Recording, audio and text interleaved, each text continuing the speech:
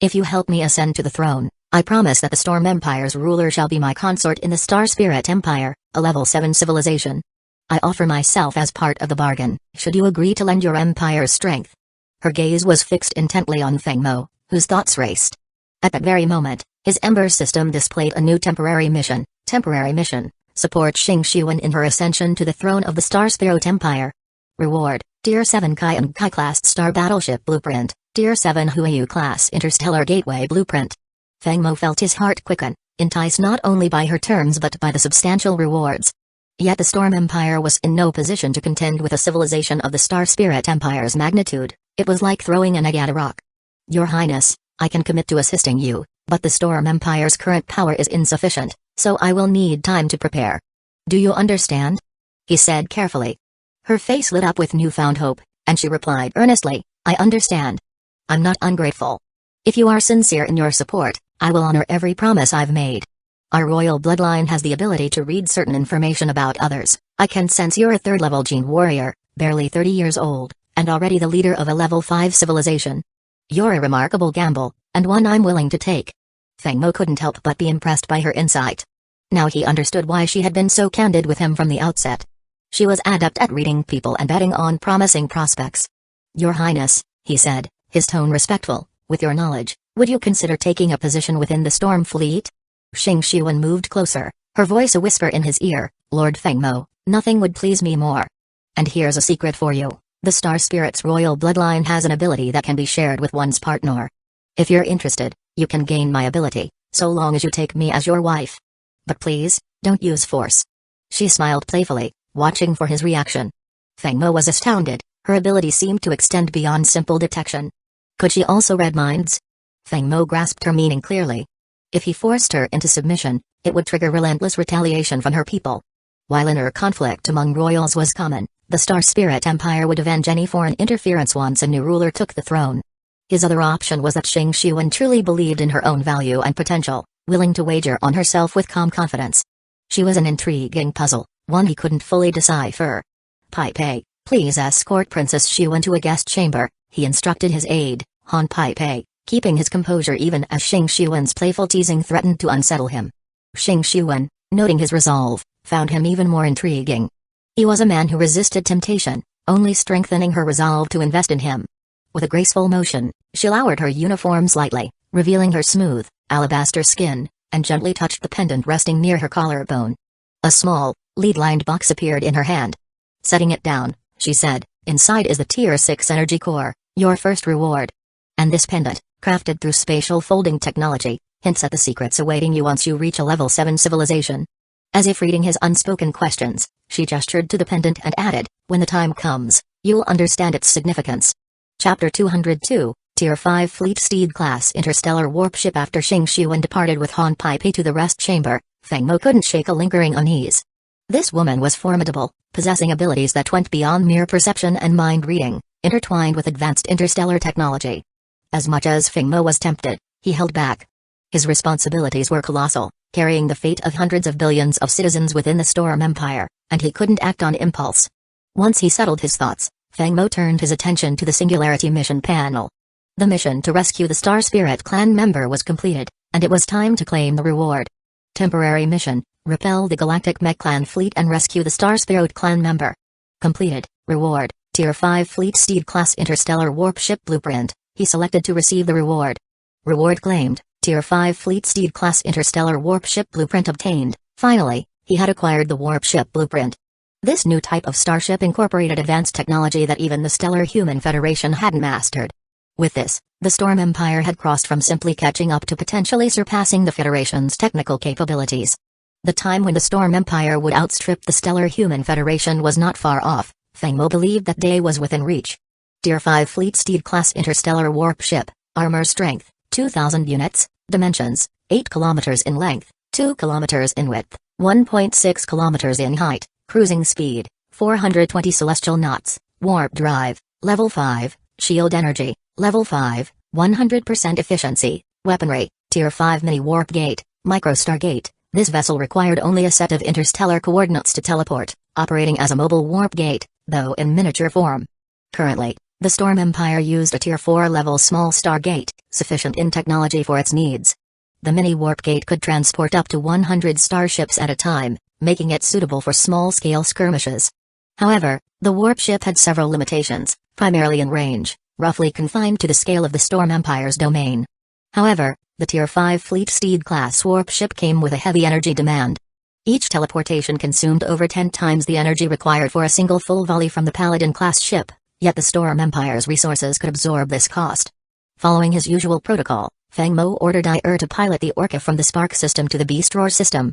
There, Ai would personally escort the blueprint back to the storage vault on Hurricane Prime, where Lisa would oversee research and construction. Feng Mo hoped Lisa could thoroughly analyze the blueprint, extract the relevant technology, and perhaps apply it to other starships to enhance their performance. Rather than rushing to build the warp ship, Feng Mo emphasized the need for careful study to master the technology fully before construction. The fleet returned to the Beast Roar system, which was now on full alert, with patrols constantly circling the system. The Storm Fleet was stationed strategically, with 5 Tier 5 Wolf Kings, 2 Tier 5 Mystic Birds, and 1 Tier 5 Pegasus stationed defensively on the system's prime planet. For the next month, Feng Mo intended to stand guard here, expecting retaliation from the Galactic Mech Clan, known for their hidden arrogance beneath a facade of civility. After suffering such losses, they would not let this matter rest. Upon arriving on the Beast Roar system's prime planet, Feng Mo left Xing Xuan's care to Hua Qin, arranging a comfortable chamber in the spaceport and assigning 2 female guards for her service. Meanwhile, Feng Mo dispatched 2 Tier 5 Mystic Birds and 2 Tier 4 Scorpions to stealthily monitor the interstellar spaces around the Seiran Prime, keeping a close eye on the Galactic Mech Clan's movements. As Feng Mo had anticipated, the Seiran system became a hive of activity, with the Galactic Mech Clan amassing a substantial fleet around Seiran Prime. They organized the local pirate forces as cannon fodder, mobilizing them to head toward the Beast Roar system. Upon receiving the intel, Feng Mo moved quickly to the Beast Roar spaceport, summoning Little Z. This star beast, once subdued by the Storm God and implanted with a loyalty chip, had thrived on the Beast Roar prime planet. Though it endured weekly blood draws, Little Z considered the planet a paradise, relishing the ample food and open skies. The reconnaissance data from the Tier 5 Mystic Birds revealed a formidable force: 240 Tier 5 mech warships, 1,000 Tier 4 mech warships, 130 Tier 5 pirate starships, and 700 Tier 4 pirate ships. The combined fleet amounted to 2,070 vessels, including 370 Tier 5 and 1,700 Tier 4 ships. It was a mighty force, but Feng Mo wasn't entirely outmatched. He swiftly recalled the Tier 4 starships from the Celestial Crystal Fleet to merge temporarily with the Beast Roar fleet, amassing a combined force of 1,200 Tier 4 ships.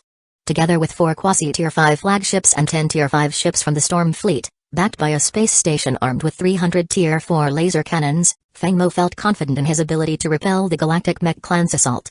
Positioned within the Storm God's command room, Feng Mo watched the Tier 5 Mystic Bird surveillance feed. When the Mech Clan fleet entered interstellar space within the Beast Roar system, he issued his command: Mellow, assign the 2 Tier 5 Mystic Birds to target the enemy Tier 5 vessels, initiating a saturation attack. Their mission is straightforward: use the Mystic Bird's stealth capabilities to harass the enemy fleet, focusing on eliminating their Tier 5 starships. Yes, my lord. Mellow responded, promptly initiating the maneuver. To Feng Mo, the greatest threat from the Galactic Mech Clan's fleet was their 370 Tier 5 class ships. The Storm Fleet in the Beast Roar system only had 10, so Feng Mo planned to ambush the Mech Clan fleet while they were still within interstellar space. Leveraging the unique conditions of interstellar space, this approach would maximize the Mystic Bird's protection from retaliation, allowing for a successful ambush. A stealth attacker should strike from the shadows, delivering a lethal blow before disappearing. The 2 Tier 5 Mystic Birds began their mission, flanking the Mech Clan fleet on both sides. Lock onto their Tier 5 mech warships, prioritize targets, and don't linger. Fire the first wave of missiles and withdraw immediately to avoid detection. Chapter 203, The Mechanical Clan Strikes. The Tier 5 Mystic Bird only carries 3 types of missile weapons: neutron missiles, antimatter annihilation missiles, and proton torpedoes. Each Mystic Bird's ammo hold contains a reserve of 100 neutron missiles, 300 antimatter annihilation missiles, and 500 proton torpedoes, totaling 900 missiles. Mello divided these into 3 salvos, planning 3 waves of attacks aimed at destroying 30 Tier 5 enemy warships per wave, with no need to conserve ammunition. Upon receiving the attack order, both Tier 5 Mystic Birds launched their first strike. 3 antimatter annihilation missiles combined with 5 proton torpedoes obliterated the shields of the enemy's mechanical warships, with some firepower to spare. 2 neutron missiles followed up to complete the kill, destroying a Tier 5 mechanical warship. The plan might sound simple, but executing it was far from easy. Despite the targeting assistance from the eye, the vast distance between the two fleets and their movement made it challenging for the crew to achieve a perfect hit rate. Moreover, once missiles were launched, the enemy radar would immediately detect them, triggering shield activation and close-range interception. However, the crew members operating the Tier 5 Mystic Birds were seasoned veterans from the Tier 4 Scorpion ships, well accustomed to such operations. Feng Mo had full confidence in their ability to execute flawlessly. Meanwhile, on the flagship of the Mechanical Clan fleet, Lore was intensely monitoring the defensive setup of the Beast Roar system displayed on his radar. The storied achievements of the Storm Fleet certainly gave him pause. Despite only 10 ships in the Storm Fleet's lineup, many of which were specialized warships, Lore remained confident in the superior numbers and power of his second fleet. Suddenly, alarms blared. Warning! Incoming barrage of interstellar missiles targeting our mechanical warships. Shields to maximum, initiate close defense rapid fire for interception. Mello had strategically positioned the 2 Tier 5 Mystic Birds near the second fleet, minimizing their response time. As the missiles hit the shields, the rapid-fire defense cannons of the mechanical fleet barely had time to activate. Alert! Shield energy depleted, shields breached. The warning blared across the control rooms of several Tier 5 mechanical warships as massive fireballs engulfed their ships. Antimatter annihilation missiles and proton torpedoes tore through their defenses, triggering devastating explosions. 2 of the powerful neutron missiles unleashed a destructive force that obliterated entire Tier 5 mechanical warships, tearing them apart and incinerating the mechanical crew within. Over 40 enormous fireballs erupted within the ranks of the second fleet, casting a grim red glow. Lore's face turned ashen as he watched the radar display. The first wave of attacks had cost him 44 Tier 5 mechanical warships. Mello's goal was to use the 2 Mystic Birds to eliminate 60 Tier 5 mechanical ships in a single salvo. Although achieving that was unrealistic, the destruction of 44 Tier 5 warships was still a tremendous victory. With the mechanical fleet now alert to the attack, their radar systems would intercept the next wave more effectively. In the second and third bombing runs, the Mystic Birds managed to destroy another 53 Tier 5 ships. After the 3 salvos, the enemy fleet, originally at 370 Tier 5 warships, was down to 273. A few unfortunate Tier 4 ships caught in the explosions were also disabled, though only a handful. Despite the losses, Lore was furious. He recalled all too well the complete destruction of the third fleet at the hands of these cunning humans. Feng Mo, in particular, had thwarted the Mechanical Clan repeatedly, causing the demise of the third fleet. However, with most of the Mechanical Clan's forces tied up in the south against the Stellar Human Federation, only 3 fleets were left for operations in the chaotic star regions. With the third fleet gone, the second fleet was now their last hope for maintaining influence in this sector. After completing the third bombing run, the 2 Tier 5 Mystic Birds pivoted to retreat. Feng Mo promptly issued his next directive: resupply the 2 Mystic Birds, then send them to conduct saturation bombing from behind the enemy fleet. Prepare all ships and the space station's 400 Tier 4 laser cannons for a full attack. Arm the Tier 5 Pegasus with 2,000 Tier 5 class interstellar missiles. Once the 2 Tier 5 Mystic Birds had crossed through interstellar space and returned to the Beast Roar system's main planet, the Mechanical Clan's second fleet emerged within range of the Storm Federation's radar. Eagerly awaiting this moment, Feng Mo issued the command: launch missile barrage. Fire the laser cannons on the space station. All ships, open fire with main and secondary cannons. Charge the Tier 5 cluster lasers and target the enemy's Tier 5 ships. A sequence of rapid commands ensued, and the Mechanical Clan's second fleet, emerging from interstellar space, faced a devastating assault. 2,000 Tier 5 class interstellar missiles trailed fiery streaks as they struck the fleet. Although the Mechanical Clan had prepared for interception, rapid-fire defense guns were mostly effective only against missiles, while laser cannons were much harder to intercept. Over 1,000 Tier 4 starships and the space station's 300 laser cannons fired in unison, obliterating many Tier 4 ships and Tier 4 mechanical warships. After one wave of interception, only about 800 missiles from the original 2,000 remained. This still inflicted severe damage, igniting multiple enemy ships. Feng Mo observed through the radar, seeing the enemy fleet's red blips dim as more than 500 enemy vessels were lost in the initial assault. The price of traveling through interstellar space had been steep. This was why Feng Mo always sent stealth bombers to scout interstellar spaces before sending his fleet in, ensuring the path was safe. Interstellar space, a unique region between 2 star systems with unstable magnetic fields, restricted radar range.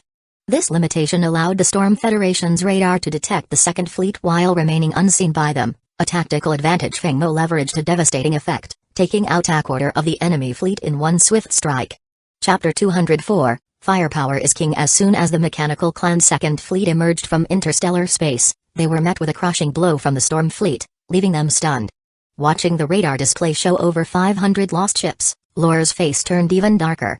Once their radar systems recovered, he immediately issued an attack command: radar, scan the storm fleet. Target their 10 Tier 5 ships first. Simultaneously, Feng Mo gave his second command: 5 Tier 5 cluster stellar cannons, target the enemy's Tier 5 mechanical warships. Fire. In an instant, 5 beams of brown energy streaked towards 5 Tier 5 mechanical warships, tearing through their weakened shields and piercing each ship cleanly before continuing on to obliterate 2 trailing Tier 4 mechanical ships behind each target. 5 shots took down 15 ships. Radar, scan the enemy fleet for remaining ships, Feng Mo continued to command. Radar scan complete. Enemy fleet has 1,470 ships remaining, including 127 Tier 5 ships. Launch the second wave of Tier 5 class missile barrage. Taking advantage of the mechanical fleet's delay in charging their weapons, Feng Mo decisively ordered the Tier 5 Pegasus to launch a second wave of missiles. 2,000 Tier 5 class interstellar missiles blazed towards the mechanical clan's second fleet, appearing like falling stars. With fewer ships to intercept than before, nearly 1,000 missiles struck their targets this time. A chain of explosions erupted across the fleet. Finally, the mechanical clan's second fleet's main guns and secondary weapons finished charging. Lore ordered a counterattack, although their firepower was now nearly halved. Laser cannons and missiles shot toward the Storm Federation fleet. The Storm fleet's eye systems automatically reacted, pushing shield output to maximum and activating close defense rapid-fire guns for intercept. However, laser-based attacks are inherently harder to block, and historically, only about 15% of laser attacks across the entire Starsea Federation could be intercepted. The Storm fleet could only reach 20% interception, thanks to the presence of 2 Intercept-class biological starships. One Intercept-class biological ship positioned itself on the left of the Tier 5 Pegasus, while the other shielded both the Storm God and the Paladin, specifically covering attacks targeting these critical ships. Initially, the mechanical fleet's over 2,000 warships posed a formidable threat. However, after 2 rounds of Tier 5 missiles, a barrage of main and secondary cannon fire, and 3 rounds of bombing from the Tier 5 Mystic Birds, the fleet was reduced to just over 1,000 ships, with the impact of their retaliatory strikes significantly diminished. Rear fleet, move in. Use tractor beams to retrieve damaged ships and those that were destroyed. Focus on recovering the wounded, Feng Mo commanded. Commander, our fleet's main and secondary weapons have cooled down. The Tier 5 cluster cannons will be ready in 3 minutes, Han Pai reported. Prepare the main and secondary cannons for a full charge. Tier 5 Pegasus, initiate the third wave of coverage. Launch the Tier 5 class missile barrage. Feng Mo spared no resources. This time, he had brought 10,000 Tier 5 class missiles on the Pegasus alone, a stockpile worth the same as a Storm God class warship. Commander, Tier 5 Mystic Birds have replenished ammo and are currently stationed at the rear of the mechanical clan's second fleet. Awaiting orders. Mello's voice came through the video feed, and Feng Mo promptly issued new instructions. Both Tier 5 Mystic Birds are to execute decapitation strikes. The Tier 5 Pegasus will cover with a third Tier 5 class missile barrage to create an opening for you. No sooner had he given the order than 2,000 Tier 5 class missiles streaked across space, heading for the mechanical clan's second fleet. Simultaneously, the 2 Tier 5 Mystic Birds, cloaked at the rear of the enemy fleet, locked onto the enemy flagship. However, it seemed the enemy anticipated an assassination attempt, with 4 Tier 5 mechanical warships guarding the flagship. The Mello sisters hadn't encountered this level of protection before, but the solution was straightforward: saturation bombardment. In an instant, the 2 Tier 5 Mystic Birds launched a total of 1,400 antimatter annihilation missiles and proton torpedoes, filling the targeted space with explosive power capable of leveling any Tier 5 ship. Even a Tier 6 starship would struggle to withstand such a bombardment without compromising its shields. The Mystic Birds didn't stop there. Mello deployed the remaining 200 neutron missiles, indifferent to the expenditure. The Mechanical Clan, one of the galaxy's 10 great species, possesses advanced technology surpassing that of the Starsea Federation. For example, they can install Tier 6 class shields on Tier 5 mechanical warships. Lore, ever cautious, had upgraded his flagship's shields to Tier 6 class before embarking on this mission to the Chaos Starsea. When the Tier 5 Mystic Birds bombardment targeted the flagship, their radar picked up the incoming missiles, initiating interception protocols. Although many missiles were intercepted, the flagship's Tier 6 class shields took the brunt of the attack, supplemented by the defense of 4 nearby Tier 5 mechanical ships. As a result, the flagship's shields shattered, and its hull sustained minor damage, while the 4 guarding Tier 5 mechanical warships were obliterated. The explosive shockwave also shattered numerous surrounding Tier 4 mechanical ships. Observing this from his radar feed, Feng Mo quickly realized the problem with the flagship's unusually dark blue shield color, as typical Tier 5 shields are light blue. His suspicion was confirmed by Xing Xuan, who remarked, "That's a Tier 6 class shield." For the mechanical clan, retrofitting a flagship like this is relatively simple. Never underestimate the technological reach of any major interstellar race. Once again, Feng Mo had learned a valuable lesson. With the decapitation attempt thwarted, his only remaining option was a frontal assault. Fortunately, he had prepared 10,000 Tier 5 class missiles in advance. Tier 5 Pegasus, initiate the 4th and 5th missile barrages. Chapter 205, The Second Fleet's Destruction. This stellar battle was hardly profitable for Feng Mo. The cost of 10,000 Tier 5 interstellar missiles, along with energy, ammunition, starship wear and tear, depreciation, and maintenance, added up significantly. Initially, 6,000 Tier 5 missiles would have sufficed, but due to the enemy flagship's Tier 6 class shield, the decapitation strike failed. Feng Mo had no choice but to fire the remaining 4,000 missiles. The Tier 5 Pegasus launched 2 consecutive waves of 2,000 missiles each. With the remaining 1,000 mechanical warships facing this onslaught, Lore, the commander of the mechanical clan, fell into a panic. Unlike a purely emotionless eye that could calculate the slightest chance for survival, Lore was still a sentient being with emotions, and he was afraid of death. This fear blinded him to the ideal retreat opportunity, costing his fleet dearly. With those 4,000 missiles raining down, the second fleet was left defenseless. As the paladin roared, 4 cluster cannons fired in unison, reducing the enemy flagship to dust. In the aftermath, as the storm fleet swept through the debris field, Xing Xuan, who had been observing, looked at Feng Mo with astonishment. Over the past few days, through conversations with Huaqian, she had came to understand much about this leader. Not only was he the ruler of the Storm Empire, but he was also the youngest starship design master in the Starsea Human Federation, and every ship in the Storm Fleet was his own creation. In short, he was a prodigious leader whose talent would likely be among the best even within the Star Empire. Of course, this assessment didn't account for the influence of his unique spark system. 3 hours later, with the battlefield cleared, Han Pei returned to the main control room of the Storm God to report, "Commander, this battle cost us 417 Tier 4 class ships and caused 200,000 casualties. We eliminated 2,070 enemy ships. As a gesture to maintain interspecies relations, all deceased mechanical clan members have been placed aboard one of their ships, which we will send to the Federation for display. As for the pirates, the deceased have been processed as animal feed on Beastroar Prime Star. The remaining survivors, 164,000 in total, have been treated." Feng Mo nodded. Unlike previous battles with minimal casualties, this engagement resulted in considerable losses, with 417 ships destroyed and 200,000 lives lost, the highest toll since Feng Mo's rise. In the brutal nature of space warfare, even with state-of-the-art technology, survival rates were often low, and those who survived were frequently left with severe injuries. "Pei, make sure the death benefits are distributed according to Storm Empire standards," Feng Mo ordered. "Yes, Commander," Han Pei responded. Then, turning to Xing Xuan, he asked, "Does the Star Empire have interstellar jump ships?" Xing Xuan was briefly taken aback before responding, "Yes, though the construction of high-level jump ships requires rare materials, so the Star Empire only has 1 Tier 7 class jump ship capable of crossing star regions. In the Star Spirit clan's ancestral land, there's rumored to be an even more advanced Tier 8 class jump ship, though I've never seen it." Feng Mo pondered this information. The Star Empire's Tier 7 level status made them a 7-level civilization, while the Star Spirit clan's ancestral land might be an 8-level or even a 9-level civilization. "Come with me," Feng Mo said, leading Xing Xuan back to the Storm Empire's core on Hurricane Prime Star. Upon entering the underground storage room, they found Elisa sitting amidst holographic screens, tirelessly working on the blueprints for the jump ship.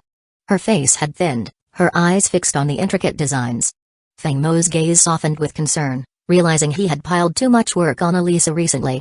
As a starship enthusiast, she often became absorbed in her work, neglecting food and sleep, especially with a complex ship like the interstellar jump ship. It employed unfamiliar materials and techniques, some of which Feng Mo had never even heard of. He had already enlisted the Chu, Hua, and Kiao families to help gather these materials.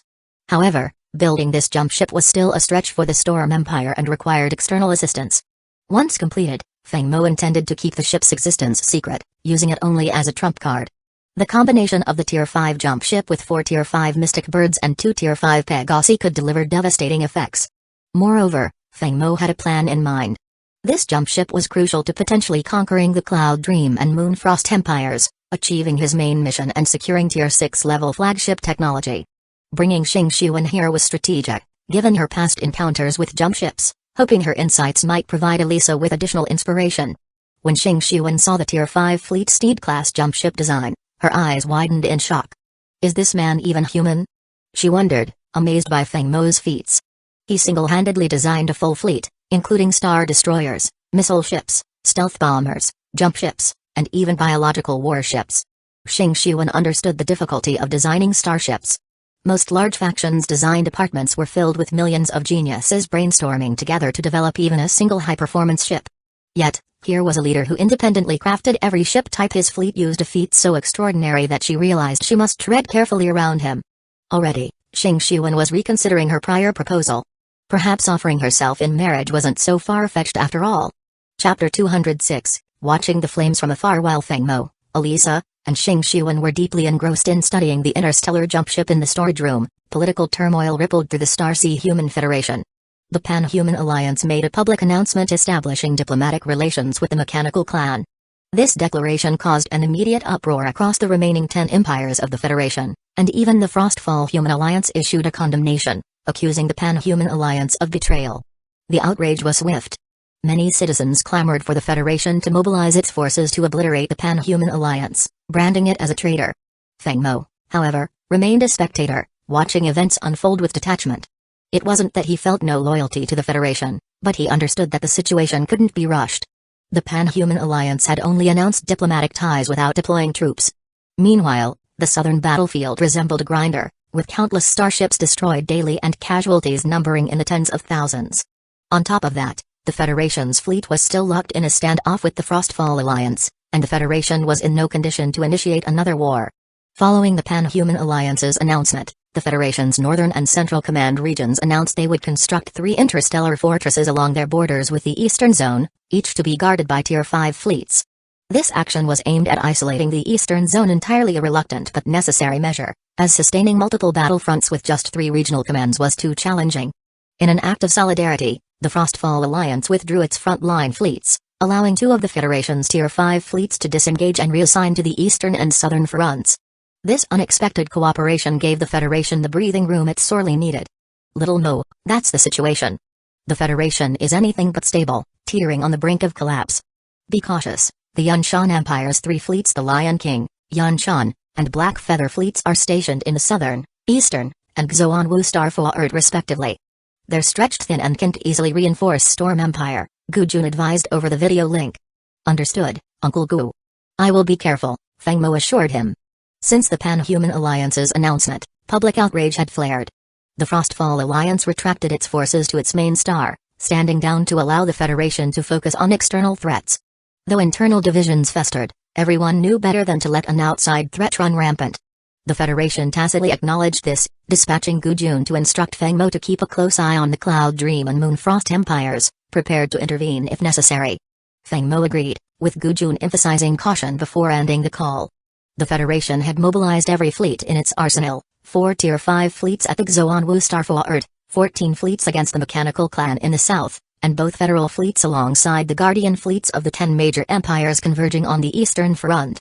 With all fleets occupied, the Federation was stretched perilously thin. If Feng Mo had 5 Tier 5 fleets at his disposal, he could theoretically sweep through the entire Federation. But for now, that was just a dream.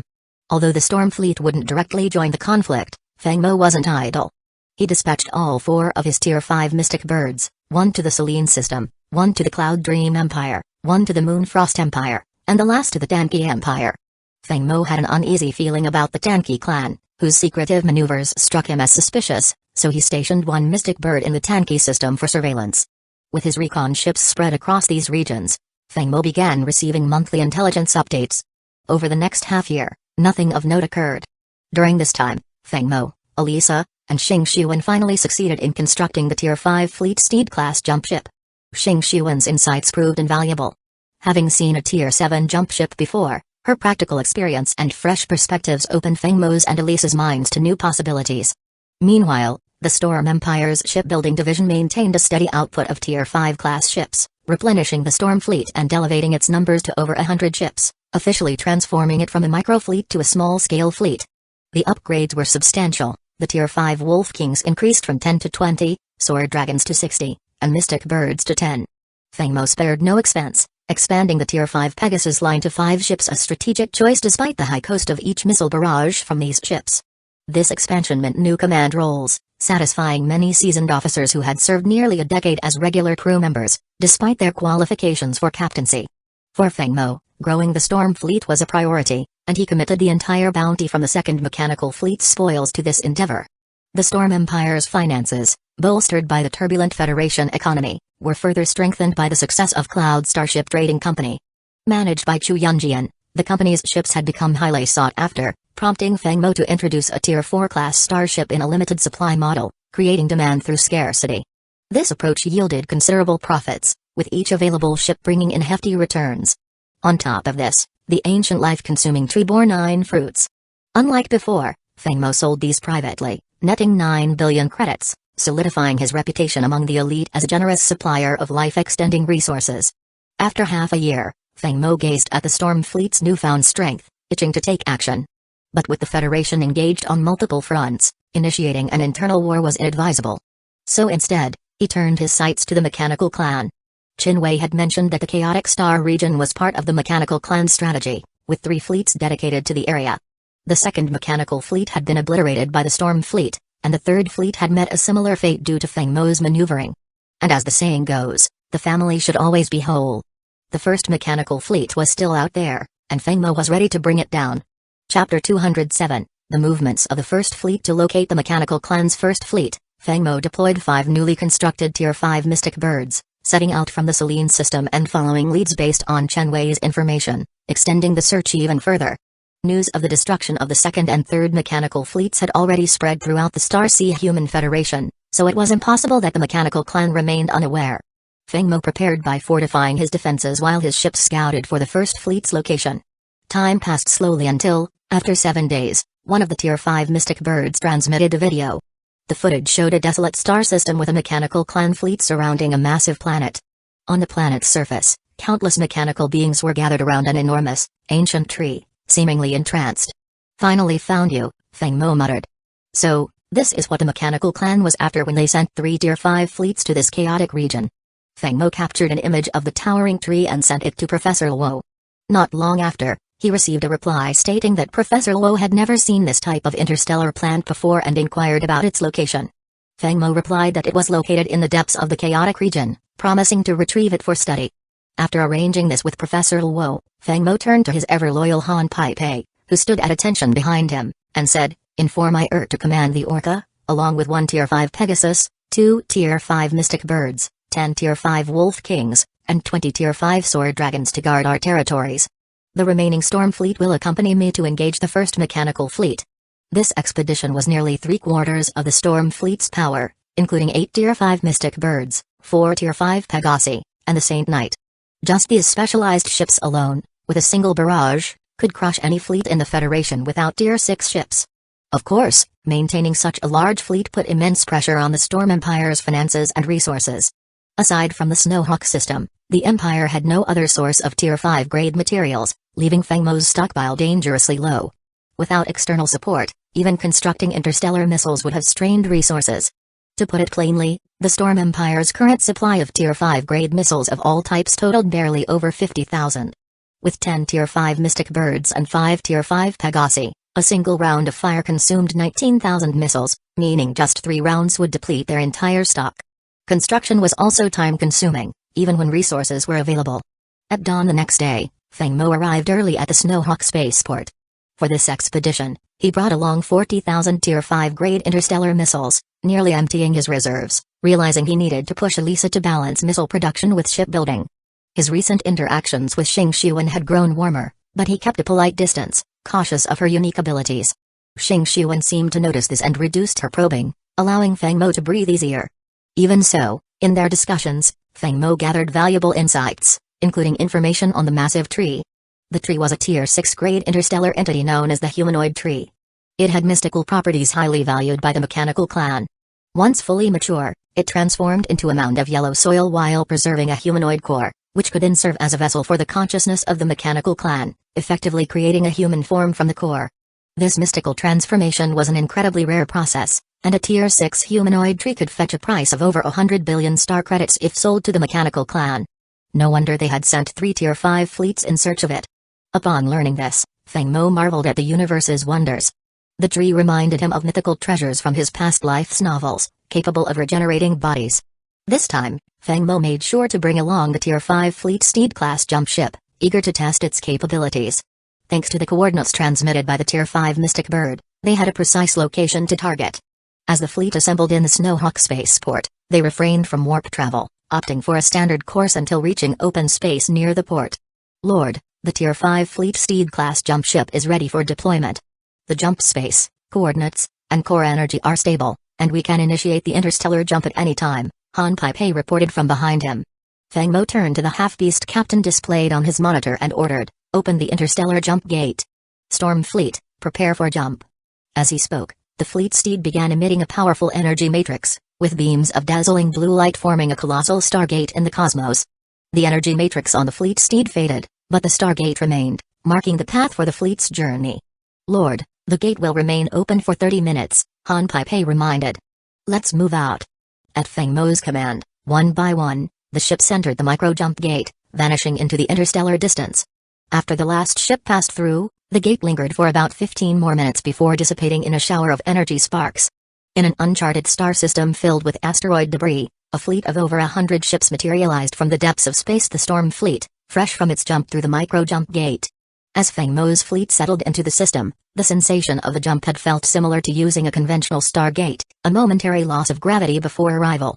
Pleased with the jump's success, Feng Mo chuckled as he glanced at the fleet steed on his radar, as thrilled as a child with a new toy.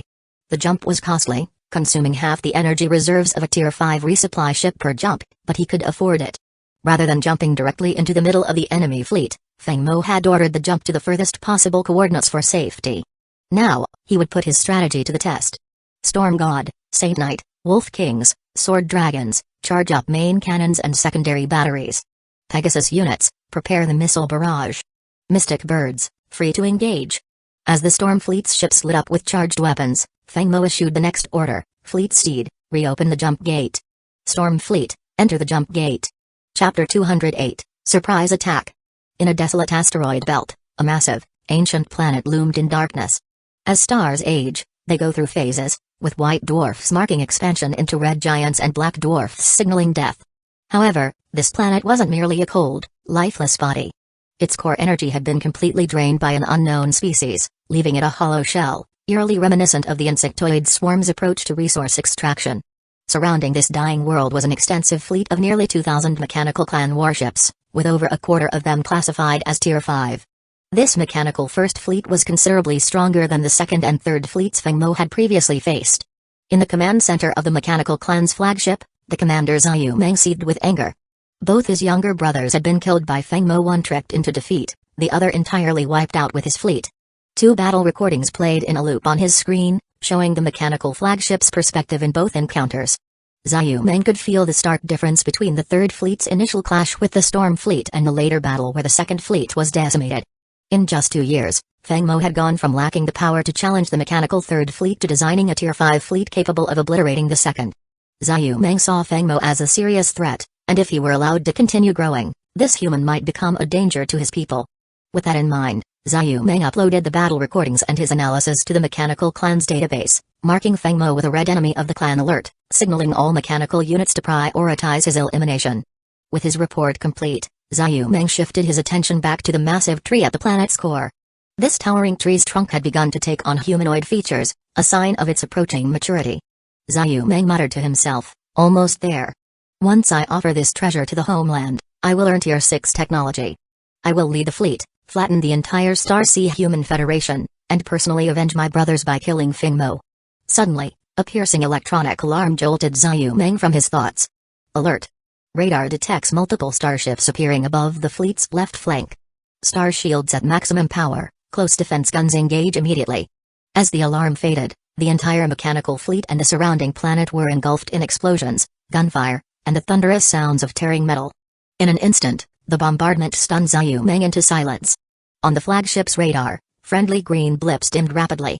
Within moments, nearly 2,000 signals had gone gray. Only after catching sight of the burning debris outside did Xiao Meng realize that his life was nearing its end. At that moment, he recalled a fleeting image of a ship he'd once seen, the Fleet Steed-class jump ship.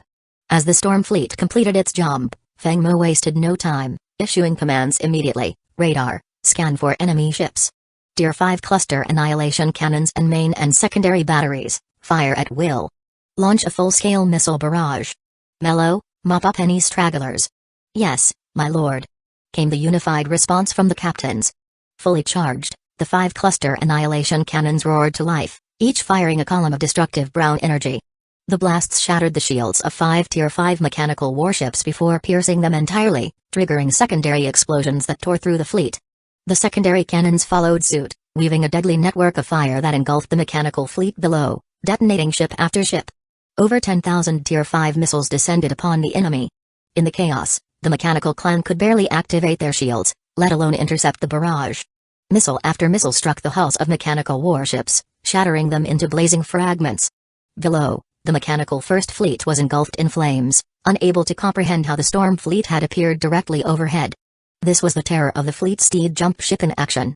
It was as if the Storm Fleet had thrown a grenade while the mechanical clan dined, only for it to explode before they could react. The mechanical forces were left feeling trapped and helpless. As Xiao Meng gazed at the humanoid tree, close to ripening, he hadn't anticipated that his fleet would be wiped out before he could claim it. In his final moments, he wondered how the Storm Fleet had appeared so suddenly, and then it dawned on him he had once seen something like this before, the Fleet Steed jump ship. Feng Mo and the mechanical clan seemed fated to be enemies. Within 3 or 4 years, he had decimated 3 of their Tier 5 fleets, eradicating the mechanical clan's entire mobile force in the region. The Starsea Human Federation should have awarded him a banner for his service. Amidst the flaming wreckage on the lower right side of the Storm Fleet, spherical fireballs continued to burn, fueled by the oxygen within the enemy ships. Unlike typical ground fires, flames in space formed into spheres. As the oxygen inside each ship depleted, the fire gradually died. After a single barrage, the Storm Fleet had decimated most of the mechanical First Fleet. The few ships that remained intact were either crippled or immediately targeted by the 8 Tier 5 Mystic Birds for cleanup. The outcome was now clear. The battle had been won the moment Feng Mo utilized the jump ship, making this a one-sided assault. It was a display of overwhelming firepower, and all the mechanical clan could do was watch their fleet disintegrate. Now that the Fleet Steed had proven itself capable of transporting an entire fleet into battle, Feng Mo intended to continue his testing, perhaps even attempting to transport explosives or laser weaponry directly into enemy positions. After all, only through experimentation could he uncover the full potential of his technology. Pai, send this battle recording back to command and have them calculate the optimal jump location. This time, we jumped too close to the enemy. Some of our ships were hit by the debris, and their shields took a beating. These are valuable resources. If you're not managing a fleet, you wouldn't understand the cost of supplies and repairs, Feng Mo added. We need to tighten up our operations, cut where we can, and spend where we must. This jump had its flaws, and we can't afford such mistakes in the future. At Feng Mo's comments, Han Pei fought back a smile. Their lord was indeed remarkable, but he was also notoriously thrifty. His penny-pinching approach had turned his captains into near scavengers. Still, he had a point, optimizing their jump location could prevent unnecessary damage. Chapter 209, Unexpected Moves. The battle lasted half an hour, but cleaning up the battlefield took over 4 hours. Feng Mo looked at the humanoid tree before him, feeling a bit troubled. Did he really need to wait here until it matured? Sensing Feng Mo's hesitation, Xing Xuan, standing behind him, spoke up, Lord, this humanoid tree can be moved. It seems the mechanical clan commander chose not to, thinking it was almost ready. By my estimate, it will fully mature in about half a month. Feng Mo nodded and turned to Han Pei. Get the machinery ready. We're uprooting it and bringing it back to the beast roar system. Han Pei chuckled, placing a hand on her forehead. She had a feeling he'd say that. After securing the battlefield, Feng Mo returned to the control room of the Storm God. Han Pei reported from behind, My lord, we've annihilated 1,974 enemy mechanical ships, including 632 Tier 5 class battleships. Feng Mo nodded, then addressed the captain of the Fleet Steed. Prepare for jump. Star space stable, coordinates set, core power steady. Fleet Steed standing by for warp. The Fleet Steed's hull radiated a brilliant energy matrix, casting dazzling blue beams to form a massive stargate in the vastness of space. Let's go. At Feng Mo's command, the fleet passed through the micro-warp gate, vanishing from sight. They needed 2 jumps to return home. After the first jump, Feng Mo instructed the fleet steed to pause for 10 minutes before initiating the second. Though the jump ship had no official cool-down, excessive use could shorten its lifespan. With only 1 jump ship, Feng Mo cherished it. Upon their return to the main base in the Snow Eagle system, Feng Mo logged into the StarNet. As he reviewed the footage of the battle, he debated whether to upload today's video of the Storm Fleet decimating the mechanical First Fleet with the jump ship. After a moment's hesitation, he decided to go ahead. With his position consolidated, he felt confident facing whatever response the Federation might have, anticipating that they'd be more inclined to ally with him than oppose him. He also had a backup plan. The Spark System shop offered a relatively inexpensive technology, the Spatial Interception System, priced at 10,000 points. Though Feng Mo couldn't afford it just yet, he intended to purchase it as soon as his next mission was completed. This technology would allow him to create spatial interception devices, similar in function to the warp interdictors along the northern sky gate to the Black Tortoise Fortress route. Although only Tier 5 level, there were higher levels up to Tier 9, which he could eventually research or purchase. As expected, the video upload despite being late night on Snow Eagle's main world sparked a sensation across the Starsea Federation. Anticipating a flood of contacts, Feng Mo had Wei temporarily block all incoming messages, then dialed up a video conference with Chu Yunjian, Huo Yukan, Master Qiao, and General Gu Jun. Note, different planets would naturally have time differences and varying day lengths. However, for simplicity, this story assumes a 24-hour day across the board. Despite the late hour, all 4 of them were already dressed and prepared, seated in front of their screens. Only Chu Yunjian's background showed a starship's command center, making it clear to Feng Mo that she was en route to Snow Eagle. Uncle Gu, Master Qiao, Yunjian, Yukan, I trust you've all seen it by now. I've developed warp technology and built the Federation's first Tier 5 level warp-capable ship. My intent is to share this technology, but to prevent leaks to the Anti-Human Alliance or the Frost Snow Federation, I will hold off on a public release. I will send you each a copy of the technology file, along with one to the Federation's Starship Design Bureau. Don't worry, it will be fully encrypted. The 4 of them struggled to contain their astonishment. Only Chu Yunjian, looking fondly at Feng Mo, managed a composed expression. Initially, she had been irritated after hearing from about Feng Mo's new, statuesque companion. She had planned to confront him but now reconsidered, thinking a reward might be more appropriate. He'd mentioned wanting to try a waterfall and heavenly staircase style before, something she hadn't agreed to, but perhaps tonight she'd surprise him with a yes. Master Qiao spoke first, his tone steady. My lord, under your leadership, the Storm Empire has been thriving. Though the Qiao family is a top-tier clan in the Tanki Empire, we can't sway the Empire's course. If you're willing, my family would gladly act as your foothold in Tanki. Alternatively, we could relocate entirely to the Storm Empire. I'd even pledge 2/3 of our assets to support your nation. Master Qiao's loyalty was evident, and Feng Mo, after some thought, replied, I believe the Qiao family's continued presence in the Tanki Empire would be more beneficial. That way, you can aid the Storm Empire's expansion down the line. For some reason, Feng Mo felt a natural aversion toward the Yu family in Tanki, viewing them with distrust. If the Qiao family were to leave, the Yu clan would dominate entirely, a scenario Feng Mo would never allow. While a move by the Qiao family would undoubtedly bolster the Storm Empire's power in the short term, he saw greater long-term value in their strategic placement. Following Master Qiao's pledge, Huo Yukan offered a similar commitment. Feng Mo politely declined their relocation offers, preferring that the Hua and Shu families strengthen their alliance to secure dominance over the Radiant Empire. The Storm Empire's might was undeniable, with a powerful fleet bolstered by a vast array of specialized starships, making it law force that few within the Federation could match. Chapter 210, The Entry of the Pan-Human Alliance. Zhao Mo, on behalf of the Yunshan Empire and the Starsea Human Federation, I thank you, said Gu Jun, his words loaded with meaning.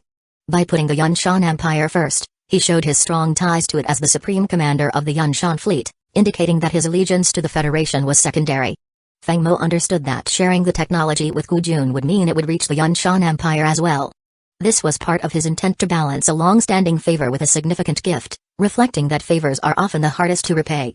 Sharing the technology with the Federation also allowed Feng Mo to acknowledge his roots, making this a symbolic farewell to the Federation and Yunshan Empire.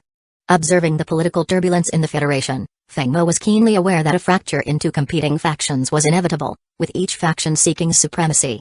The video of Feng Mo's starship advancements not only stirred the Federation but also provoked the interstellar machine race, inciting them to launch more brutal attacks on the southern front. The major empires, however, retaliated, with both sides sustaining heavy losses. The next afternoon, Feng Mo was still resting in his quarters. Last night had been intense, with Chu Yunjian and I giving it their all, nearly overwhelming even a third-stage gene warrior like him. After a leisurely start to his day, with the three women assisting him to dress, he exited his room to find Han Pei waiting by the office door. Lord Commander, the Pan-Human Alliance announced this morning at 8 a.m. that they have established a mutual defense pact with the interstellar machine race and are now launching a full-scale invasion against the Federation. Currently, they're clashing with the central battlefront along the border star systems, with both sides sustaining losses. Feng Mo raised an eyebrow, surprised at this turn. Although he wasn't shocked by the formation of the Pan-Human Alliance, he had never anticipated that they would ally with the machine race and turn against the Federation. He could see the wrongness of the situation not in principle, but in action. It wasn't that he didn't care, he simply had a code. If the Pan-Human Alliance could rise independently to dominate the Federation, that would be one thing. But joining an alien race to wage war against the Federation was another matter entirely, crossing a line Feng Mo couldn't endorse. Just then, his communication device chimed with a call from Gu Jun, hinting at the gravity of the situation. Upon accepting the call, Gu Jun got straight to the point. Zhao Mo, things are deteriorating in the Eastern War Front. The Federation requests the Storm Fleet's assistance. All expenses, munitions, and supplies will be fully covered by the Federation. For every Tier 5 fleet you destroy, you will also receive a personal reward. You may select an item from the Federation's treasure vault. As Gu Jun finished speaking, the system prompt appeared in Feng Mo's vision, updating him with a new temporary task. Temporary task: annihilate 3 Tier 5 fleets from the Pan-Human Alliance.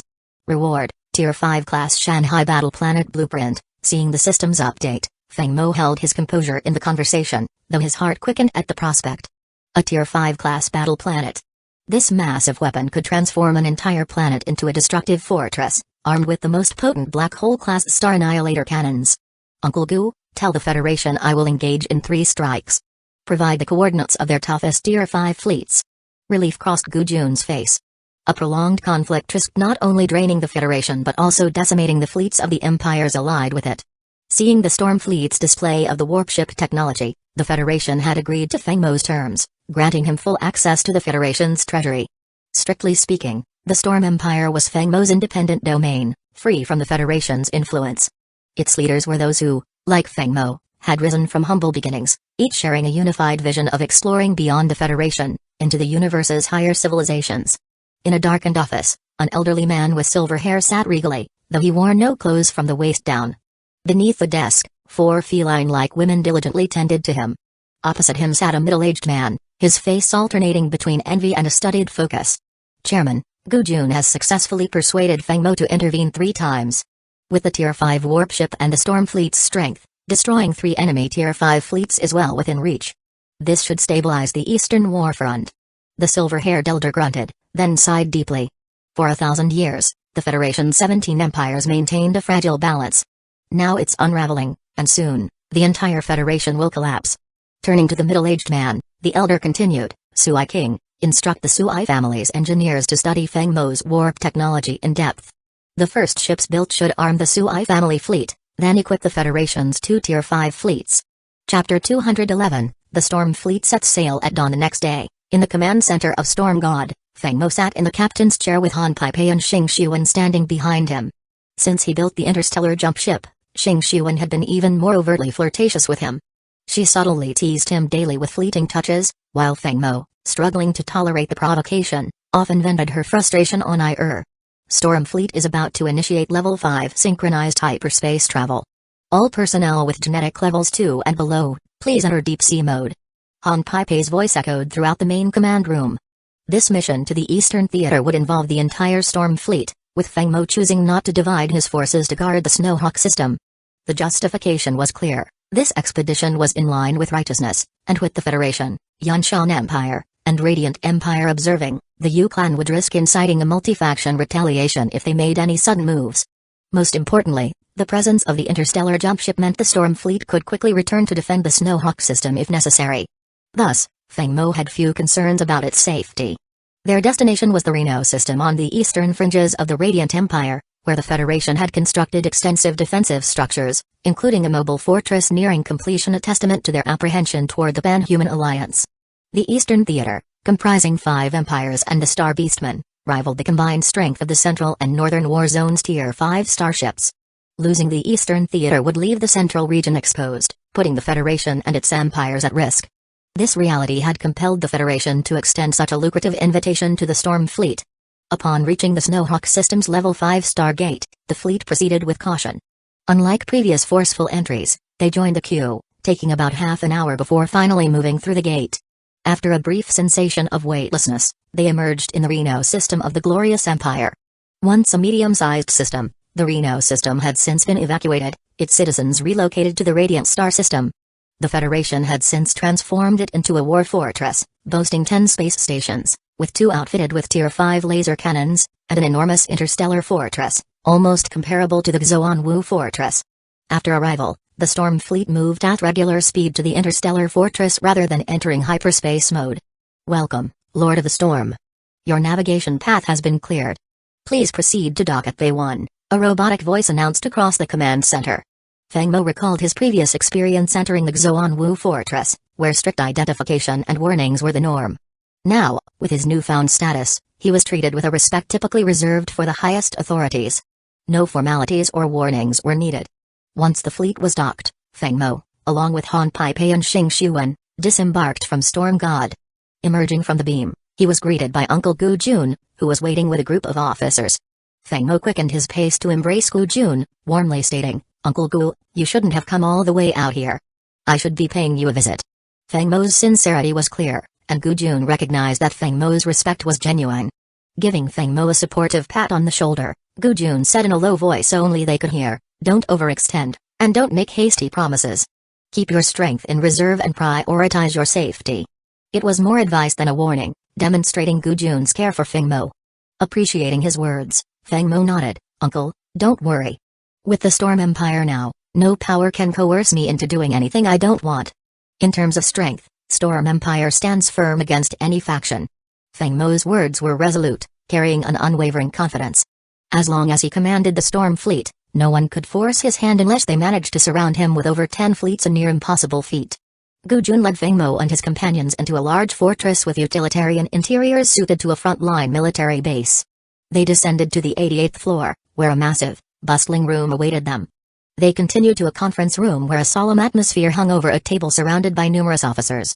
The head of the table was occupied by a silver-haired elderly officer, with a seat left vacant to his left. Gu Jun gestured towards it with a smile, patting Feng Mo's shoulder before taking his place on the third seat to the elder's right. Unfazed, Feng Mo walked over, his steps steady and unyielding, as he took the seat beside the elder. His gaze swept the room, acknowledging the commanders from the Northern Theater, the Radiant Empire, and the Tanki Empire with a nod, but ignoring the unfamiliar faces. The other commanders scrutinized Feng Mo with a range of expressions, some friendly, others reserved or even hostile. Feng Mo quietly took note of those who looked at him with suspicion or ill intent. Those were the ones who would need closer scrutiny later. Chapter 212, The Legend continues. At that moment, the elderly, gray-haired commander at the head of the table cleared his throat 3 times and spoke up, "Ladies and gentlemen, the Pan-Human Alliance has mobilized a massive force, with 70 class fleets and 10 fleets from the Beastmen joining in to invade the Starsea Human Federation. Though we are outnumbered in fleet size, our technology holds the advantage." He glanced over at Commander Chu of the Glorious Fleet, Commander Gu Jun of the Yunshan Fleet, and finally, at Feng Mo himself. These 3 fleets each had the capability to fight 2, or even 3 fleets at once, with the Storm Fleet being particularly notable for its high count of specialized starships. Feng Mo was now widely recognized as a master of specialized starship design. From his observation, Feng Mo realized that this gray-haired officer was Tang Zhen, the supreme commander of the Tanki Fleet of the Tanki Empire. A legendary figure in his own right, Tang Zhen was neither associated with the Hua family nor the Yu clan. He was a native-born hero, having risen from humble beginnings to lead the empire through many crises to glory. Under Tang Zhen's command, the Tanki Fleet's specialized starships were nearly on par with those of the Storm Fleet, though fewer in number and lacking a jump ship. Nonetheless, his fleet's strength was superior to the Glorious and Yanshan fleets, making it fully capable of engaging 3 enemy fleets head-on. Feng Mo was keenly aware not to underestimate this legendary commander. "My proposal," Tang Zhen continued, "is for the Tanki, Glorious, and Yanshan fleets to each lead 3 Tier 5 fleets to divide the enemy forces into separate battle zones. The Storm Fleet will remain on standby, awaiting orders." He laid out the strategy, adding, Once the battlefield is divided, 3 specific coordinates will be sent to you. Using the jump ship, your fleet will teleport in for saturation strikes. The turning point rests with the Storm Fleet. As Tang Zhen explained his strategy, no one raised any objections. Feng Mo acknowledged it made sense, as he likely would have approached it the same way, dividing the battlefield and using the jump ship for surprise attacks. This tactic offered several advantages. First, with only 12 Tier 5 fleets stationed at the Azure Dragon Fortress against the Alliance's 17, a prolonged large-scale battle could bog them down, potentially resulting in mutual devastation. Dividing the battlefield allowed each fleet to isolate and handle smaller portions of the enemy force. The Storm Fleet could then launch precision strikes via teleportation, which could quickly shift the overall battlefield momentum. However, this plan placed a heavy responsibility on Feng Mo. He had no qualms, though. His primary goal was to complete the mission outlined by the Starlight Panel. Furthermore, the Storm Fleet's jump ship allowed it to conduct saturation attacks from unexpected angles, a critical advantage. Tang Zhen clearly recognized this, which is why he trusted Feng Mo to handle the task. Having studied Feng Mo's rise, Tang Zhen knew this steadfast leader wouldn't allow himself to falter. The following morning, Feng Mo, assisted by and Xing Xuan, prepared himself for the day. He took a shuttle to the primary docking bay of the Azure Dragon Fortress, where he boarded the Storm God. Once in the command center, Feng Mo didn't issue any immediate orders. Instead, he had Han Pei guide the fleet to a nearby asteroid field just beyond the fortress. At the Azure Dragon Fortress, the 12 Federation fleets had already deployed to the border between the Central and Eastern theaters, facing off against the Pan-Human Alliance's 17 fleets. No words were exchanged, the Alliance had chosen to betray them, and any pleasantries would have been meaningless. Under Tang Zhen's command, the 12 Federation fleets swiftly divided the Alliance forces into 3 segments. Tang Zhen himself led the Tanki fleet and 3 Tier 5 fleets against 6 Alliance Tier 5 fleets. Gu Jun led the Yanshan fleet and 3 Tier 5 fleets against 5 Alliance Tier 5 fleets, while Commander Chu's Glorious fleet and 3 Tier 5 fleets faced off against another 6. At that moment, 3 sets of coordinates appeared on the command screen within Storm God's control room. Seeing the jump coordinates, Feng Mo's spirit lifted as he issued his orders. Storm Fleet, prepare Tier 5 class clusters Star Destroyer cannons, charge all main and auxiliary cannons, deploy all Tier 5 class drones, and ready Tier 5 Pegasus class and Tier 5 Mystic Bird class missiles. In moments, the fleet glowed with brilliant energy as each starship readied its weapon systems. Lord Commander, the Storm Fleet's Tier 5 class clusters Star Destroyer cannons, main and auxiliary cannons, and interstellar missiles are fully charged and standing by. Han Pei reported from behind him. Good. Open the jump gate, Jillian. Feng Mo commanded.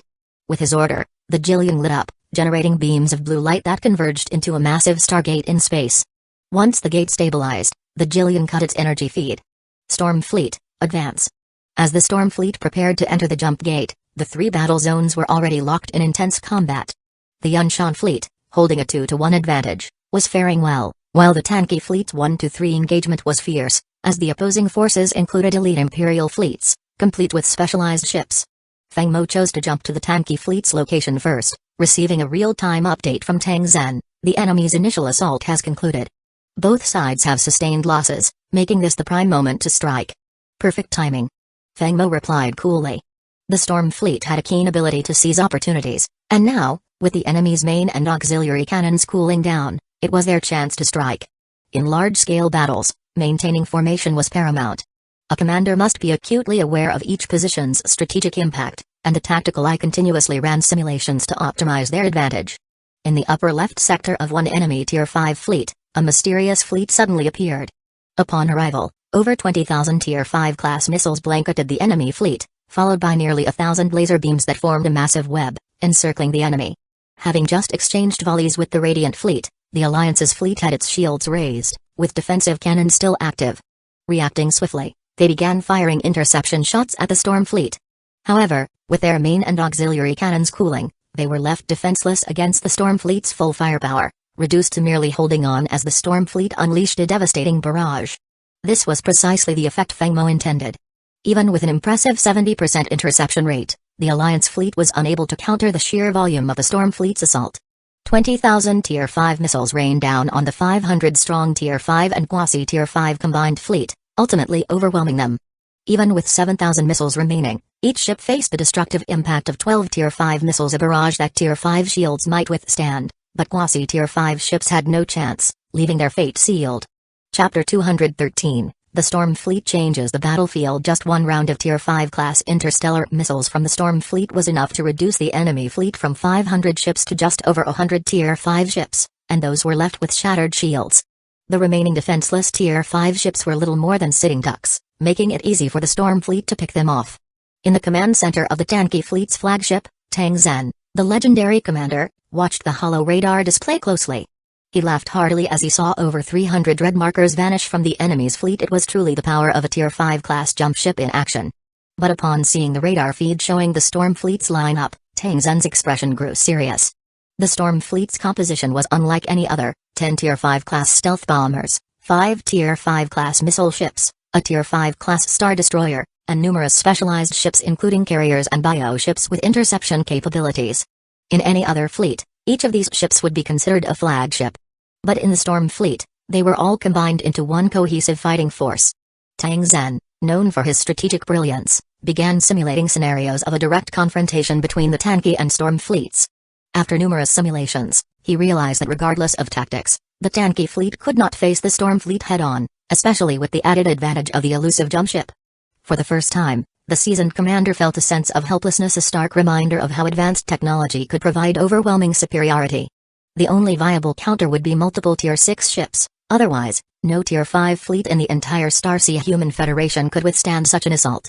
The battle raged on as the Storm Fleet's Tier 5 class clusters, star destroyers and main and auxiliary cannons fired in unison, forming a lethal web of firepower that obliterated the remaining enemy Tier 5 ships, reducing them to fiery explosions in the cold vacuum of space.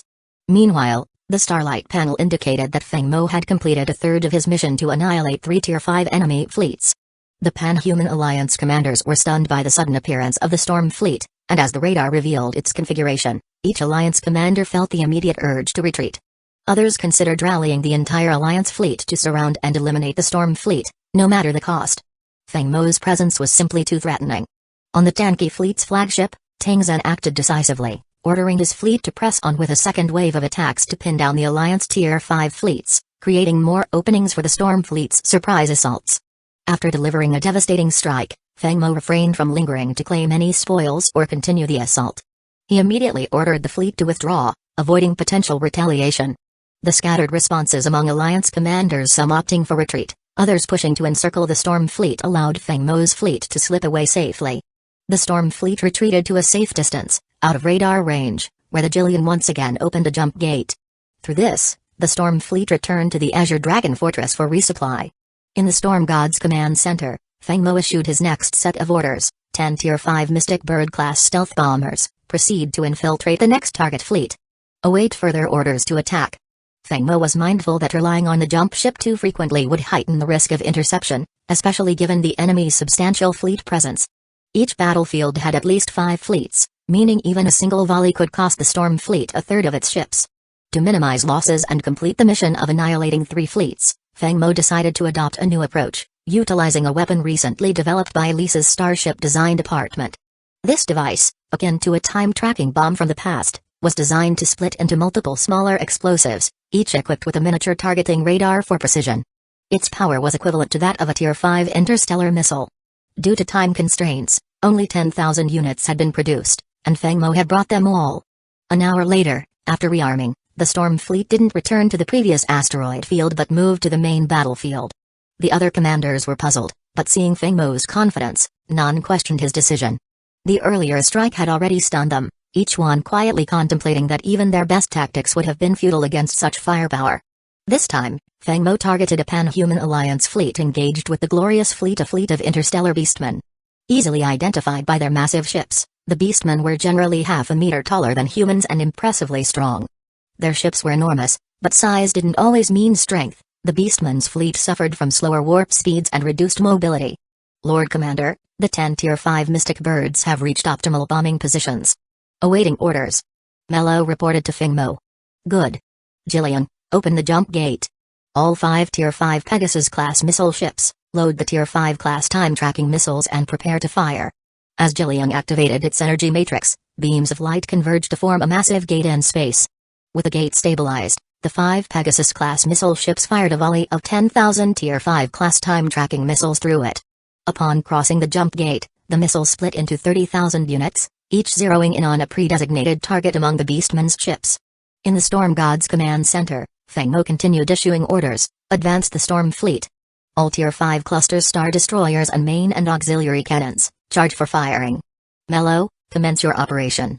Chapter 214, Mission accomplished. Upon Feng Mo's command, the Storm Fleet moved into radar range. As they zeroed in on their targets, the homing missiles detonated, lighting up the cosmic battlefield with fireballs. The 10 Tier 5 Mystic Bird stealth bombers locked onto the enemy Tier 5 ships, launching waves of antimatter annihilation missiles and proton torpedoes. The explosions continued to bloom across the void, and before the enemy fleet had a chance to respond, a significant number of their Tier 5 shields shattered, leaving weaker ships as fiery wrecks. Meanwhile, the Storm Fleet unleashed its 5 Tier 5 class clusters Star Destroyer cannons, firing brown beams that tore through 5 enemy Tier 5 ships, creating a laser grid from nearly 1,000 beams that engulfed the enemy ships. The fleet's swarms of unmanned drones swooped in like a pack of wolves, mercilessly finishing off the wounded ships, a coordinated attack strategy the Storm Fleet had mastered well. Under the relentless barrage of the 30,000 homing missiles, the enemy Tier 5 fleet of around 500 ships was tossed like a lone ship in a storm, unable to withstand the onslaught. The constant bombardment and laser webs continued to reduce the enemy fleet into a series of burning fireballs. Back in the control room of the Storm God, Feng Mo watched the red dots on the radar dim until they vanished, bringing him a sense of relief. This new tactic had only been tested on a small scale before, and the large-scale deployment of tens of thousands of homing missiles was unprecedented even for the Storm Fleet.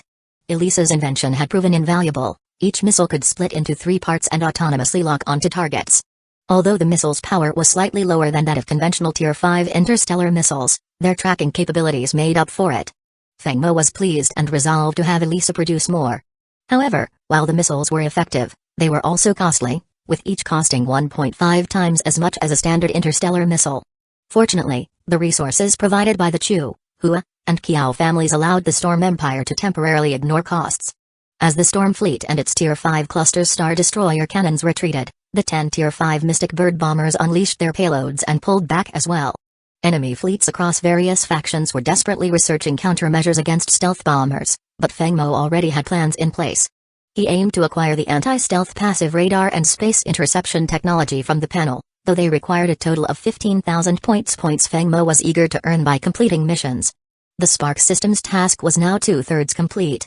One more fleet remained, and Feng Mo would receive the Battlestar blueprints. Although he was excited, he knew he couldn't reuse his previous tactics. Such a strategy relied on the element of surprise, and the commanders here were all experienced veterans unlikely to fall for the same trick twice. Furthermore, the Tier 5 tracking missiles were depleted, and deploying missiles directly wouldn't work again.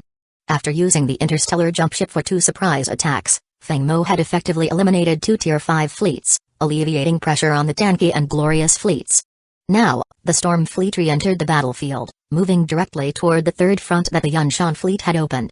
The Storm Fleet intercepted one of the Tier 5 enemy fleets, significantly easing the Yunshan fleet's burden. Commander Gu Jun chuckled, saying, "Well done, Zhao Mo. After this battle, you will have to be careful. All your ships will be the focus of study for every faction out there." "It's no problem, Uncle Gu. Let them study all they want and see whether they can keep up with my designs." Feng Mo acknowledged Gu Jun's warning without worry. He was confident that while other factions studied the Storm Fleet's Tier 5 ships, he would already be acquiring Tier 6 ship designs. "Oh? From the way you're talking, Zhao Mo, it sounds like Tier 6 ships are on the horizon. Don't forget about your Uncle Gu, haha." Gu Jun laughed, raising an eyebrow. Feng Mo responded with a mysterious smile. Tier 6 ships were within reach after all. With the Storm Fleet's strength, it was only a matter of time before he could subdue the Cloud Dream and Moonfrost empires to unlock the Tier 6 flagship designs. The Storm Fleet's next opponent was the Xuanling Fleet, the pride of the Xuanling Empire, one of the original 5 Eastern Federation empires. It consisted of 550 ships, with 370 Tier 5 ships and 180 quasi-Tier 5 ships. Chapter 215, The Valor of Seasoned Warriors. In stark contrast, the Storm Fleet comprised just over 100 Tier 5 starships, facing off against a fleet 5 times their size. Yet Feng Mo chose not to engage in a hit-and-run strategy. Instead, he opted for a direct confrontation. Prepare the Tier 5 interstellar missiles on the 5 Tier 5 Pegasus-class ships, deploy all unmanned drones for intercept maneuvers, and charge the Tier 5 cluster Star Destroyer cannon and primary and secondary batteries. With a series of commands, the Storm Fleet moved swiftly. The Xuanling Fleet, led by its seasoned commander Han Qing, was momentarily caught off guard by the sudden attack. But Han Qing was no novice. His fiery temper matched his resolve. His fleet had just finished clashing with the Yunshan fleet, leaving their primary weapons in Ku'ul Town. Realizing that waiting would mean more devastating strikes from the Storm Fleet, he gritted his teeth and issued an unyielding order: Xuanling Fleet, full speed ahead. Activate close combat weapons. With Han Qing's command, the Xuanling Fleet surged forward like a single entity, charging straight at the Storm Fleet. Witnessing this, Commander Gu Jun quickly advised, Zhao Mo, be careful. The Xuanling Fleet is highly skilled in close quarters combat, and each ship is armed with specialized close combat weapons. Don't worry, Uncle Gu. If it's close combat they want, the Storm Fleet won't shy away, Feng Mo replied confidently. But if they're charging right at us, it'd be a waste not to soften them up. Storm Fleet, fire. Feng Mo's voice rang out, commanding the 5 Tier 5 Pegasus-class ships to launch a volley of 10,000 Tier 5 missiles. 30 Tier 5 Sword Dragon ships in the vanguard simultaneously launched 900 Tier 3 missiles. A swarm of unmanned drones launched from the Orca, intercepting the Xuanling Fleet mid-charge with a dense barrage of firepower. The Tier 5 missiles rained down, with the Xuanling Fleet's intercepting systems managing to neutralize only about 60% of them. Over 4,000 Tier 5 missiles found their marks, shattering many of the fleet's shields and reducing several quasi-Tier 5 ships to fiery fragments. Warning. The Xuanling Fleet is locked by multiple energy signatures and interstellar missiles. Awaiting instructions. Came the alert from the Xuanling Fleet's flagship control room. Han Qing, resolute, ordered, ignore the warnings. Disable engine restraints and enter full speed mode. If we break into their formation, we've already won. His experience and quick thinking had saved him before, but his luck wouldn't hold against Feng Mo. As 4,000 Tier 5 missiles struck, the Xuanling Fleet suffered significant losses, with shields shattered and ships blown apart. Despite this, Han Qing steeled himself. To him, taking a round of fire was the price to pay for breaking into the enemy formation for close combat, a cost he had anticipated. Yet the strength of the Storm Fleet's firepower exceeded his expectations, costing the Xuanling Fleet an astonishing 170 ships. Though his heart bled at the sight of his fallen fleet, Han Qing pressed forward. Better to fall fighting, he thought, than to die waiting. The old guard had to show the younger generation that they too possessed valor. With the initial barrage of missiles complete, the Storm Fleet's clusters, star destroyers and primary batteries opened fire, casting a deadly web of beams that engulfed the remaining Xuanling ships. Seeing the enemy fleet reduced to around 200 battered ships, Feng Mo's lips curled into a smile. It was time for the final blow. The 10 Tier 5 Mystic Bird stealth bombers, which had withheld some of their ammunition, now emptied their reserves. Over 700 neutron missiles streaked toward the Xuanling fleet, their destination marked. Watching the missiles approach, Han Qing's face tightened with a look of despair. Before they could even close the distance for a close quarters assault, half of the Xuanling fleet had already been decimated. A grim realization struck him: why would Feng Mo bother with close combat when he could obliterate them from afar? As the neutron missiles detonated, nearly 100 fireballs erupted across space, leaving only about 70 surviving Xuanling ships, each scarred and battered. Seeing the battered remnants, Feng Mo made a decision: very well, let's engage in close combat. Sword Dragon Squadron, arm your blades, disable engine restraints, and accelerate. Prepare for close quarters combat. With his command, the Tier 5 Sword Dragons deployed massive, gleaming blades and hammers from their hulls. Feng Mo's fleet had built its reputation on close combat, and he didn't fear a brawl. While he knew it could damage his own ships, his pride wouldn't let him back down now. Watching the Sword Dragon's weaponry, Han Qing froze. The enemy was equipped for close combat to a detail missing from the intelligence they'd gathered on Feng Mo. Cunning little fox, Han Qing muttered, resigned to his fate. Xuanling fleet, charge. As he gave his final command, Han Qing knew what awaited him. He didn't fear death, his only regret was the political betrayal that had led him here. Feng Mo, he realized, was exactly the kind of talent that could have been a unifying force, guiding the Federation forward into new heights of technological progress. With awe and respect for Feng Mo's genius and the flawless construction of his storm fleet, Han Qing accepted his fate. Even now, though, he wasn't one to yield without a fight. A final clash ensued, as 30 sword dragons met the 67 surviving Xuanling ships head-on. Though shieldless, Han Qing believed his fleet would at least make an impression. This would be his last lesson. The old guard may have grown wise, but their courage still burned bright. Chapter 216, The Battle Planet. However, things did not go as planned. When Feng Mo's 30 Tier 5 sword dragon ships engaged nearly 70 ships from the Xuanling fleet, Commander Han Qing sensed something was off. Each trio of sword dragons coordinated in 3-ship formations, one taking the lead while the other 2 flanked. Protected by their star shields, they not only engaged in close-quarters combat but also launched waves of Tier 5 interstellar missiles and high-speed defensive cannons. To Han Qing, this felt like outright cheating, with no sense of battlefield honor. However, Feng Mo would never agree. Having already used warp missiles in battle, he saw no need to play by conventional rules. As far as Feng Mo was concerned, as long as the Storm Empire was protected, he was willing to go to any lengths, regardless of the chaos beyond his borders. This fierce resolve had fueled his rapid rise to power, though, admittedly, the Xingguo system had been more than a little helpful along the way. When it came to tactics, Feng Mo had learned a lot at Yanshan Military Academy. Ultimately, he believed a 3-on-3 formation was the most effective and efficient in this situation. Han Qing, who had assumed that the advantage lay with his 70 ships against Feng Mo's 30, found himself shocked and speechless. Despite his initial confidence, he could only sigh and reflect, truly, times have changed. We old veterans are on our way out, and it's the younger generation's turn to shape the future. Feng Mo, let Han Qing's death serve to solidify the invincibility of your fleet. Back on the bridge of the Storm God, Feng Mo received a notification from the Xingguo mission panel. His mission to annihilate 3 of the Pan-Human Alliance's Tier 5 fleets was now complete. He held off on claiming his reward, intent on finishing the battle. By this time, the Pan-Human Alliance's fleets had pulled back, leaving only a rear guard of star destroyers, while the rest of their forces retreated. The Starsea Human Federation did not pursue further. Thanks to the Storm Fleet and its strategic warp attacks, they had won a decisive and exhilarating victory. The Alliance's retreat was expected. Further combat risked more of their fleets being eliminated, a costly prospect that would only weaken their position. Of the 17 Tier 5 fleets that had attacked, only 14 returned, with many ships damaged. This outcome elevated the Storm Fleet's reputation while putting a clear target on Feng Mo. In the coming days, he was well aware that the Storm Fleet would become the primary focus of research for all major factions, including the Federation, who would scrutinize every ship and battle to analyze and, if possible, reverse engineer the Storm Fleet's capabilities. With the temporary mission complete, the day moved toward evening. Skipping the victory banquet, Feng Mo returned to the Storm God's bridge for a moment of rest. Half reclining in the captain's chair, a holographic blue screen popped up in front of him. Temporary mission: annihilate 3 Tier 5 Pan-Human Alliance fleets. Complete. Reward: Tier 5 Battle Planet Design Blueprint. Feng Mo clicked to claim his reward. Reward claimed successfully, a Tier 5 Battle Planet Blueprint. He rubbed his hands together in excitement, eager to delve into the specifications for his new battle planet.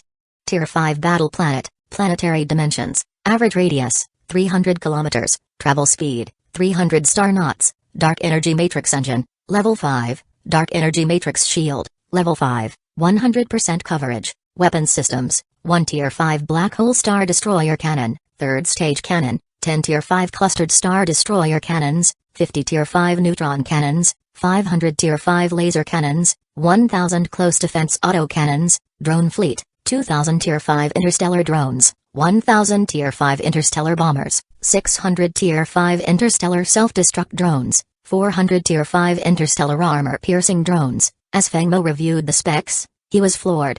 The sheer amount of weaponry packed into this battle planet was astonishing, with some individual components, like the Tier 5 black hole star destroyer cannon, costing as much as a single Tier 5 starship. Additionally, it boasted hundreds of Tier 5 neutron cannons and laser cannons, 550 in total, not to mention the 2000 drones. Taking a moment to process everything, Feng Mo sent the battle planet specs to Elisa and The 3 spent the entire night analyzing the projected cost of constructing this Tier 5 battle planet, using the Storm Fleet's mainframe to calculate all possible variables. By 8 o'clock the following morning, their estimates were complete. Elisa's hologram appeared with a bright smile and a gleam of excitement in her eyes. "This is nothing short of a fortress, my lord. Let's build it. With an investment of just 100 billion star credits, we could wipe out the Starsea Human Federation." Ignoring Elisa's enthusiasm, Feng Mo looked toward gently massaging his temples to relieve the throbbing sensation building there. Finally, he asked, how much does the Empire's treasury, across all our star systems, currently hold?" Checked the data and replied, "My lord, across the 13 systems, excluding routine expenditures, we can pull together roughly 4 billion star credits. The Storm Empire's main treasury, minus its commitments, can add about 6 billion more. Altogether, that's 10 billion, only 1/10 of what's needed to build this battle planet." Feng Mo nodded quietly and then checked his own personal account, which held an underwhelming 4 billion credits. With a combined total of 14 billion, they were far short of the target. But as Elisa had said, the design blueprint was here. Now that he knew such a weapon was possible, he could hardly ignore the idea of creating this powerful super weapon. Hold on a moment. After signaling Elisa and I to wait, Feng Mo cut the video and called up Chu Yunjian, Wang Chongsheng, Huo Yukan, and the head of the Qiao family. Once the video connected, Feng Mo wasted no time. He projected the battle planet's data and simulation visuals onto the screen. After about 5 minutes, he saw that all four had expressions of restrained excitement, and he spoke with a faint smile. It will take 100 billion star credits to construct. If you can supply materials directly, that's even better. So, I need your support. We have to build it. Chu Yunjian was the first to respond, without a moment's hesitation. The Chu family will contribute 30 billion in raw materials toward building this Tier 5 battle planet. Her commitment was swift and absolute, showing her deep and unwavering trust in Feng Missouri. Such an investment was a considerable risk, one that would be felt as keenly as any financial wound. For context, the entire annual income of the Storm Empire didn't even reach 30 billion. Next came Mo Zhu, Wang Chongsheng's fiancée and a formidable woman from the Starfall Mo family. Ever since Feng Mo met her, he recognized her as a decisive and formidable leader. Their relationship dynamics leaned toward her being the proactive force and Wang as her supportive counterpart. The Mo and Wang families will each provide 10 billion in materials for the project, my lord. And if that's not enough, we will ensure the rest is covered. Chapter 217, Raising Funds. Huo Yukan and the head of the Qiao family exchanged glances and then spoke in unison. With our lord's ambition, how could the Hua and Qiao families not support it? We will cover the remaining 50 billion star credits. Hearing this, Feng Mo could only marvel at the immense resources of these millennia-old families, with their seemingly endless supply of wealth and materials. Feng Mo knew, however, that this level of support was likely a one-time boon. The Storm Empire's rapid development had heavily relied on the Qiao, Chu, and Hua families, who had provided everything from raw materials to personnel. Most of the top instructors at the Storm Military Academy were, in fact, elite talent from these three families. These powerful clans never lacked specialized expertise. While some of their professionals might lack hands-on experience, their technical knowledge was unmatched. The three families had always been supportive of Feng Mo's requests, rarely asking for anything in return. Feng Mo understood why they were willing to invest so much without immediate gains. The Storm Empire owed a great deal to these three families, but Feng Mo was not one to overthink or worry about repayment. Their investment in him showed their confidence, and as long as he continued to innovate, these three families would stay firmly loyal to the Storm Empire's ship, never wanting to disembark. Thank you all for your support. Based on estimates from the Storm Empire's Starship Design Department, it will take over 2 years to construct the Tier 5 battle planet. When complete, it will allow us to sweep across the Starsea Human Federation. Feng Mo made no attempt to hide his ambitions, which drew various reactions from the others. The head of the Qiao family looked at him with admiration and respect, Huo Yukan and Wang Chongsheng with reverence, and Chu Yunjian with unmistakable affection. After exchanging a glance with Chu Yunjian, Feng Mo ended the call and instructed Elisa to create a funding plan detailing each party's contributions in raw materials or star credits, which she then sent to everyone. Elisa, start gathering personnel and set up a dedicated battle planet design division within the Starship Design Department. Take whatever resources you need, funds, people, materials. The goal is to complete the battle planet within 2 years. Elisa's usual hesitance was replaced by pure enthusiasm as she replied loudly, rest assured, my lord. Elisa guarantees this mission will be completed. Clearly thrilled, Elisa couldn't wait to dive into the battle planet research. After ending the call, she dashed off to the Starship Design Department, ready to recruit all the talent she could find.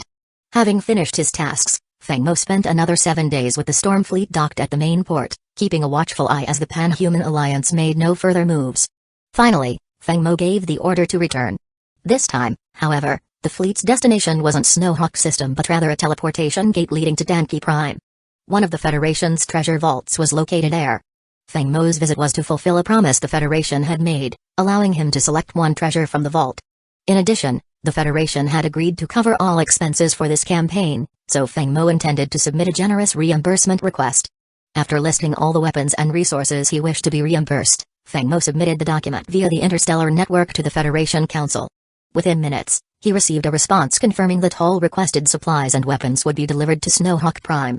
Feng Mo could only marvel at the Federation's immense wealth. After 7,500 years of development, the Federation truly had vast resources.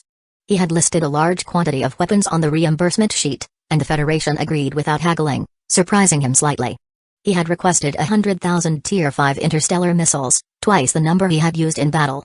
The priciest item on his list was the cost for repairs, depreciation, and damages to his ships, totaling 3 billion star credits. To the Federation, such figures seemed trivial. Within 10 minutes, the 3 billion star credits were transferred to Feng Mo's account. Considering the Federation's past as a governing body of 17 major empires and hundreds of star systems, with 17 large, 40 medium, and numerous small star systems under its purview, their annual tax revenue was astronomical. This only heightened Feng Mo's anticipation of the Federation's treasure vault. Upon reaching Tenki Prime, the Storm Fleet followed a ground cruise guidance and docked at the second spaceport. Feng Mo disembarked from the Storm God, accompanied by Han Peipei and Xing Xuan, and took an interstellar shuttle directly to the tallest building on the planet, the Federation Council Building. Though he had visited it in the virtual interstellar network a few times, this was his first time seeing the physical Federation Council headquarters. Before he could enter, soldiers standing guard recognized him and offered a crisp military salute. "Good morning, Councillor Feng Mo. I will be your escort today. Please follow me." A young woman in a business suit greeted Feng Mo warmly as she approached. Feng Mo returned the soldier's nod, appreciating his amiable approach. The soldiers, noting his easygoing demeanor and lack of arrogance, felt a surge of respect for him. In another setting, they would have bowed deeply. With Xing Xuan and Han Peipei beside him, Feng Mo followed the woman in business attire into the building. He had arranged his visit with the Federation Council beforehand, so a representative awaited him at the entrance. Normally, the entrance to the Federation Council building had only guards and no attendants.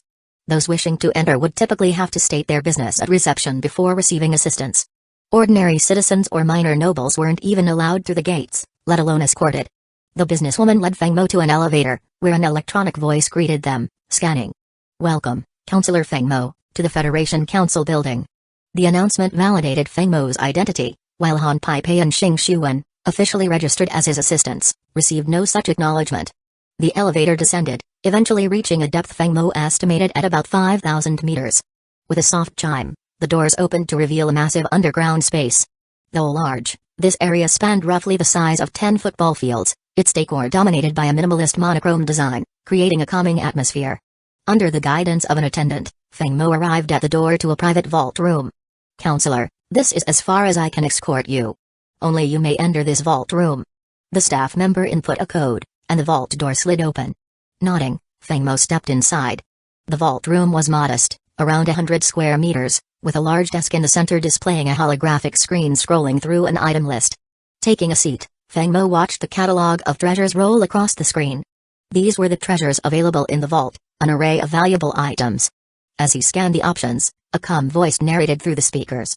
"Esteemed Counselor, thank you for your contributions to the Starsea Human Federation. You may select any one item from this list as a reward for your services." Feng Mo's eyes lit up as he studied the list, which included over 1,000 unique items, many of which caught his interest. Chapter 218, The Federation Treasury. After nearly 2 hours of deliberation, Feng Mo narrowed down his choices from the thousands of treasures available in the Federation Treasury to 3 items, each tempting and difficult to forsake. The 3 items were, the schematic for a matter particle detection space station, a Tier 5 ancient life tree seed, and a chunk of Tier 7 grade star trace metal. This star trace metal is a rare substance left behind after a star ages into a red giant and finally explodes into a nebula. It forms naturally at extreme temperatures, and is vital for constructing Tier 7 and higher grade starships. When merged with dark matter materials, it can create armor strong enough to withstand the bombardment of a planetary annihilator. Star trace metal is incredibly dense. A piece the size of a fist weighs a ton. The Federation's treasury contained a piece as large as a basketball, estimated to weigh around 10 tons. Though Feng Mo coveted all 3 items, he ultimately chose to redeem the Tier 7 star trace metal, as its value outweighed the other 2 in his current plans. "Redeem the Tier 7 grade star trace metal?" An electronic voice confirmed. "Redeem," Feng Mo replied without hesitation. "Congratulations, Representative. The Tier 7 grade star trace metal will be delivered to the main control room of the Storm God within 3 hours. With his redemption complete, Feng Mo exited the vault and, accompanied by a staff guide, left the Federation's Parliament building. The 3 of them then took a star vehicle to Starport Number 3. Along the way, Feng Mo marveled at the bustling scenes below. The Celestial Star, a rare Class V life-bearing planet, can support a population of up to 3 trillion with its mild climate and 4 distinct seasons ideal for habitation. It's the only Class V life planet in the entire Federation. Even Radiant Prime, despite extensive modifications, hasn't reached this level. In comparison, Snowhawk Prime, or even Hurricane Prime, which served as Feng Mo's former headquarters, can't hold a candle to Celestial Star. Feng Mo was already contemplating its future role as a possible capital for the Storm Empire. Federation Year 7500, October 1st. An announcement pinned to the top of the Federation Star Network read, greater than from October 1st. The Storm Empire under the Federation's authority will conduct live combat exercises along the border between the Snowhawk and Cloud Dream star systems, focusing on testing the Tier 5 Fleet Steed-class interstellar transport ship and the Storm Fleet's jump attack capabilities. Greater than Storm Empire, Feng Mo. The announcement stirred a patriotic fervor among Federation citizens, who took to the Star Network to denounce the Frost-Snow Alliance and condemn their secessionist actions. Feng Mo's objective in issuing this notice was not mere posturing, he had clear intentions. The Prometheus system had issued a mission to subdue the Cloud Dream Empire and the Moonfrost Empire. With the Storm Fleet's current strength, defeating the combined 5 Tier 5 fleets of these two empires would be a substantial, though challenging, endeavor. If the opposition played dirty tying down the Storm Fleet with 2 or 3 Tier 5 fleets while sending the rest to storm the Storm Empire, it would put Feng Mo in a tough spot. Currently, all Federation forces are occupied with the eastern and southern ward zones, unable to spare resources for issues arising between the Storm Empire and the Frost-Snow Alliance. This announcement of military drills thus serves to shield the ongoing construction of the Tier 5 battle planet and provoke the Frost-Snow Alliance. Feng Mo hoped to lure out small detachments to annihilate, and if more than 3 Tier 5 fleets showed up, he'd simply retreat. During this period, the Storm Fleet, led by Feng Mo, patrolled along the Snowhawk border, occasionally firing rounds to keep up appearances. Initially, the Frost-Snow Alliance responded with 3 Tier 5 fleets stationed at Cloud Dream, but soon relaxed, assuming Feng Mo was merely putting on a show for the Federation. Unbeknownst to them, each transport ship arriving in Snowhawk discreetly joined the Storm Fleet, eventually entering the Beast Roar system via Stargate. This was conducted with extreme secrecy, as Feng Mo had ordered a complete lockdown to eliminate spies. Any suspicious individual was detained for interrogation. Even if innocent, they would be held for at least 2 years. The Battle Planet project was of utmost importance, with the Tier 7 star trace metal seamlessly fused into the dark matter components to bolster its surface armor. This integration would provide quasi-Tier 6 grade defenses, capable of withstanding planetary annihilator blasts with minimal damage. Federation Year 7501, October 7th. As time went by, the various factions gradually noticed that the Storm Fleet's drills had lasted over a year. They sensed that something unusual was afoot, but no spy could infiltrate to confirm their suspicions. Though the factions knew Feng Mo was preparing something monumental, they didn't realize it was a battle planet. Many assumed he was merely developing a quasi-Tier 6 starship design. In response, the Federation organized a press conference to introduce the Kylan, its first quasi-Tier 6 star carrier. Feng Mo attended the event and was genuinely impressed by its capabilities, noting that no current Storm Fleet ship could rival it in a one-on-one confrontation. The Federation's Starship Design Division had made impressive strides, which Feng Mo wholeheartedly supported. Innovation thrives on competition. During this time, the Federation's advancements exploded, quickly producing a quasi-Tier 6 battleship, a quasi-Tier 6 destroyer, and a quasi-Tier 6 frigate within the year. These achievements sent shockwaves through the ranks of the Frost-Snow Alliance and the Eastern Ward Zone's Pan-Human Alliance, stirring anxiety and confusion. However, these developments had little impact on the Storm Empire.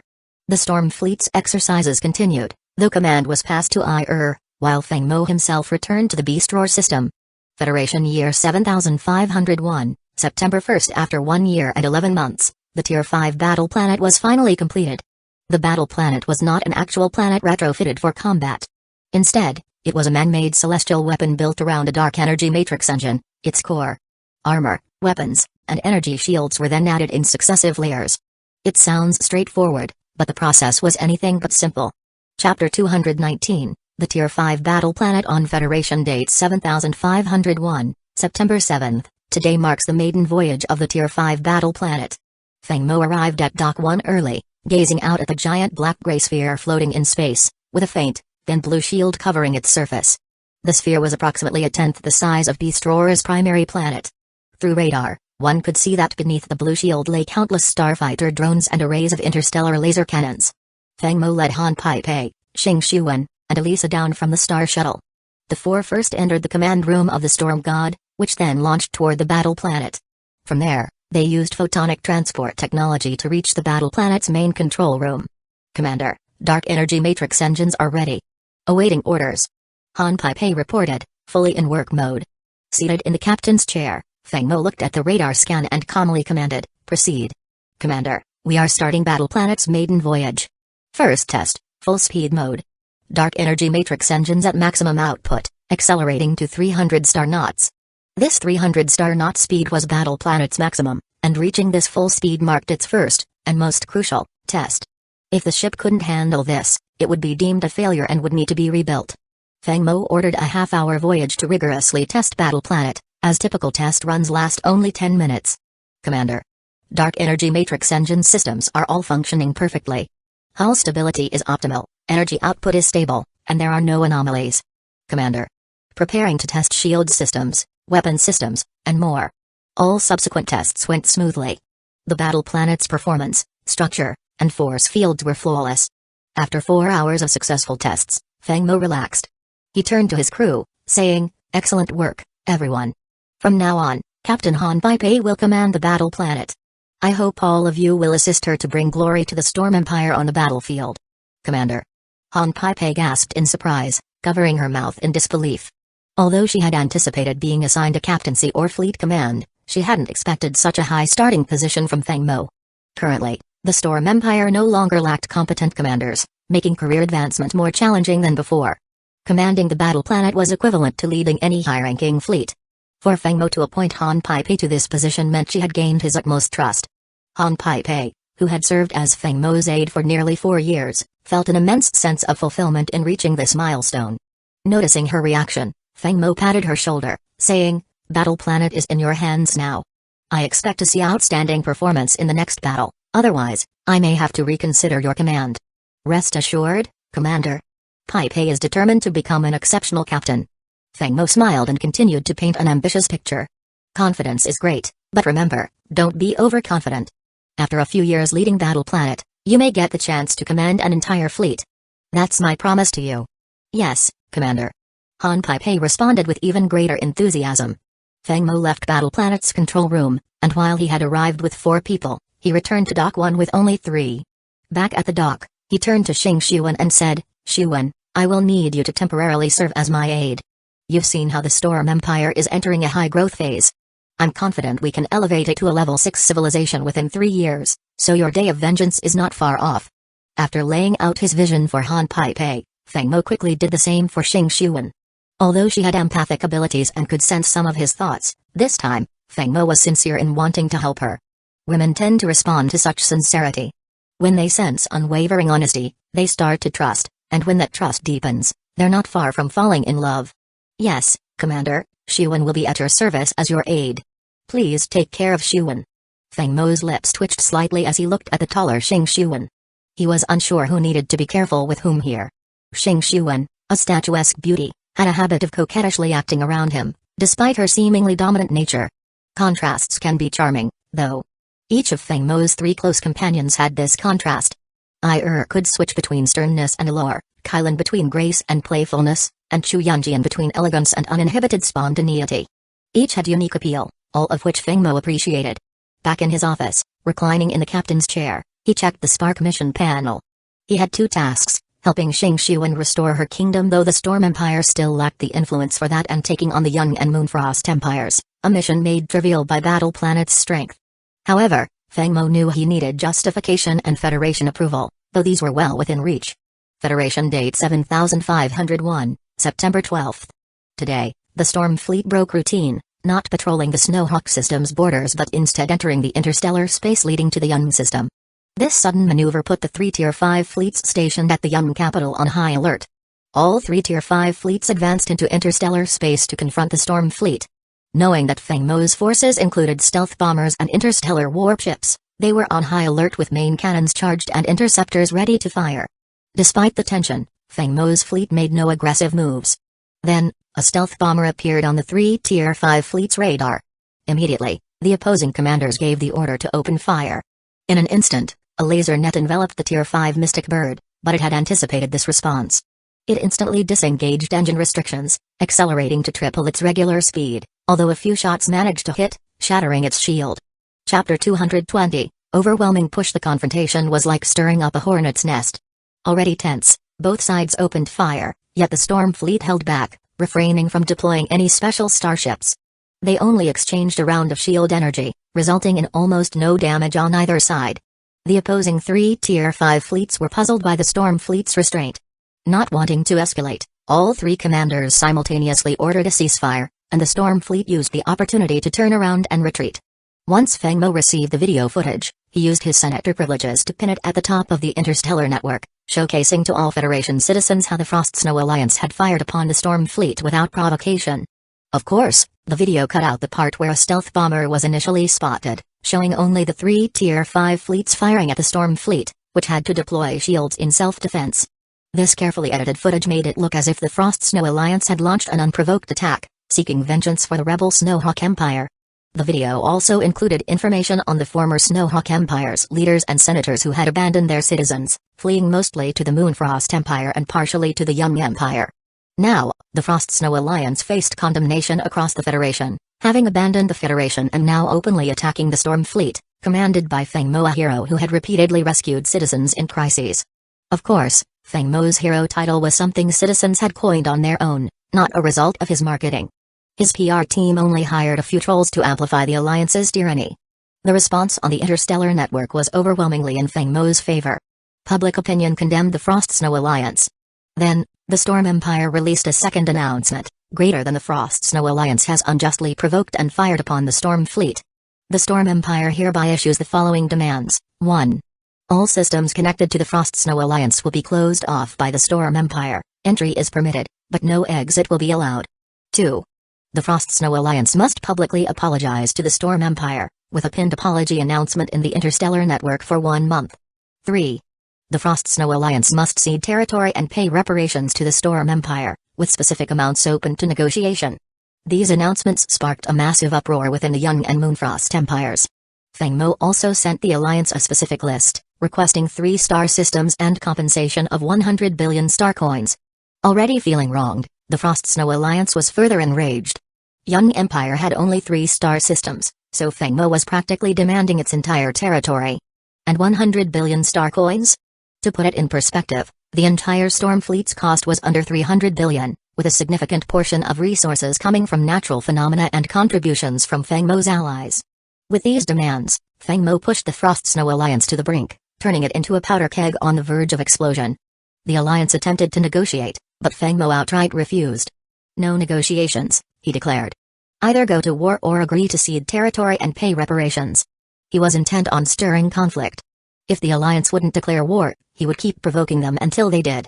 If they agreed to his terms, their collapse would be imminent. Feng Mo gave them 7 days, and after the deadline, he pinned another announcement: greater than as of today, the Storm Empire declares war on the Frost Snow Alliance.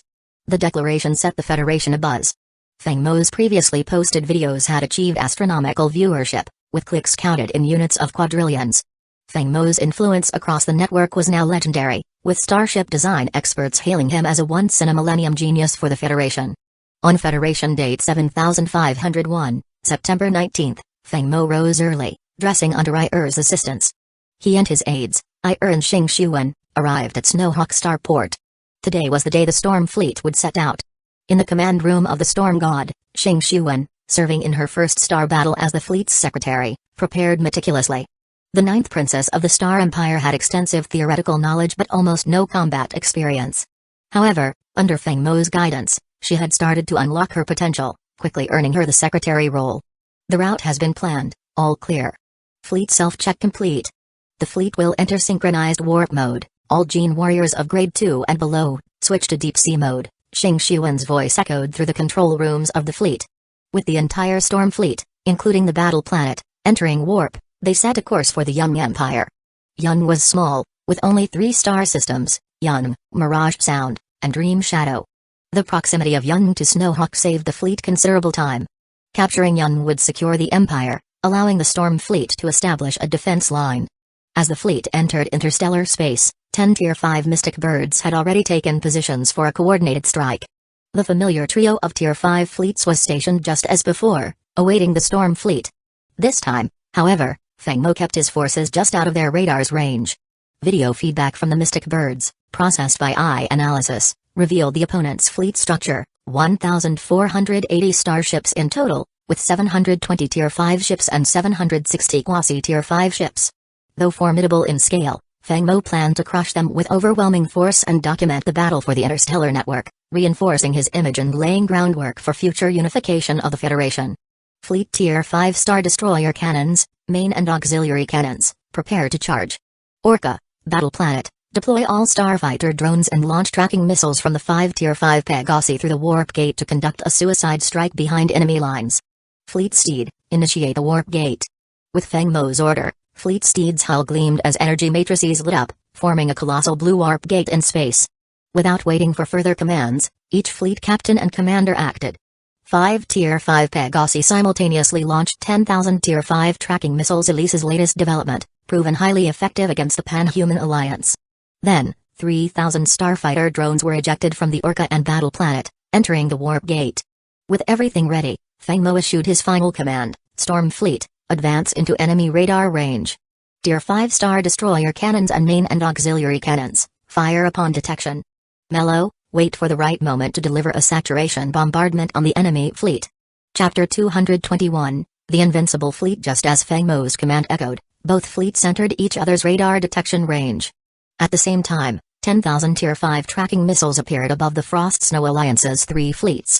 The missiles passed through an interstellar warp gate, precisely transported to the position above the enemy ships. Instantly, the Tier 5 time tracking missiles split into 30,000 interstellar missiles, each locking onto a designated target. With targets acquired, the tracking missiles detonated, fireballs illuminating the entire cosmic expanse.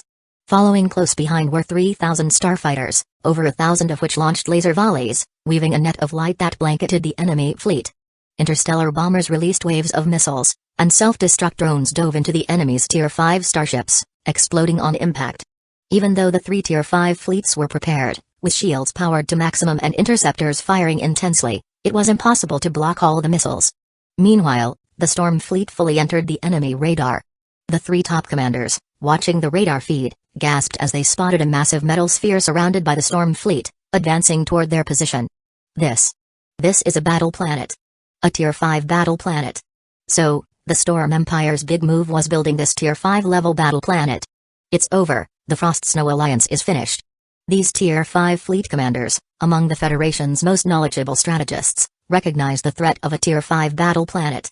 While the Federation itself had no battle planets, its archives held records of such terrifying weapons. They understood all too well the invincibility of a Tier 5 battle planet. Even a quasi-Tier 6 warship couldn't stand against it. With their lower cost, weaker defenses and weapons, they could only hope to scratch its surface. A single shot from the battle planet, however, could annihilate their flagship. In those few seconds of stunned silence, the Storm Fleet, following Feng Mo's command, unleashed a colossal red beam from the main cannon of the battle planet, piercing through rows of Tier 5 ships along its path. As the beam reached the lead enemy flagship, it had shrunk to half its initial size but still shattered the flagship's shield and pierced straight through. This was the terrifying power of the Black Hole Star Destroyer cannon. Following the red beam were brown beams and orange streaks from other Star Destroyer cannons. Then came blue beams from Tier 5 neutron cannons and turbo lasers, forming a web that enveloped the enemy fleet. Explosions continued to bloom like flowers, with spherical fireballs erupting from enemy ships. And as the final act of the assault, 10 Tier 5 Mystic Birds targeted the enemy's remaining Tier 5 ships, launching waves of antimatter annihilation missiles and proton torpedoes. Then, pinpointing the 2 remaining enemy flagships, they fired a salvo of 1,000 neutron missiles, the straw that broke the camel's back. Strike when the iron is hot. Clearly, the Storm Fleet had mastered its attack sequence. Watching the dwindling red blips on his radar, Feng Mo was highly satisfied. With 10 stealth bombers, 5 missile ships, an interstellar warp ship, a star destroyer, and a battle planet, the Storm Fleet's firepower now outmatched any Tier 5 or quasi-Tier 6 fleet in the Federation provided Feng Mo struck first. The battle planet alone packed more than half of the Storm Fleet's total firepower. Excluding its 2,000 starfighters, it still carried a third-stage Star Destroyer cannon, 10 second-stage Star Destroyers, 15 neutron cannons, and 500 laser cannons. Such firepower meant that the battle planet alone could rival an entire standard Tier 5 fleet. The key was to avoid being caught off guard. But Feng Mo was unconcerned. With the warp ship, the Storm Fleet could initiate attacks without worry. As for possible counterattacks, he planned to mitigate those risks, especially after completing this mission and unlocking defensive tech from the Spark panel. Facing this level of bombardment, the 3 fleet commanders quickly realized their fate was sealed. In their final moments, They transmitted all intel back to headquarters before heroically embracing their deaths. Their pride wouldn't allow them to surrender. In a similar situation, Feng Mo knew he would make the same choice to die with honor rather than yield. With the battle over, the logistics fleet moved in to clean up. Feng Mo dispatched Kylan and the Storm God fleet to guard Yang, while the rest of the Storm fleet advanced to the other two star systems of the Yang Empire to eliminate remaining resistance. In the Storm God's command room, Feng Mo uploaded footage of the battle to the Interstellar Network, attaching a single bold statement. With his immense popularity, Federation factions had analysts monitoring his feed around the clock, eager to dissect the Storm fleet's vulnerabilities. The video quickly racked up 1 trillion views, skyrocketing even further. Leaders of rival factions were left in awe as they watched the debut of the battle planet. The video's closing message was Feng Mo's triumphant declaration: "The Storm fleet has decimated 3 Tier 5 fleets of the Frost Snow Alliance, capturing the 3-star systems of the Yang Empire. Next target, Moonfrost Empire." He added, "The Storm Empire seeks no conflict, but we never back down from war. I urge the Moonfrost Empire to surrender quickly and spare its citizens from needless suffering." In the Moonfrost Empire's parliament, the atmosphere was chaotic as over 20 representatives engaged in heated debate. 2/3 of them, led by the pro-peace faction, pushed for immediate negotiation and survival. Their argument silenced the pro-war faction. On the other side was the battle planet. Moonfrost only had 2 remaining Tier 5 fleets, one led by Yu Xiameng's uncle, who now sided with the pro-peace faction. It was obvious to anyone paying attention 2 Tier 5 fleets stood no chance against the Storm fleet and its battle planet. They couldn't withstand a single full salvo. Pushing for battle would only lead to devastation. No matter how fervently the pro-war representatives argued, they couldn't compensate for the vast disparity in firepower. Chapter 222, The Federation in uproar. After a heated discussion, the final decision was made. Yu Xiameng's uncle, would lead the Frostmark fleet out of the Moonfrost Empire, returning to the Yu clan's ancestral lands within the Celestial Empire. Meanwhile, the other Tier 5 fleet surrendered to the Federation of Starsea Humanity, officially becoming the 3rd Federation fleet. Feng Mo's video and announcement set the entire Federation's citizens ablaze, igniting a fierce desire for unity and peace. Public opinion toward Feng Mo soared, seeing him as a champion for the Federation's reunification. The Storm fleet's logistical team swept the battlefield clean in just 2.5 hours. During this time, the Storm fleet used a Stargate to reach the other 2 systems of the Yang Empire, obliterating all space stations established by Yang and decimating any patrol ships encountered. The Storm fleet announced throughout the entire system, warning local forces not to resist, or else they would face annihilation. But some factions still challenged them, and Feng Mo's response was absolute, ruthlessly wiping out any opposition. With clear lines drawn, Feng Mo did not waste time identifying the allegiances of each faction. In his view, anyone on the opposite side was an enemy to be eliminated. This approach was only the first step, to establish control, crushing any opposition, whether they were local powers or new arrivals. The second step would involve diplomacy, pulling some factions in while isolating others, a strategy IR would oversee without requiring Feng Mo's direct involvement. Under IR's management, local forces in the Storm Empire's systems had already been subdued. With the momentum of the video Feng Mo uploaded, the Storm fleet faced less and less resistance, as few were foolish enough to fight a battle they knew they couldn't win. Feng Mo wasn't shy about granting them death if that was what they sought. Once the Yang Empire was subdued, the Storm fleet returned to Yang's main star to restock on ammunition and energy before setting off again, this time for the Moonfrost Empire. Little did Feng Mo know that Moonfrost's 2 main fleets had fled, with many of its politicians, nobles, and prominent families escaping to other regions, mainly to the Celestial Empire, the Radiant Empire in the central region, and the Yunshan Empire in the north. When the Storm fleet reached the Moonfrost Empire's main system, Moonfrost Star, they encountered no resistance whatsoever. It suited Feng Mo fine, as it meant no need for further battle. He didn't relish the thought of fighting his own people, such infighting always felt wasteful. Real power, he believed, lay in unity against external threats. The Storm fleet's presence struck fear across the galaxy, especially with the stunning revelation of a fully armed battlestar. After securing the entire Moonfrost system, Feng Mo ordered the Storm fleet to garrison in Moonfrost Starport, planning for the fleet to remain stationed there indefinitely. The Moonfrost system was a key strategic location, linking the central and northern regions, and required heavy defenses. The Storm fleet was the perfect fit for the task. That evening, Feng Mo found himself alone in the largest estate on Moonfrost Star. Once the grand estate of a local duke, the aristocrat had fled with his harem upon hearing that the Storm fleet was approaching. Feng Mo took temporary residence in this lavish setting. Relaxing on a luxurious bed, he accessed the Spark panel, where his mission status now displayed as complete. Mission: secure the Frost Snow Domain. Capture the Moonfrost Empire and Yun Empire. Completed. Reward: 10,000 points. Tier 6 Vermilion Ape-class interstellar battleship blueprint. Feng Mo claimed his reward. Reward claimed successfully, 10,000 points and a Tier 6 Vermilion Ape-class interstellar battleship blueprint. Finally, after 3 to 4 years, the Storm Empire had achieved a significant technological leap, advancing directly from Tier 5 to Tier 6. Feng Mo eagerly reviewed his new flagship's specifications: Tier 6 Vermilion Ape-class interstellar battleship, armor strength, 10,000 units, dimensions, 7.9 kilometers in length, 1.4 kilometers in width, 1.2 kilometers in height, speed, 600 celestial knots, warp drive, level 6, dark energy matrix shield, level 6, 100% efficiency, armament, 1 Tier 6 black hole class starbreaker cannon, 4 Tier 6 cluster starbreaker cannons, 10 Tier 6 neutron secondary cannons, 320 Tier 6 close defense rapid laser secondary cannons. The stats were superior to the Storm God, particularly in shielding. Previously, shields had been powered by energy blocks, but now they used a dark energy matrix shield, making them 5 times stronger against heavy attacks. The Tier 5 Battlestar, Battle Planet, was already equipped with a level 5 dark energy matrix shield, capable of withstanding cluster starbreaker cannon blasts. Even a black hole class starbreaker cannon wouldn't penetrate it when the shield was at full power. The armor's thickness and strength, combined with the dark energy matrix shield, made this battleship nearly impervious, perfect for leading charges, like a heavily armored general on an ancient battlefield.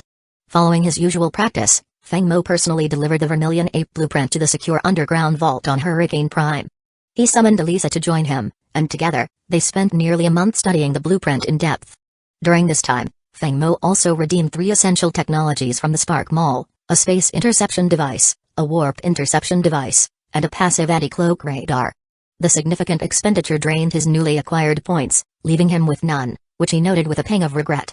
Working intensively for nearly a month, Feng Mo and Elisa mastered the Vermilion Ape blueprint. They didn't start construction immediately. Instead, they fully integrated these 3 critical technologies, ensuring the entire Storm Empire could deploy them. Feng Mo planned to install these on every system, life-bearing planet, and resource world within the Storm Empire. Every fleet would also include a starship capable of deploying these technologies, making the Empire resilient against any unforeseen situations.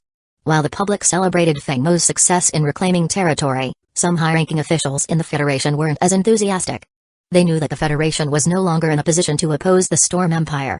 Even if the Federation managed to assemble a quasi-Tier 6 fleet, they doubted it could withstand the firepower of Feng Mo's forces. The Federation was reluctantly forced to accept that 3 major empires, with 11 star systems, 3 of which were large systems, were now under the Storm Empire's control. Chapter 223, Elisa's Frenzy. It was hard for anyone in the Federation to accept this situation. The territories that the Storm Empire now controlled had originally been part of the Federation, and the Storm Empire wasn't a parliamentary democracy. It was effectively a one-man rule under Feng Mo, whose influence was unprecedentedly strong.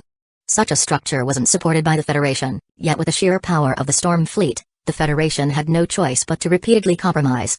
Although they weren't pleased with Feng Mo, they couldn't take him down, so they could only attempt to stay close to him and hope he'd let his guard down. Currently, all of the Federation's forces were focused on the southern front against the mechanoid Starborn and in the eastern front against the Pan-Human Alliance. They simply didn't have the resources to confront the Storm Empire. Furthermore, with Feng Mo in possession of a Battlestar and a jump-capable fleet, the Federation was cautious, unwilling to engage unless they had 2 quasi-Tier 6 fleets or a countermeasure against his cloaked bombers and jump ships. Feng Mo was well aware that with his empire's rapid expansion absorbing 3 empires and dominating the entire western sector, his honeymoon phase with the Federation had ended. How things would unfold from here was uncertain. The next morning, Feng Mo sat up, checked his refreshed main tasks, and slumped back on the bed, feeling defeated. Main task: advance the Storm Empire to a level 6 galactic civilization. Reward: 1 million points, Tier 6 perfect gene serum formula, Feng Mo version, temporary task, Imperial succession age Xing Xuan in ascending as Empress of the Celestial Empire. Reward: Tier 7 Fleet Steed class interstellar battleship blueprint, Tier 7 Luminous Moon class Stargate blueprint, temporary task, dominate the Federation of Starsea humanity, establish new order. Reward: 100,000 points, unlock Tier 7 access. Feng Mo's face reflected sheer frustration as he read through the tasks.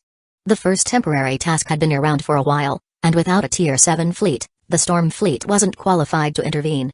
The second temporary task felt more manageable, Dominating the Federation seemed achievable, and unlocking new access at Tier 7 was certainly appealing. But the main task was overwhelming. Reaching level 6 civilization was no small feat. At its peak, even the Federation had barely qualified as a level 5 civilization. Still, the rewards were enticing. 1,000,000 points, enough to redeem a Tier 7 starship blueprint, and a level 6 gene serum formula. However, he was still missing a level 5 gene serum. In the following days, Elisa barely had a moment to herself. Fengmo needed her assistance as he led a team of engineers in constructing the Vermilion Ape. On top of that, he had ordered the replacement of the fleet's starships to Tier 5 models, a task that also required Elisa's attention. Moreover, Fengmo had recently redeemed 3 crucial technologies, which Elisa had to oversee. And if that wasn't enough, Fengmo also unveiled a Tier 5 interstellar fortress blueprint, which left Elisa visibly overwhelmed. She couldn't help but think that Fengmo was her nemesis. He seemed to catch her snacking in the office every time he walked in, and now he had piled on more tasks than she could handle. He truly was the Rotten Lord. Of course, she only dared to think this to herself. Whenever Fengmo called her, Elisa would put on a silly smile and eagerly hurry over. And Fengmo, in turn, would mischievously ruffle her carefully styled hair, prompting her to roll her eyes. The Storm Empire's treasury wasn't flush with star credits, especially since it had just completed a major fundraiser 2 years prior. The Vermilion Ape would cost around 2 billion, but fortunately, most of the dark matter materials and dark energy crystals had been sourced from white hole eruptions, saving a significant amount of credits. Thus, the entire construction cost was around 500 million, a sum the Storm Empire could still manage. But constructing the interstellar fortress was out of reach financially. The Tier 5 Blue Whale class interstellar fortress had costs comparable to the Battlestar and was even more heavily armed. Once built, it would surpass the Federation's 3 major fortresses in strength. However, the Storm Empire's funds were running dry. Transitioning the fleet to Tier 5 models, after recent investments in the Battlestar and specialized ships, had stretched the Empire's resources thin.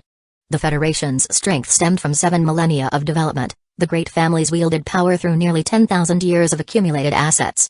The Storm Empire's rapid progress was largely due to Fengmo's continuous acquisitions along the way, but it still lacked a stable foundation. After all, it was a newly established power of less than 20 years and had already grown rapidly. Fengmo realized that the Empire's accelerated growth kept its citizens on edge, and he was mindful of slowing development slightly. Still, the essential starships and weaponry needed to be built. To that end, Fengmo and Elisa disappeared from public view and headed to the Beast Roar system to begin constructing the Vermilion Ape. Building the battle planet had taken almost 2 years, and the Vermilion Ape took nearly another year to complete, even with a dedicated team of ship engineers assisting Fengmo and Elisa. Gazing at the silver-white interstellar battleship, Fengmo couldn't help but admire it. While adding the insignia, he instructed the engineers to place the Storm Empire's emblem first, followed by the Federation's, and lastly, the Storm Fleet's.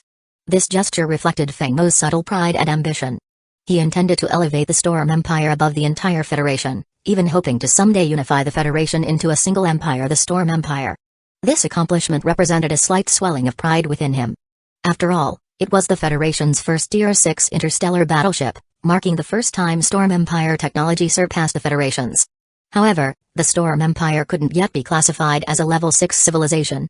Civilizational rank depended on both technological advancement and military capability. Without a fleet to match, even advanced technology would be insufficient against other powers.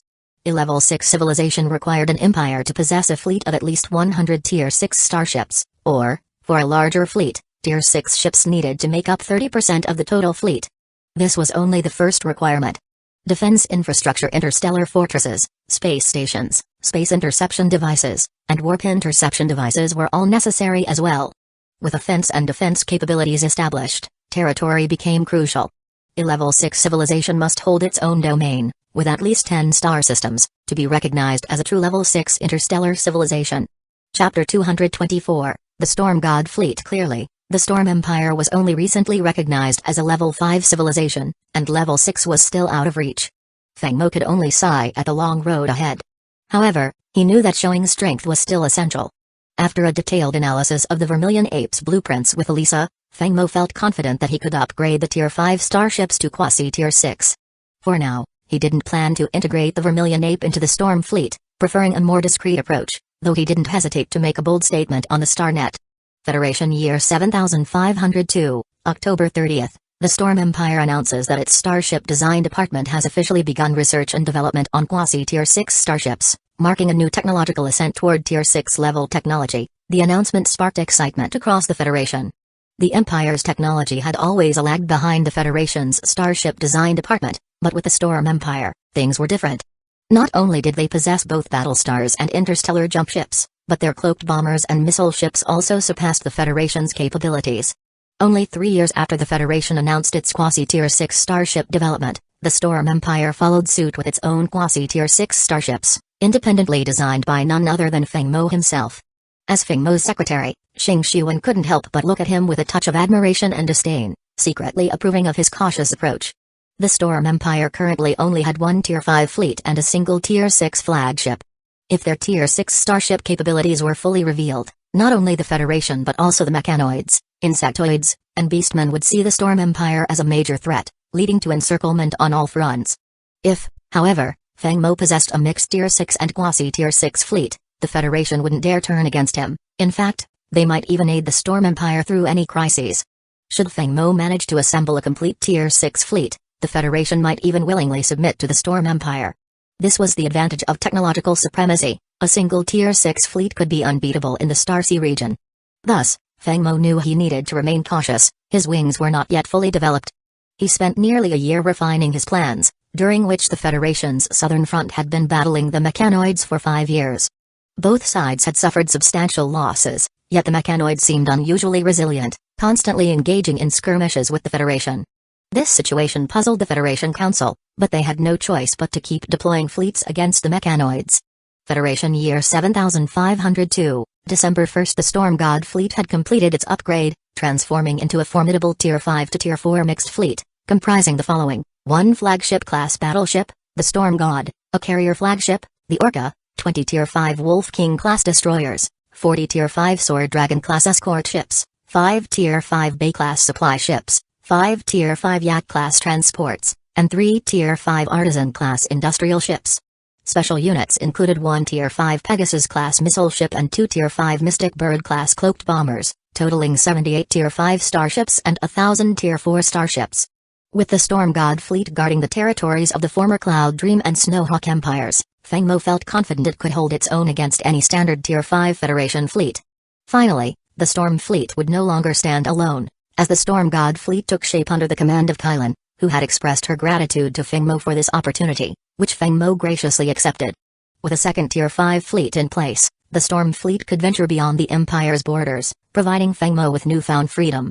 Having spent the past few years building the Battlestar and Tier 6 starships without venturing out, Feng Mo welcomed this new opportunity granted by the Federation. Federation Year 7502, December 8. The Federation launched another 10 Tier 5 fleets to push back the mechanoids, but this time they encountered an unexpected setback. 1 Tier 5 fleet was annihilated, and the rest suffered damage. The cause was the appearance of a Tier 6 mechanoid warship among the mechanoid fleets, a vessel far beyond the Federation's Tier 5 starships in capabilities. The mechanoid warship had a balanced and well-rounded design, which, while unremarkable at the same level, gave it an edge when operating a level higher. With no specific weaknesses, it became challenging to target and destroy, serving as a game-changer on the battlefield. This development alarmed the Federation, leaving them wary of whether the mechanoids had more Tier 6 warships. As a result, they retreated to the Vermilion Bird Star Fortress. Uncle Gu, wasn't the Yunshan fleet stationed at the Azure Dragon Star Fortress? Why were they moved to the Vermilion Bird Fortress? Feng Mo asked, looking at the worried expression of Gu Jun on his video screen. Feng Mo had already received intelligence on the Tier 6 mechanoid warship from his intelligence network, which had grown significantly with the Storm Empire's development. Zhao Mo, the Federation is making the same offer as last time. They want the Storm fleet to join the battle and bring the battle planet with it. It's the only thing that can counter the Tier 6 mechanoid warship, Gu Jun explained. Immediately, Feng Mo's Spark task panel displayed a new temporary mission. He scanned the details. Temporary task: reach the Vermilion Bird Star Fortress, annihilate 2 Tier 5 mechanoid fleets, and destroy 1 Tier 6 mechanoid warship. Reward: Tier 6 Armor Dragon class interstellar frigate blueprint, armor variant. Feigning contemplation, Feng Mo replied after a moment, I'm willing to help, but this time I want to select 2 items from the Federation's treasury. Uncle Gu, you can let the Federation know that the Storm Fleet is prepared to help eliminate the Tier 6 mechanoid warship, but I will need that second treasure as a condition. I believe they will agree. Chapter 225, The Vermilion Bird Star Fortress. Feng Mo's request wasn't excessive, and sure enough, The Federation responded the next day, agreeing to let him lead the Storm Fleet to the Vermilion Bird Star Fortress within 3 days. Regardless of the mission's outcome, he would be allowed to choose 2 treasures from the Federation's vault. Satisfied, Feng Mo accepted and notified to prepare the fleet, planning to depart on the 3rd morning. The delay was to give him time to advance to a level 4 Gene Warrior. Returning from his office to his estate on the main planet of the Moonfrost system, a noble's residence he had requisitioned after its owners fled in anticipation of his arrival, he headed to the underground meditation chamber. Kylan had already finished preparing the level 4 perfect gene serum. Given the difficulty of the process, she had used up 3 sets of materials before succeeding. Unlike the light blue hue of the level 2 serum and the sky blue of level 3, the level 4 serum was a deep blue, and Feng Mo could feel a faint heat radiating from the vial as he held it. Gazing at the serum, Feng Mo recalled his previous advancements, which had been anything but pleasant. Even now, thinking of those experiences made him uneasy. Clenching his teeth, he raised the vial and drank it down. The deep blue liquid flowed down his throat, leaving a faint burning sensation as it traveled to his stomach, where waves of warmth radiated through his body. Soon, he felt as if he were immersed in lava. His skin turned as red as a boiled prawn as he crouched over in pain, clutching his abdomen, stumbling around the bathing chamber. The heat from his body turned the water droplets on the floor into steam.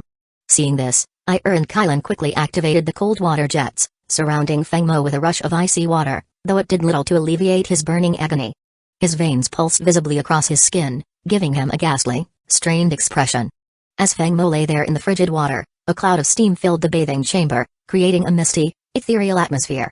Slowly, he felt the pain subside, his breathing steadied, and a surge of mental energy pulsed within him, ready to break free. This was the unique transition from level 4 to level 5 Gene Warrior, marking the awakening of mental power. Similar to the psychic abilities of the succubi race, this new strength added another dimension to his capabilities.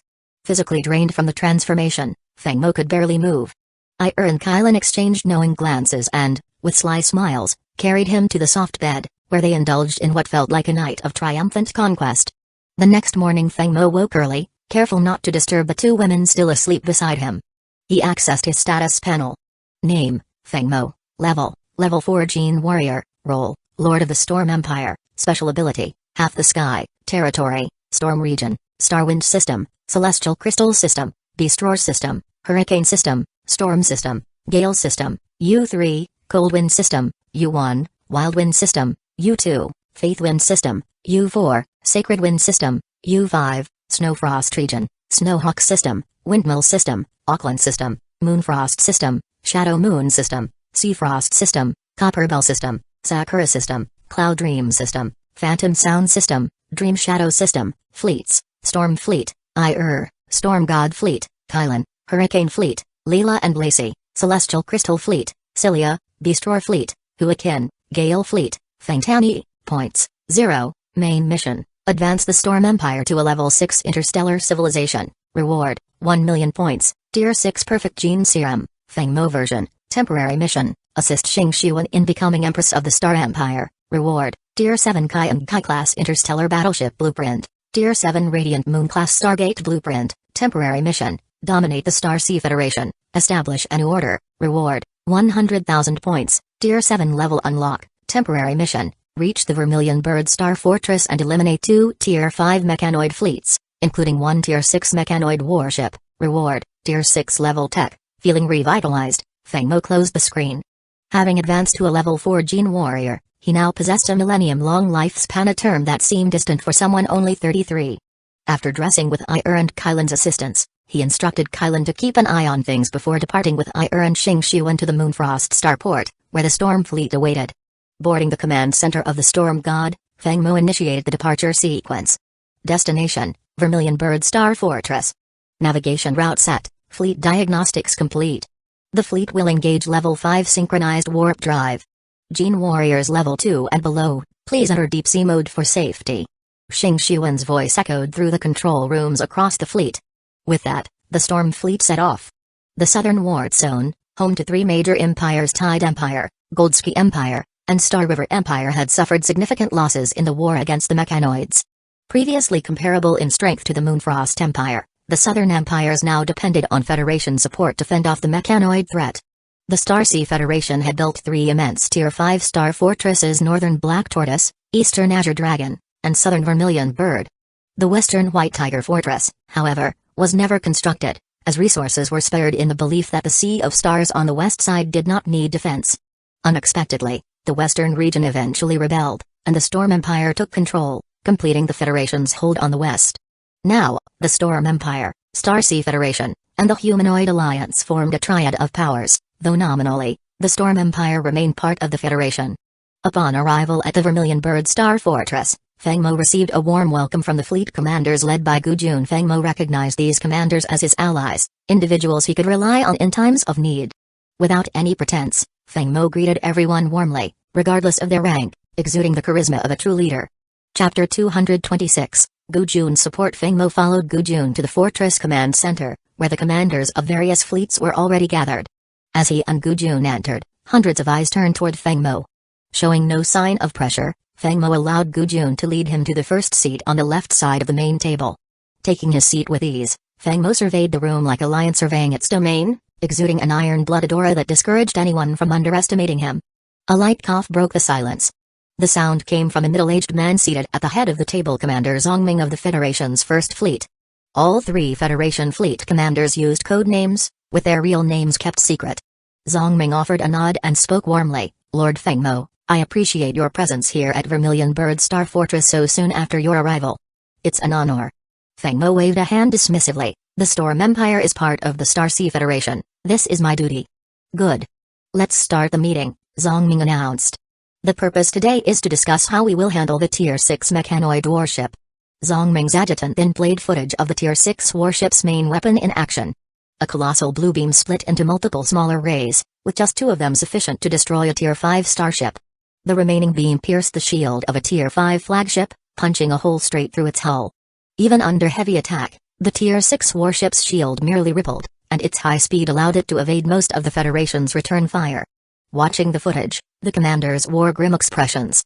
The Tier 6 mechanoid warship boasted both formidable firepower and impenetrable defenses, combined with the speed to evade long-range attacks. It would be a challenging foe. Fengmo remained calm and intrigued. This Tier 6 warship's main cannon bore similarities to the Tier 5 Black Hole class annihilation cannon on his own battle planet, capable of cluster firing and splitting into multiple beams. He couldn't help but imagine the spoils, dismantling this Tier 6 warship and re-engineering it into a Tier 6 class vessel for the Storm Empire. If he could keep the raw materials and share the technology with the Federation, perhaps they'd even let him choose another treasure from the vault. Gu Jun, seated nearby, spoke up with a plan. The Yunshan Fleet, Storm Fleet, and Federation's First Fleet each possess stealth bombers and missile ships. We could consolidate the stealth bombers and launch a decapitation strike on the Tier 6 warship. The missile ships would serve as a backup. Fengmo nodded, appreciating Gu Jun's logic.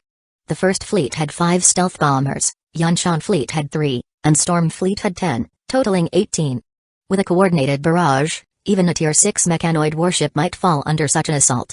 However, Fengmo's nod turned into a shake of the head. He foresaw a critical flaw in Gu Jun's plan. The mechanoids likely knew the Federation's capabilities at the fortress and could anticipate a stealth bomber strike. Even if the Tier 6 warship were destroyed, the bombers would be vulnerable to a retaliatory barrage from the mechanoids. Such fragile ships wouldn't survive a direct hit. Noticing Fengmo's change in expression, Zongming asked, "Lord Fengmo, do you have any thoughts? Please, share freely." Fengmo responded, "Commander Gu Jun's strategy is sound, and if necessary, we can indeed target the mechanoid warship. However, I don't believe we're at that point yet. I'd like the Storm Fleet to operate independently. Allow us to handle the Tier 6 mechanoid warship and its fleet." Fengmo's words fell like a stone in still water, creating ripples among the commanders. Suddenly, a voice spoke out from further down the table. Since Lord Fengmo is so confident, perhaps he could put it in writing. If he fails to destroy the Tier 6 mechanoid warship, he will face punishment from the Federation. If he succeeds, he will deserve the highest honors. Fengmo glanced in the direction of the voice, finding it belonged to a slightly built, stern-looking middle-aged man seated 8 seats down from Zongming. Given the man's position, he was likely a Tier 5 fleet commander. Fengmo had noticed this sort of reaction often. His success against the 3 Tier 5 fleets of the Humanoid Alliance had significantly eased the pressure on the Federation's eastern war zone, freeing up forces to assist in the south. Currently, nearly 20 Tier 5 fleets had converged at the Vermilion Bird Fortress. Though he didn't know this particular commander, Fengmo had no intention of yielding to his provocation. With a faint smile, he replied, "I won't be baited into making a military oath at your suggestion." Even if I failed, do you believe the Federation could punish me? Would you dare? Standing, Feng Mo's expression turned sharp, and a layer of black metal spread over him from the neck down his Tier 5 Dark Radiance class combat armor. With piercing eyes fixed on the commander, he continued, I've promised to eliminate the Tier 6 mechanoid warship, and I keep my promises. Choose your words carefully. Some people, and those backing them, are beyond your reach. With a respectful nod to Gu Jun, Feng Mo turned and left the command center. Gu Jun, catching the signal, turned to Zongming and said, I trust in the Storm Fleet and in Lord Feng Mo's command. If he promises to take down that Tier 6 mechanoid warship, then he will. Commander Zongming, I suggest we reward him with another treasure from the vault if he succeeds. Zongming internally chuckled, amused by the uncle-nephew act. They played off each other so smoothly, they could have been entertainers. Despite his private thoughts, Zongming had to admit that his fleet wouldn't stand a chance against the Tier 6 warship. Pragmatically, he nodded, conceding to the plan. Chapter 227, The Tier 6 Mechanoid Warship. Seeing this, Zongming nodded in agreement, and he and Gu Jun paid no mind to the commander who had been silenced by Feng Mo's threat. After all, he had only himself to blame for provoking someone like Feng Mo, who had annihilated over 10 Tier 5 fleets. Zongming could already envision that commander's eventual fate with a smirk. Of course, Feng Mo wasn't one to hold grudges, but Zhao Yu was, and he had already transmitted the background information on this commander, Ni Kun, directly to Feng Mo. Ni Kun was the commander of the Stardust Fleet, one of the two fleets under the Xing Empire, just over 100 years old and a level 4 genetic warrior with over 1,000 years of life expectancy. Given his youthful arrogance, Feng Mo could understand his bravado. As Feng Mo left the command center, he received a message from Gu Jun. He had managed to secure another opportunity for Feng Mo to choose an item from the Federation treasury if the mission succeeded. Feng Mo chuckled. He and Uncle Gu's coordination was becoming seamless, almost telepathic. The next morning, the addition of the Storm Fleet had greatly bolstered the morale of the Federation forces. Especially with Feng Mo's promise to deal with the Tier 6 mechanoid warship himself, the fleet's confidence surged. With his history of winning against greater odds, they felt they could rely on the Storm Fleet's strength. Early in the day, Feng Mo assembled Mello and her sister, commanders of the Tier 5 Mystic Bird stealth bombers, and Han Pai, commander of the battle planet, for a briefing. Today, we're facing a Tier 6 mechanoid warship, he began. Its firepower needs no further explanation. You've seen the footage. It's critical that we strike decisively, leaving no chance for it to retaliate. Otherwise, with the fragility of the stealth bombers, a single hit from that Tier 6 warship would be catastrophic. Understood? Feng Mo's strategy was simple. The battle planet, reinforced with Starmark metal and protected by a dark energy matrix shield, could withstand a hit from the Tier 6 warship, allowing it to counterattack. The battle planet's firepower would be more than sufficient to breach the mechanoid warship's shield, and once that was done, the Tier 5 Mystic Bird bombers would finish the job. After reviewing the strategy, Feng Mo dismissed them to prepare. He then ordered the Storm Fleet to make ready. Soon, Vermilion Bird Star Fortress opened its ports, and a multitude of starships departed at high speed. Under Feng Mo's command, the Storm Fleet held back, preparing to employ the tactic of dimensional reduction, which had worked so effectively against the humanoid alliance. The 10 Tier 5 Mystic Bird stealth bombers moved ahead, cloaking themselves upon reaching the battlefield, while the battle planet stayed near the Yunshan fleet, ready to bait the Tier 6 warship into attacking. As the battle erupted, the Storm Fleet held back, staying near an asteroid belt to monitor the situation. Feng Mo received a series of videos and coordinates, detailing each mechanoid fleet's current status. He picked his first target, the 7th mechanoid fleet, heavily damaged from previous skirmishes. Watching the live footage of the ongoing battle, Feng Mo calmly issued his orders. Prepare to charge all Tier 5 cluster annihilation cannons, regular annihilation cannons, and primary and secondary cannons. Whale class, release all Tier 5 drones. Pegasus and Sword Dragon class, ready the interstellar missiles. At his command, the Storm Fleet began to power up, glowing with an array of lights as the Pegasus and Sword Dragon class ships loaded their missiles, awaiting Feng Mo's signal. Fleet Steed, open the warp gate to the designated coordinates, Feng Mo ordered. The Fleet Steed's hull glowed with brilliant blue light as beams of energy converged to form a massive portal in space. Storm Fleet, move out. Enter the warp gate. As the Storm Fleet moved, Han Pai directed the battle planet to support the Yunshan fleet, pinning down 2 mechanoid fleets. She refrained from firing the Tier 5 Black Hole class annihilation cannon, instead using the cluster annihilation cannons to destroy mechanoid ships one by one. The battle planet's combined laser and neutron cannon fire created an effect even stronger than 5 Pegasus-class bombardments. Unlike missiles, which could be intercepted at a rate of around 60%. Laser cannon interception was much lower, only about 17%. This made the battle planet a standout force on the battlefield, annihilating nearly 100 Tier 5 mechanoid ships in one salvo. Unable to hold back any longer, the mechanoid sent out their Tier 6 warship. Alert! The battle planet's radar has detected a Tier 6 energy signature. It's the Tier 6 mechanoid warship. The battle planet has been locked by the target's energy weapon. Activating maximum shield capacity, commencing defensive fire. An electronic voice announced the warning, causing brief commotion within the battle planet's control room. Few could remain unshaken by the threat of a Tier 6 warship, but the seasoned crew regained composure within seconds. A deep blue beam shot directly at the battle planet, splitting into multiple beams along its path, destroying several Tier 5 ships. Han Pei had no choice but to accept these necessary sacrifices and issued her command, "Mello, prepare for action." Battle planet has locked onto the Tier 6 mechanoid warship. Charging the Tier 5 Black Hole class annihilation cannon and 2 Tier 5 cluster annihilation cannons. These cannons had been reserved specifically for this moment against the Tier 6 warship, creating the impression that the battle planet's cannons had been in cool down until now. As the battle planet's radar scanned the Tier 6 mechanoid warship in detail, Han Pei noted its impressive design. The warship was sleek and technological, measuring only about 5 km by 1 km by 900 meters, comparable in size to a Tier 5 battleship. However, she dared not underestimate it. The enormous main cannon on the mechanoid warship was intimidating, even larger in diameter than the battle planet's Black Hole class annihilation cannon. This enemy was not to be taken lightly. Chapter 228, Battle Planet vs. the Tier 6 mechanoid warship. The powerful blue beam from the enemy's Tier 6 mechanoid warship split into multiple fragments, with the largest, most intense blast striking the battle planet's shield directly. Captain Han Pei gripped the armrests of her command chair tightly, watching as the impact forced the massive battle planet to slide off course briefly before stabilizing due to its strong structural field. Alert! Dark Energy Matrix Shield Energy Level at 0. Shield has failed. Hull damage at 13%, the system reported. Hearing this, Han Pei let out a sigh of relief. The battle planet had managed to withstand a direct hit from the Tier 6 warship's main cannon. Now it was her turn to strike back. With a determined look, she issued her command, "Lock onto the Tier 6 mechanoid warship.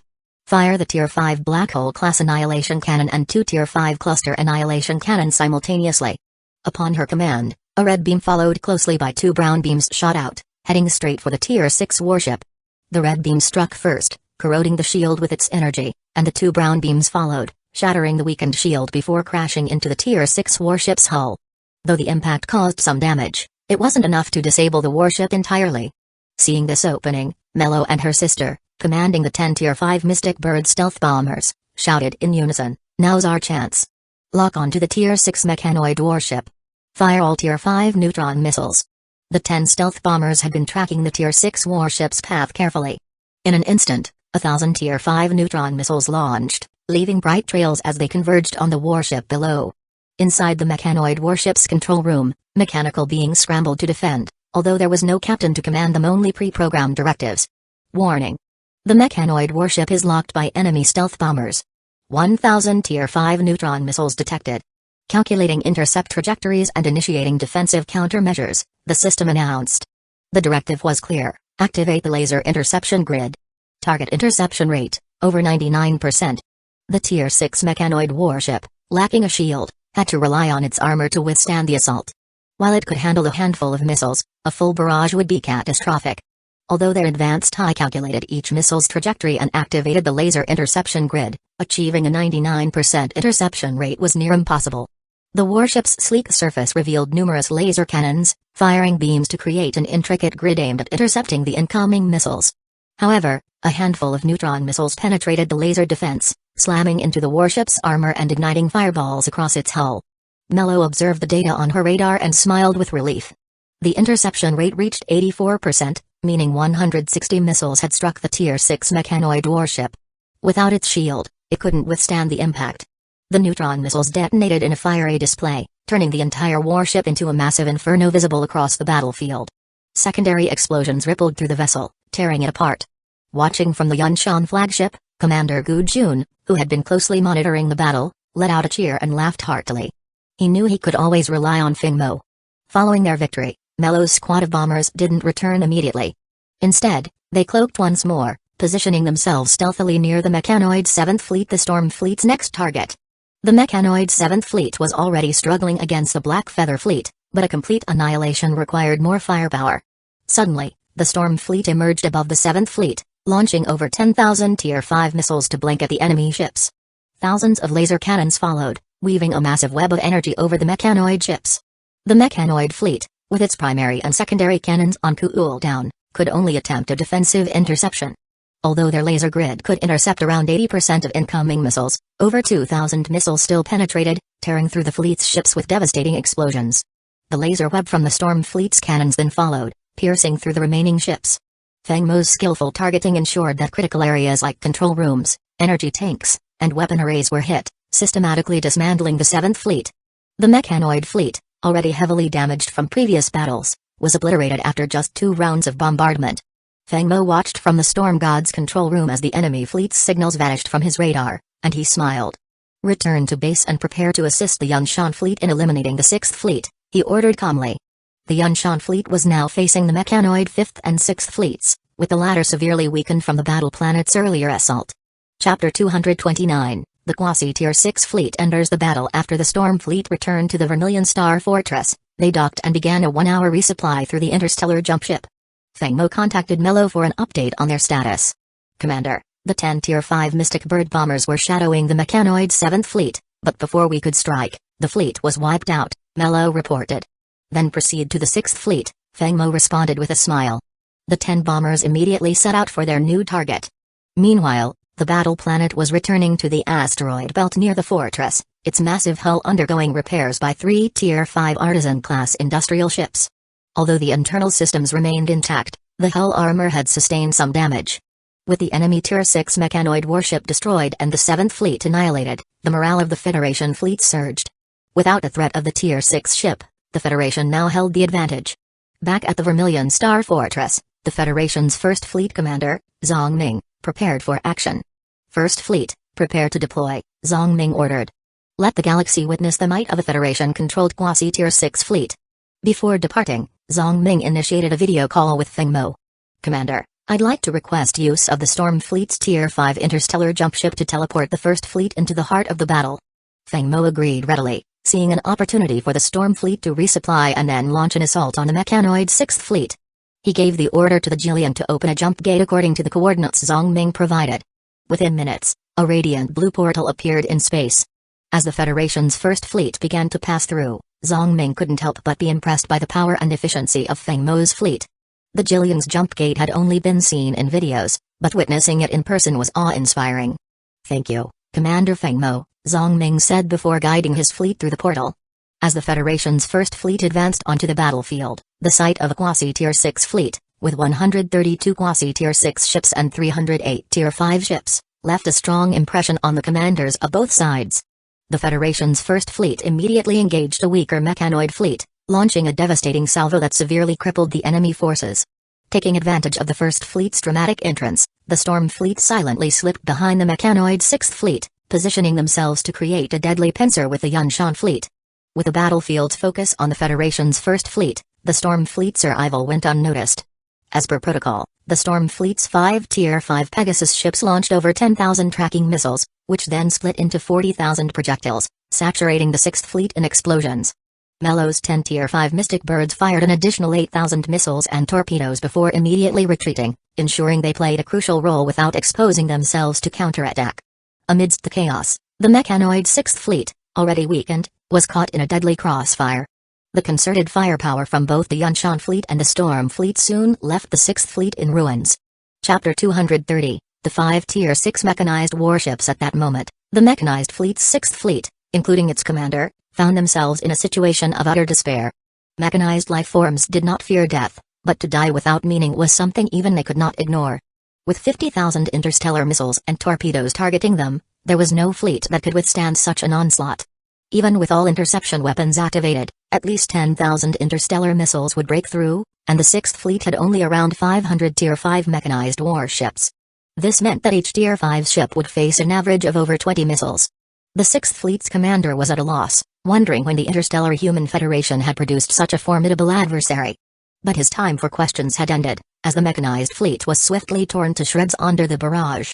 With the Cloud Mountain fleet aiding from the side, unleashing laser cannons and interstellar missiles as if they were limitless, there was no chance for survival. Feng Mo could confidently predict that the 6th Fleet wouldn't make it out. "Commanders, the time for a counteroffensive is now," boomed Zhongming in the command room chat. This opportunity was possible only because of the Storm Fleet's intervention. First, they eliminated an enemy Tier 6 mechanized warship, followed by the annihilation of the mechanized 6th and 7th Fleets. Together with the Federation 1st Fleet's crippling blow to the 5th Fleet, the battle was turning. The mechanized forces had deployed 20 fleets for this conflict, roughly matching the Federation in numbers. Now, with 3 mechanized fleets gone and the elite Cloud Mountain, Storm, and Federation 1st Fleets leading the attack, the counteroffensive was underway. The 3 fleets tore through mechanized defenses like arrows piercing the sky. Feng Mo's mission objectives were complete, so he issued orders to strike at will, initiating saturation bombardments without hesitation. Meanwhile, within the core of the mechanized command on their homeworld, a large screen displayed the frontline battle in real time. Several smaller screens showed the awe-inspiring might of the Federation's 1st Fleet, Cloud Mountain Fleet, and Storm Fleet. A bald, muscular figure in a black combat uniform stood before the screen, issuing orders calmly: retreat and scatter decoys along the way. Lure the interstellar human Federation fleets deep into our space. 5 Tier 6 mechanized warships are on standby, ready to engage and join the main forces.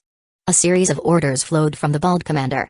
Upon receiving them, the mechanized fleets began retreating, albeit slowly, leaving an impression of a desperate, disorganized withdrawal. Zhongming, recognizing this as an unmissable opportunity to deal a severe blow to the mechanized forces, ordered a full pursuit. Leading a quasi-Tier 6 fleet filled him with confidence, especially with the mechanized forces no longer fielding any Tier 6 warships. To him, the Federation 1st Fleet was practically unstoppable. The bald commander's plan to lure the Federation deeper was proving effective. Every so often, the mechanized forces would leave behind a few dozen Tier 5 warships, allowing the Federation fleets to destroy them. Soon, the Federation found themselves entering interstellar space, edging ever closer to mechanized territory. Feng Mo, sensing a foreboding premonition, sent a private message to Gu Jun via his communication terminal. Receiving Feng Mo's warning, Gu Jun ordered the Cloud Mountain Fleet to regroup with the Storm Fleet, both slowing their advance. Feng Mo then instructed Xing Shiwen to relay a command: summon the Vermilion Ape immediately from Beast Roar system. As a Tier 6 warship equipped with a 6th-level warp engine, the Vermilion Ape could cross to the Star River system through a Stargate within an hour, and from there, jump to the Vermilion Bird system. Once it arrived at the Vermilion Bird Interstellar Fortress, almost 3 hours had passed, and news of the Storm Empire's Tier 6 starship had spread throughout the Federation. Utilizing the Federation's Stargate would inevitably reveal the presence of their starship, and with the Federation aware of the frontline developments, they took note of this formidable asset. At that point, all Federation fleets had entered mechanized territory. Suddenly, the 17 mechanized fleets ahead halted and turned, as brilliant blue energy gathered around them. Simultaneously, more and more Tier 5 mechanized warships converged on the area. Feng Mo, observing the scene, felt his suspicions confirm they had been drawn into a trap. Alert! Storm God's radar has detected 3 Tier 6 mechanized warships, a mechanical voice announced. So, this was the trap. Feng Mo had seen firsthand how challenging even one Tier 6 mechanized warship was to deal with. 3, paired with an array of Tier 5 warships, could easily annihilate a quasi-Tier 6 fleet. And as more and more Tier 5 mechanized warships gathered, it became clear that the mechanized commander was betting everything on this encounter. Without these 20 Federation fleets, the Interstellar Human Federation would lose its footing against the mechanized forces. Feng Mo's communication device chimed twice, a message from Gu Jun in it. Gu Jun assured Feng Mo that if the situation became desperate, the Cloud Mountain Fleet would cover the Storm Fleet's retreat through the jump gate, allowing Feng Mo's forces to escape first. The message ended with a request for Feng Mo to take care of his daughter, Feng Mo's younger sister, and, if possible, bring her back to the Storm Empire. Feng Mo chuckled at this. Uncle Gu was perhaps being a bit too pessimistic, though understandably so. They were indeed surrounded, and even if they attempted a retreat, losses would likely be significant. Zhongming's voice came over the comm, maintaining a veneer of calm. I've requested Federation reinforcements. As long as we hold out for 2 hours, the Federation can send at least 1 quasi-Tier 6 fleet and 5 Tier 5 fleets to our aid. Hang in there, just 2 hours. His words provided a glimmer of hope to the other commanders. Meanwhile, Feng Mo used Storm God's optical grip technology to stealthily transfer himself to the command center of one of the Tier 5 mystic birds. He then activated its stealth mode, slipping out of the encirclement and back into interstellar space. There, he found the colossal vermilion ape, its streamlined, silver hull resembling an enlarged, sleek shuttle waiting amidst a field of scattered asteroids. Feng Mo used the optical grip to board the vermilion ape, re-establishing contact with Gu Jun through video. Remained on the Storm God, continuing to lead the fleet in battle. Chapter 231, The Vermilion Ape joins the battle. When Gu Jun saw Feng Mo appear in an unfamiliar command center, he was taken aback. The sheer scale of the bridge made it evident that Feng Mo was aboard no ordinary ship. Could this be a quasi-Tier 6 starship? Or perhaps a true Tier 6? The command center of the Vermilion Ape was enormous, spanning 50,000 square meters. By comparison, the Tier 3 class Storm had only a few hundred square meters, and even the Hurricane and Storm God had bridges of only a few thousand square meters each. For a ship this massive, only a Tier 6 class warship could justify such space. Uncle Gu, Feng Mo said with a confident smile, this is the Tier 6 class Vermilion Ape, the latest interstellar battleship designed by the Storm Empire. With the Vermilion Ape and the battle planet, we can counter and overwhelm those 3 Tier 6 mechanized warships. Rest assured, Uncle Gu, this battle might inflict a decisive blow on the mechanized forces. Hearing Feng Mo's words gave Gu Jun a profound sense of reassurance. Feng Mo was no longer the young noble who once needed the support of the Cloud Mountain fleet. He had become a true ruler, someone who could command respect even from the Federation. Vermilion Ape, full speed ahead, moved to the battlefield. Feng Mo commanded. The Vermilion Ape accelerated, reaching 600 knots as it surged toward the conflict zone. Back on the battlefield, the Storm and Cloud Mountain fleets, positioned toward the rear of the Federation's formation, had managed to avoid the brunt of the mechanized forces' initial assault. This allowed both fleets a brief but valuable respite. At that moment, demonstrated her prowess as a seasoned general, issuing a rapid series of commands: Mountain Sea and Orca, deploy all interstellar drones. Engage auto-targeting systems and execute suicide runs against the mechanized fleet. Storm Fleet, prepare main and auxiliary disintegrator cannons, Tier 5 Pegasus, and Fleet Steed-class missiles. Mountain Sea, charge disintegrator cannons, neutron guns, and laser arrays. Thousands of interstellar drones launched from the Mountain Sea and Orca, hurtling toward the mechanized fleet. Although many were intercepted along the way, nearly 4,000 reached optimal range. Commander Xing Xuan reported, the Storm Fleet's disintegrator cannons and auxiliary weapons are fully charged and ready for orders. With a resolute nod, gave the order, initiate auto-targeting. Lock onto the enemy's Tier 5 mechanized fleet. Saturation bombardment fire. At her command, nearly 4,000 drones launched their onboard missiles, creating a web of laser fire that enveloped the target warships. Suicide drones charged at locked targets, ensuring mutual destruction with the enemy's Tier 5 mechanized warships. Meanwhile, 5 Tier 5 Pegasus ships and 40 Fleet Steeds unleashed a barrage of over 11,200 Tier 5 interstellar missiles. Beams from disintegrator cannons and dozens of main cannons from the Storm Fleet, including the Mountain Sea, cut through the void, disintegrating all Tier 5 mechanized ships in their path and crashing into the enemy's flagship shields.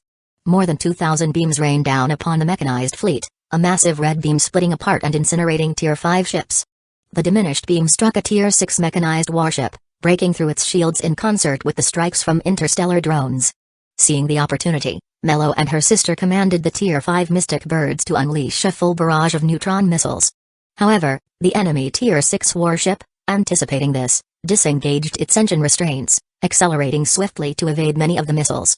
Several Tier 5 mechanized ships advanced in formation, deploying a laser interception grid that neutralized the majority of the neutron missiles. While 7 Tier 5 warships fell, the Tier 6 mechanized ship remained intact. In the mechanized command center, the bald commander watched the Tier 6 ship survive the neutron missile strike with a satisfied smirk. The same trick won't work twice, he muttered. He then turned his gaze to the Federation fleets, struggling against the onslaught from 2 Tier 6 mechanized warships and over 20 Tier 5 mechanized units.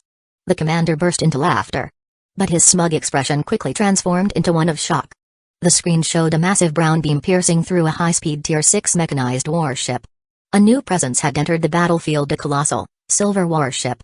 The ship unleashed 10 azure beams in rapid succession, shattering 10 Tier 5 mechanized warships along with their shields. 3 more brown beams struck, shattering the shields of another Tier 6 warship and puncturing its hull. A secondary explosion consumed the ship in a fiery ball. In mere moments, 12 mechanized warships, including 2 Tier 6 and 10 Tier 5 units, had been obliterated. Radar scan complete. Detected, Tier 6 interstellar battleship, an electronic voice reported. A Tier 6 interstellar battleship? Zhong Ming exclaimed in astonishment. Could the Federation possess a Tier 6 warship? As a high-ranking official, he would have known. Unless. Zhang Ming's eyes narrowed as he glanced toward the Storm Fleet's command feed, noticing that a succubus, had taken the command seat while Feng Mo was nowhere in sight. His suspicions grew stronger.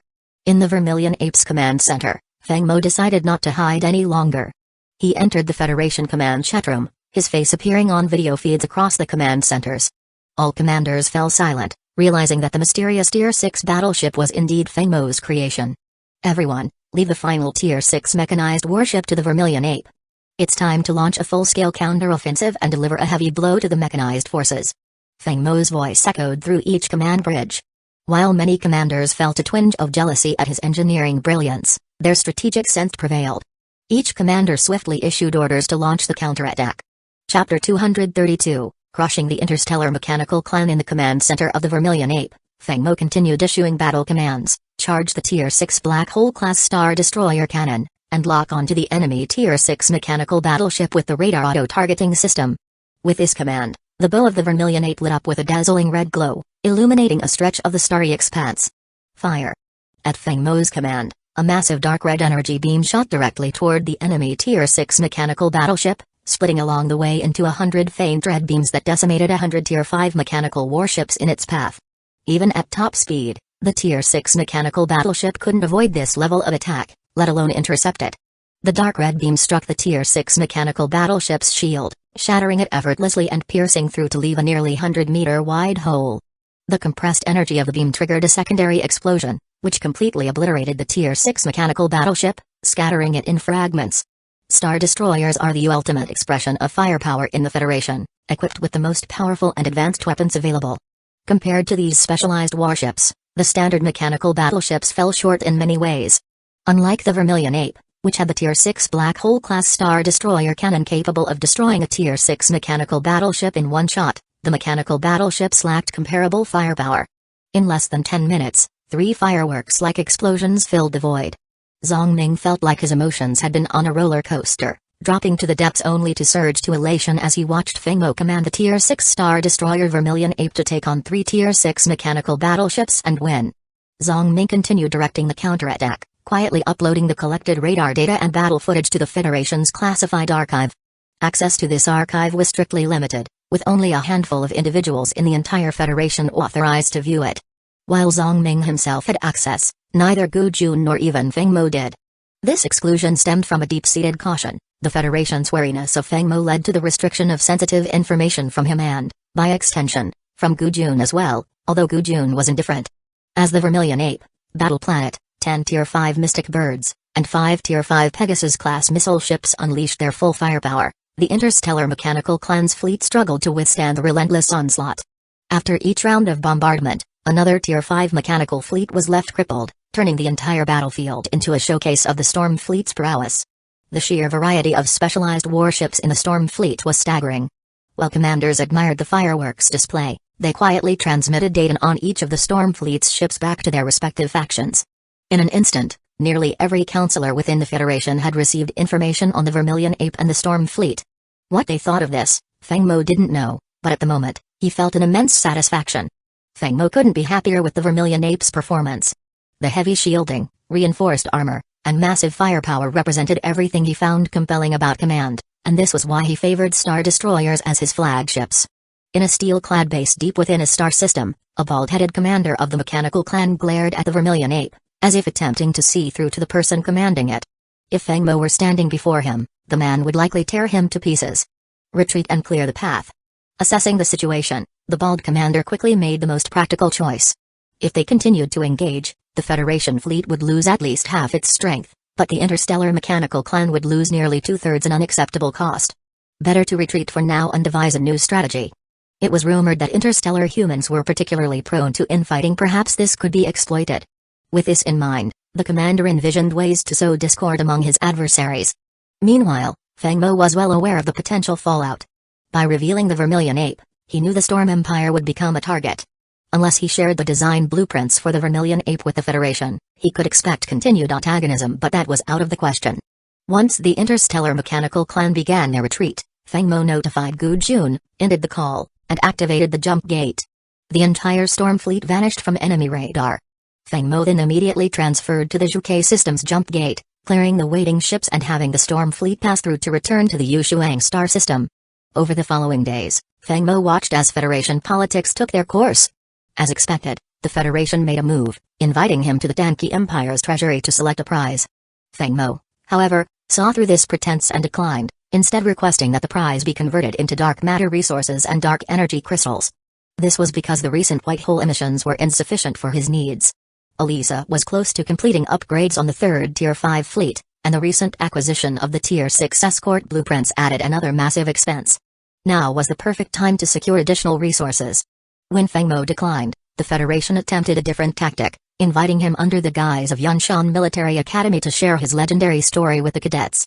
This only irritated him further, especially when he learned from Yangbo that a Tier 5 fleet had been stationed in the Cloud Dream star system, supposedly to protect his ancestral lands. He understood this veiled threat for what it was. But he was unperturbed. He was confident the Federation wouldn't dare take aggressive action against Yangbo or the Cloud Dream system. If they attempted anything, the combined might of the Vermilion Ape, Battle Planet, and the Storm Fleet would be unstoppable. Reclining in his captain's chair, Feng Mo glanced at the soft blue display screen while his secretary, the stunning Xing Xuan, gently massaged his temples. Temporary mission: reach the Zhuke Interstellar Fortress and annihilate 2 Tier 5 mechanical fleets, including 1 Tier 6 mechanical battleship, completed. Reward: Tier 6 Ankylosaur class interstellar escort blueprint. Feng Mo tapped to claim his reward. Reward claimed successfully, a Tier 6 Ankylosaur class interstellar escort blueprint. As always, he reviewed the performance specs and then instructed IR to secure the blueprint in the underground archives of Gale's main star.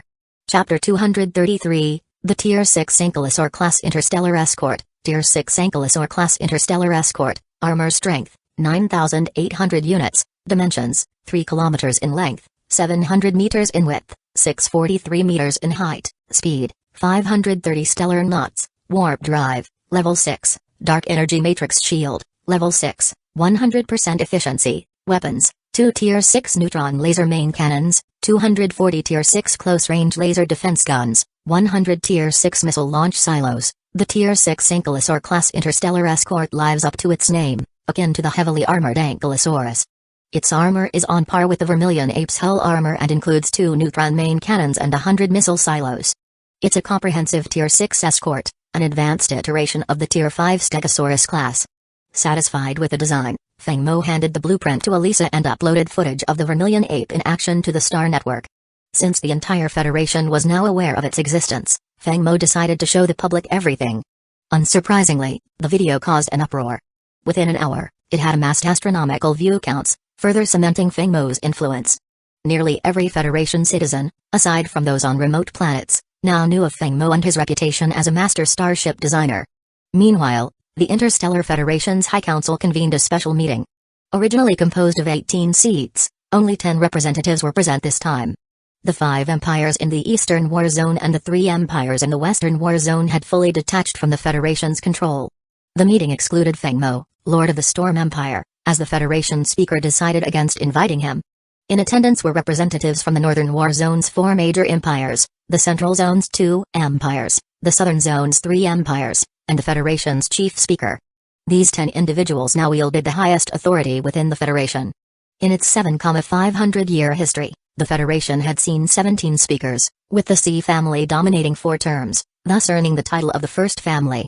The C family's prominence was due to its crucial role in the Federation's formation, even fighting to the last soldier in the Federation's War of Independence. The family's legacy persisted only because a young daughter was spared from the battlefield due to pregnancy, preserving the bloodline. This history wasn't a secret among the Federation elite, and Feng Mo held the C family in high regard for their sacrifices.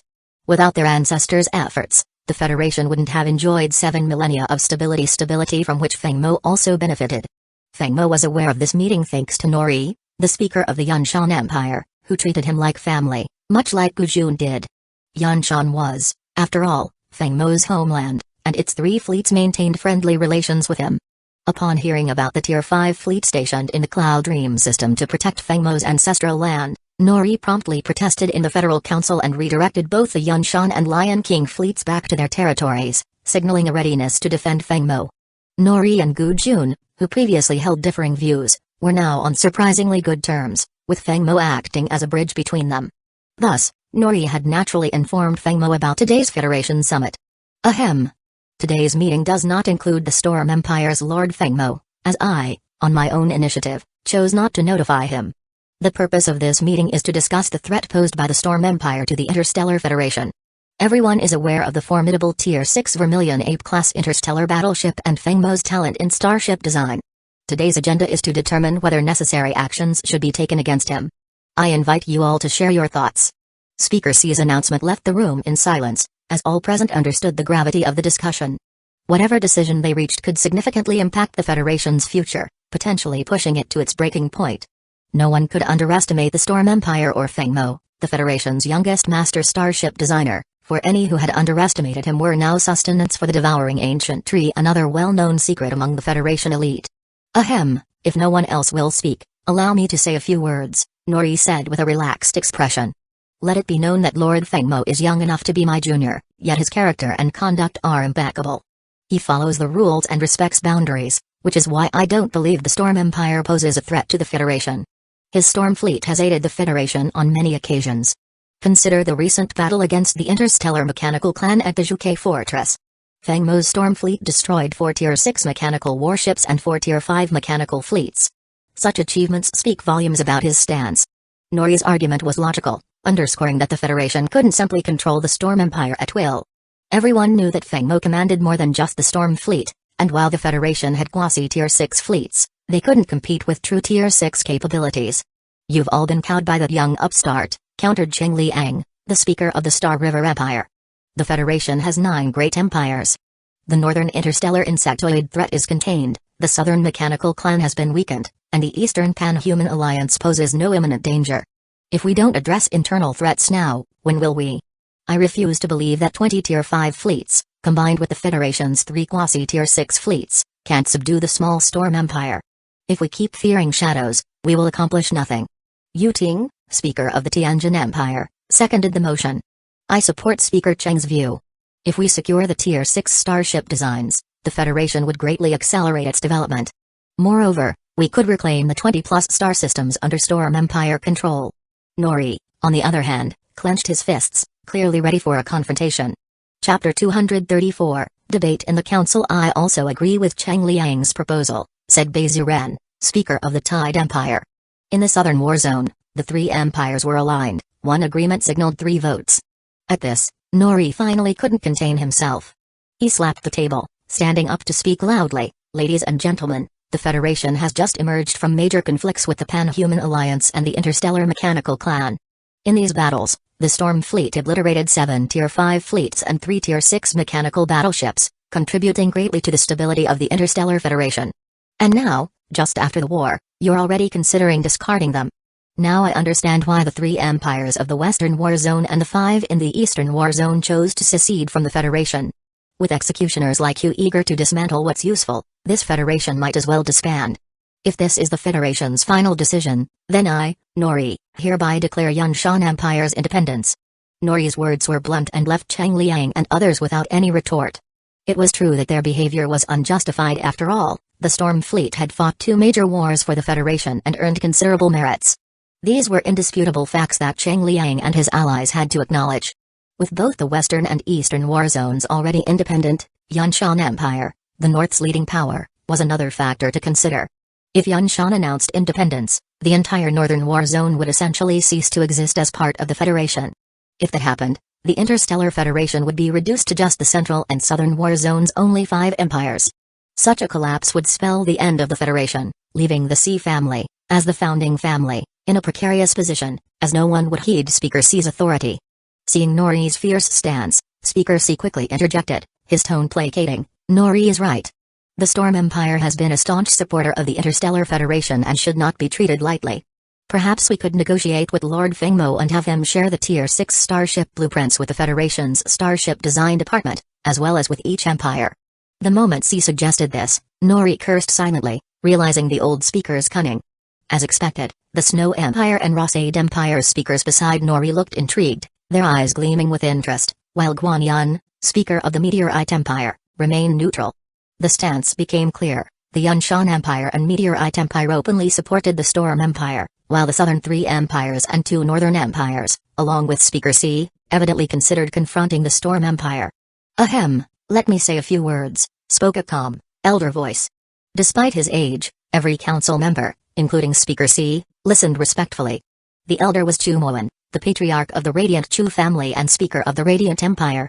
His words left everyone stunned. "I will be frank. If the Southern War Zone, Snow Empire, and Rossade Empire wish to go to war with the Storm Empire, I won't object. But as of today, the Radiant Empire, the Storm Empire, Yunshan Empire, and Meteorite Empire shall form a defensive alliance. If one of us faces difficulty, the other three will assist." The room fell silent, even Cheng Liang and his supporters, who had been vocally advocating for an attack on the Storm Empire, sat in subdued silence. Speaker C, too, lost his initial composure, looking at Chu Moen with astonishment. "Have you decided, Elder Chu?" asked Speaker C, after a moment's pause. "Are you aware that such a move could divide the Federation?" "Don't place that burden on me, Speaker C. The Federation has existed for over 7,000 years. Did our ancestors imagine it would reach this point when they founded it? The Federation is already rotting from within, isn't that enough? If not for your greed, would we be facing this crisis? The Storm Empire's possession of Tier 6 technology hinges on Lord Feng Mo. He is the key to our future. Rather than respecting him, you want to destroy his empire. Do you realize you're destroying the Federation's future with this?" Although Chu Moen's voice wasn't loud, his words rang clear, leaving Cheng Liang and others speechless. Nori and Guanyan looked at Chu Moen with deep admiration. Softening his tone, Chu Moen continued, "Of course, the Four-Empire Storm Alliance will remain nominally part of the Federation and won't declare independence. If the Federation faces external threats, we will stand by it." The council meeting ended in disarray, with the Speaker of the Tianjin Empire remaining silent throughout. As the meeting concluded, Nori didn't spare a glance at the Snow Empire and Rossade Empire speakers, instead leaving the hall with Guanyan, each supporting Chu Moen respectfully. Storm Empire Headquarters, Frost Star System. Feng Mo sat in his command chair, fully aware of the Federation's highest council meeting's agenda and its predictable outcome. When he chose to reveal the Vermilion Ape, he'd already set his plans in motion. Using his connection with Chu Yunjia, Feng Mo had invited Chu Moen to a private chat in the Star Network's meeting room with Nori and Guanyan. They'd spent nearly 3 hours discussing their alliance. At its core, the conversation revolved around mutual benefit, and Feng Mo's genuine sincerity. The four agreed to form a defensive alliance, with Chu Moen and Nori pledging support for Feng Mo's potential future ambitions. If Feng Mo one day controlled the entire Federation apart from the three allied empires, those empires would voluntarily join the Storm Empire.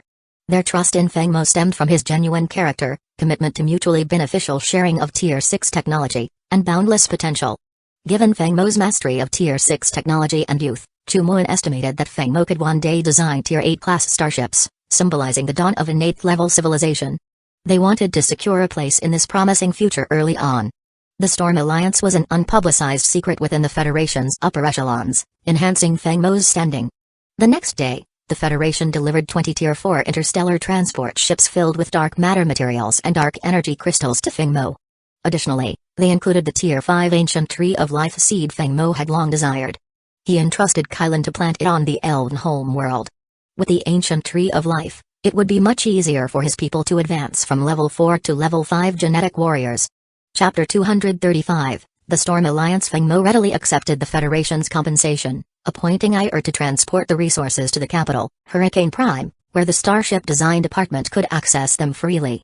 He then authorized upgrades for the 3rd Tier 5 fleet and commissioned the construction of 10 Tier 6 Battle Dragon-class interstellar escort ships. For this, he once again faced Elisa's pout. Not wanting to see her disgruntled, Feng Mo promised her a 3-day vacation once the new ships were completed. Elisa's mood lifted instantly. She was thrilled. Ever since Feng Mo had acquired her, she'd barely had a month's rest, working tirelessly. The idea of a break left her uncertain about where to go. Watching Elisa's excitement, Feng Mo chuckled. She had endured a lot under his command. Things were improving now, though. The design department had grown to over 10,000 members, each capable in their field, sharing the load and relieving some of Elisa's burden. Those early days, when she and Feng Mo had built Hurricane almost by hand, felt like a distant memory. Meanwhile, Feng Mo was on a video call with Chu Yunjia, discussing ways to gain control over the Federation's stargates without resorting to conflict. Currently, the stargates in the Storm Empire were under Feng Mo's jurisdiction. Anyone entering for trade had to pay a transit fee. However, the stargates of other empires were controlled by the Federation. For example, when the Vermilion Ape had been stationed in the Vermilion star system, the Federation had immediately known of its presence.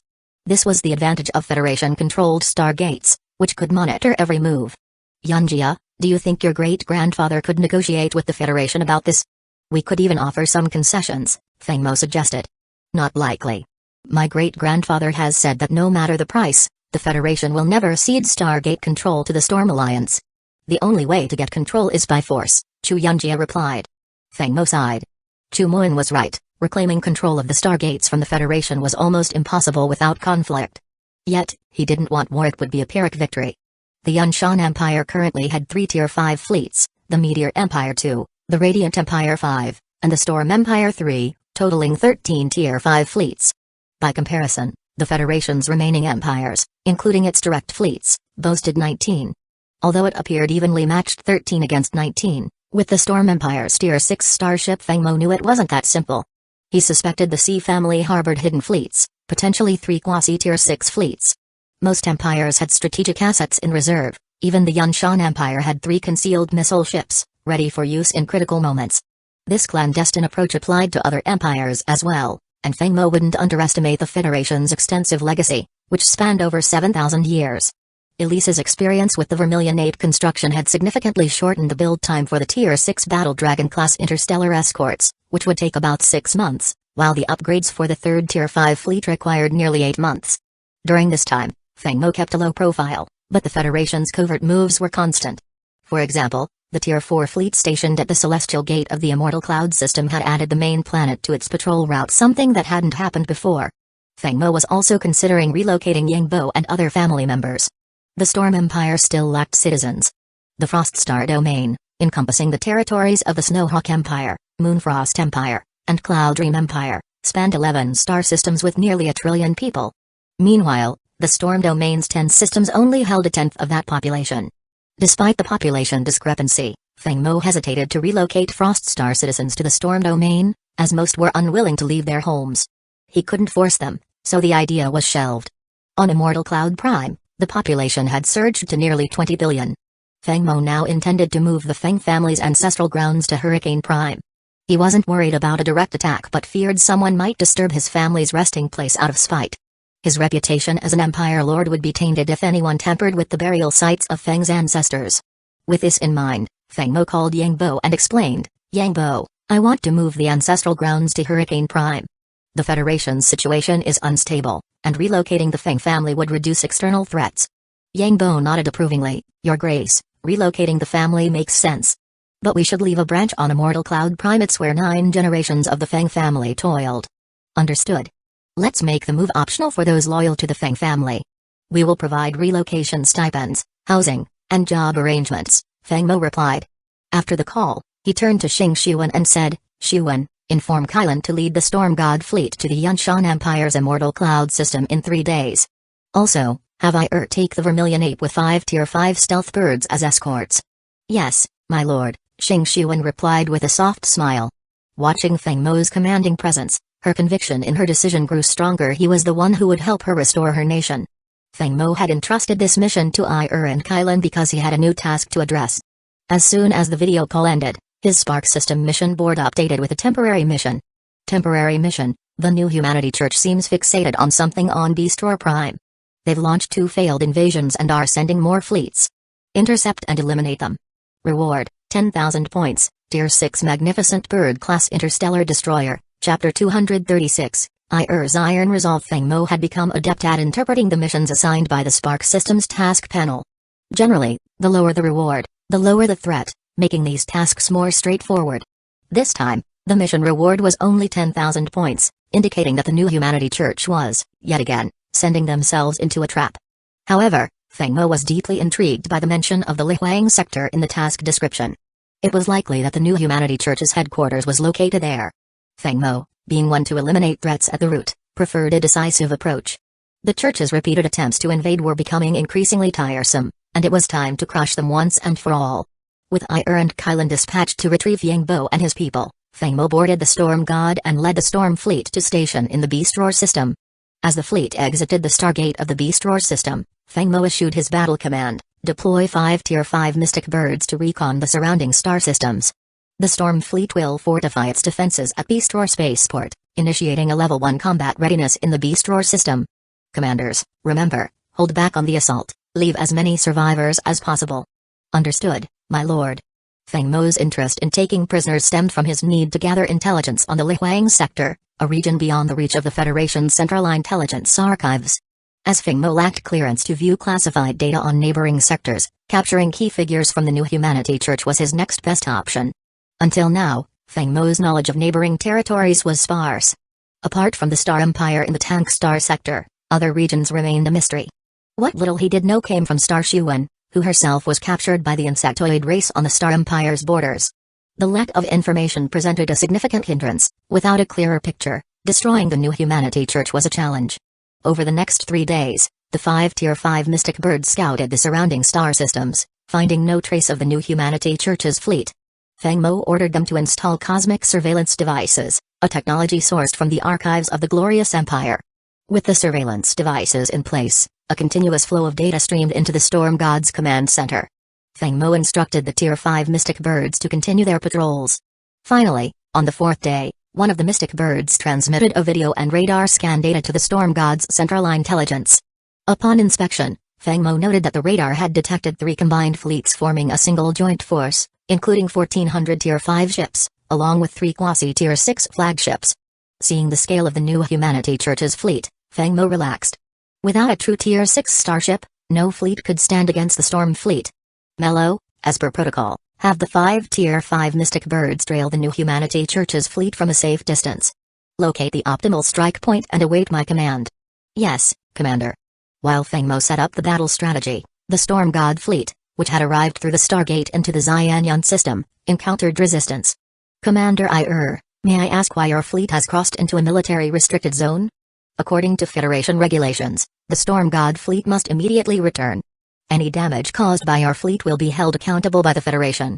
Inside the control room of the Vermilion Ape, sat in the captain's chair, her cold gaze fixed on the Tier 4 fleet commander on the other end of the screen. Oh? Since when was the Xianyun system declared a military zone? Xianyun Prime is territory of the Fing family. Why are our forces restricted?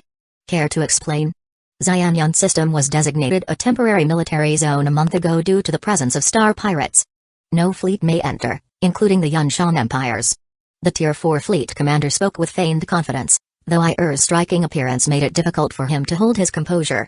As the leading general and first commander of the Storm Empire, Ir's name was synonymous with ruthlessness. Feng Mo's orders for executions were often carried out by her hand. If I insist on entering, what will you do? Declare war between the Federation and the Storm Alliance? Do you dare? Ir's authority was indisputable. With 10 Tier 6 armored dragons constructed under Elise's supervision and a 3rd Tier 5 fleet re-equipped, the Storm Empire's strength was unmatched. Ir understood Feng Mo's hesitation. He was reluctant to spark a direct conflict that would result in mutual loss. But that didn't mean she would show weakness. Even if she obliterated the Tier 4 fleet today, the Federation wouldn't dare seek retribution. Who would try to discipline Feng Mo's right hand? Hardly a realistic threat. The Federation commander also realized this. The Federation had ordered him to block the Storm Empire's fleet, but how? Sacrifice his life? He had no choice but to yield, though he attempted to make one last show of defiance. If you choose to disregard Federation law, I won't be able to stop you, but I will report this. The Federation will surely hold you accountable. Let them. The Storm God fleet is here to face whatever they bring if they dare.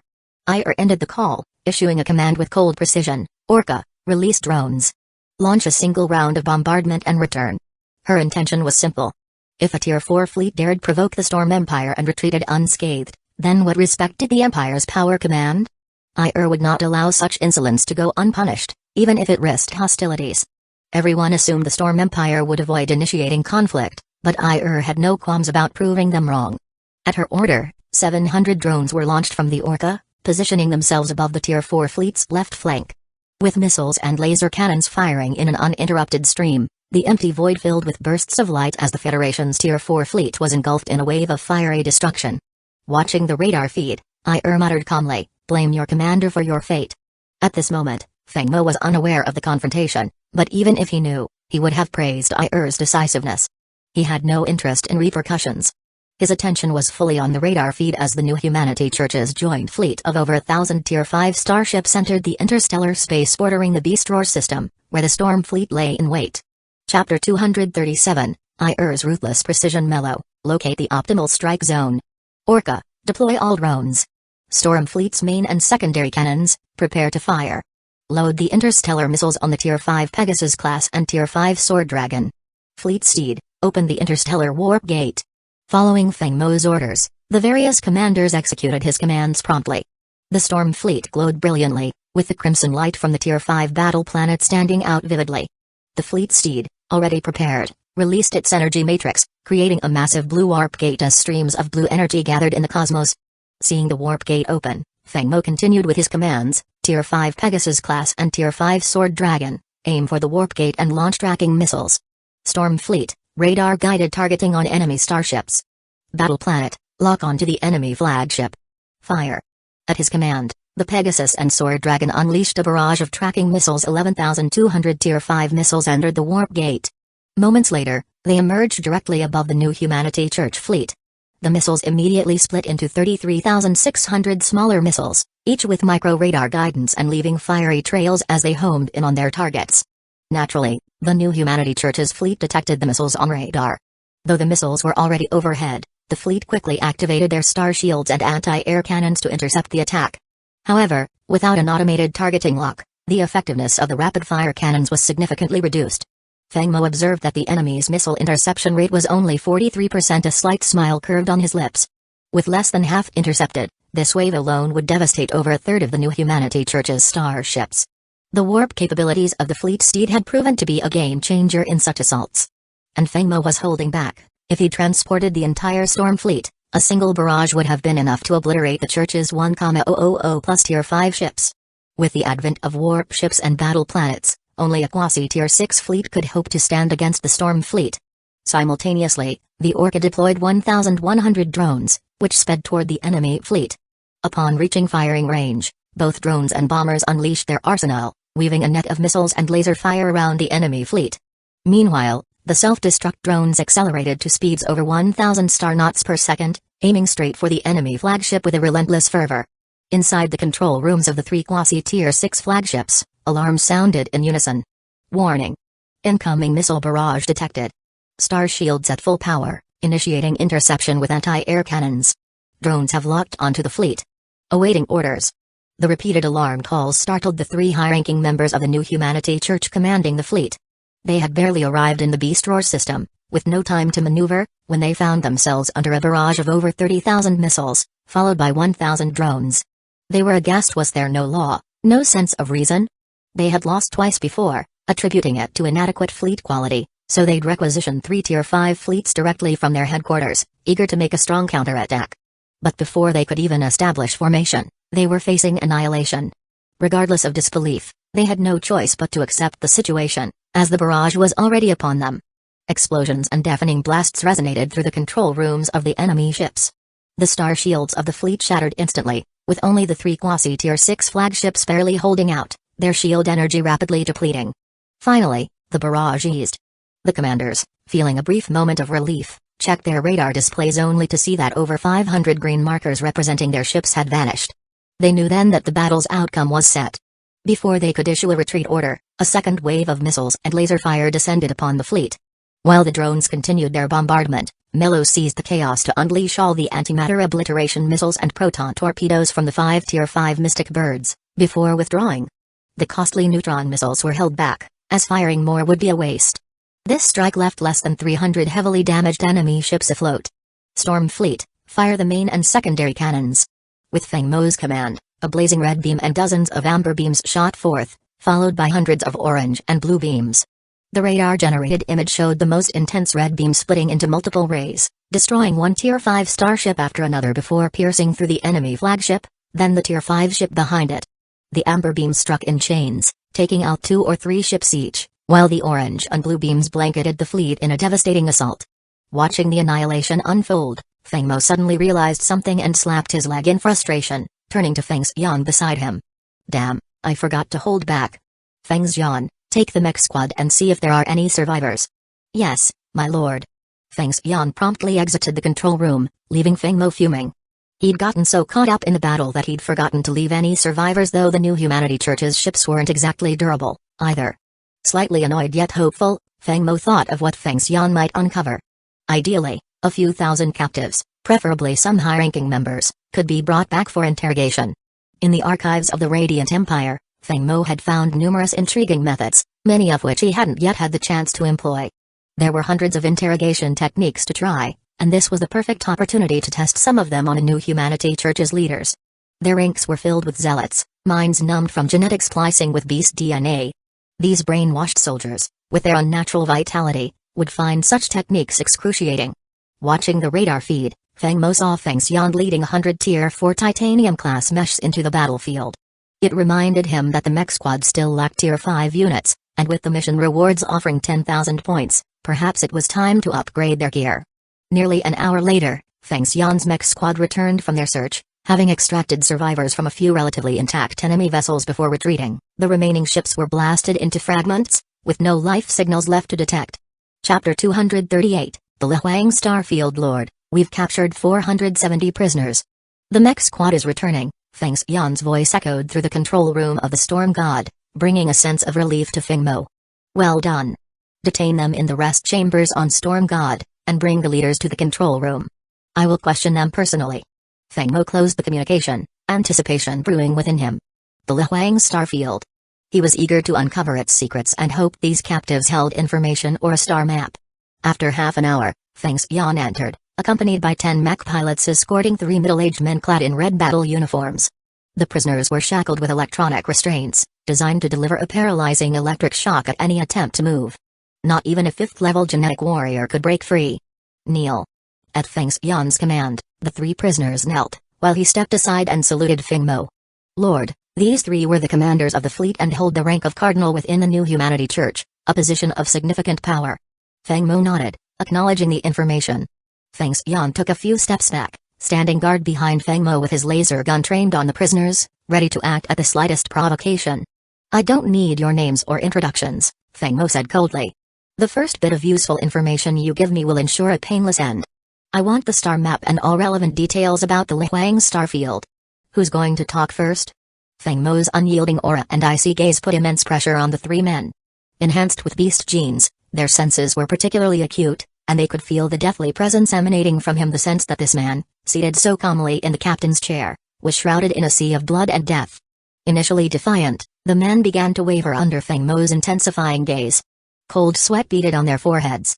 Finally, the cardinal on the left cracked, opening his mouth to speak only to be cut off by the man in the center. Shut up. Speak, and you're dead anyway.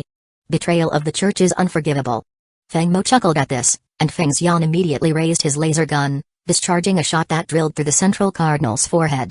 2 crew members moved in and dragged the body out. With the hindrance gone, let's get back to business. Tell me everything I want to know, and I might spare you. Feng Mo's voice was calm but firm. The cardinal, who had initially broken down, took a shaky breath.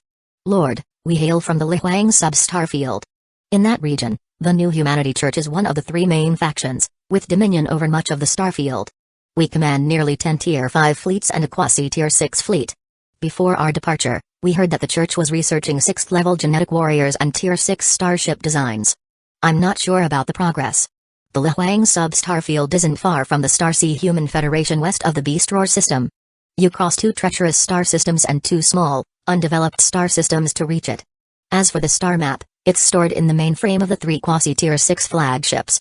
If your fleet retrieves it, you should find what you need. That's all I know. Please, give me a quick end. Feng Mo nodded thoughtfully, impressed by the cardinal's clarity despite knowing his fate. So, you almost seem to want me to go after the New Humanity Church. Why is that? Sir, my name is Li Wen, the man began. He proceeded to share his tragic past, how the church had killed his parents and wiped out his entire village, sparing only the children to raise them as test subjects. Out of 1,000 children taken at the same time, fewer than 10 had survived. Li Wen's survival stemmed from a unique genetic fusion. The church had experimented on him with genes from gorillas, pigs, and dolphins, all of which heightened intelligence. His genetic structure fused perfectly, allowing him to retain his childhood memories and even develop a psychic-like ability, enabling him to resist repeated brainwashing attempts. While he outwardly showed loyalty to the church, he seethed with hatred. However, the church's strength was too overwhelming, so he kept his hatred buried. Knowing his current mission was a suicide run, he seized the opportunity to reveal the truth. Feng Mo nodded in sympathy, understanding Li Wen's pain, yet remained resolute. His experience had taught him to remain wary of deception, so he wouldn't spare him based on mere words. "Take them away," Feng Mo ordered calmly. As for the rest, no need for further questioning. The devouring ancient tree could use some more nourishment. With this final decision, the prisoner's fate was sealed. As they were escorted out, Feng Mo turned to Feng Xian. "Have the logistics fleet sweep the battlefield. Retrieve the church's flagship mainframes and extract the star map." "Understood, my lord." An hour and a half later, the logistics fleet reported back. The battlefield was cleared, and one of the 3 mainframes was intact, containing the complete star map. The data was transmitted to the main console on Storm God. Opening the map, Feng Mo found the Lihuang sub-star field to be quite vast, larger than the storm region by comparison. It encompassed 2 large star systems, 5 medium-sized systems, and 8 small systems, a substantial territory. What intrigued Feng Mo was that, unlike the centralized governance of the Starsea Human Federation, the Lihuang star field was not unified. The New Humanity Church ranked 3rd among its 3 primary factions.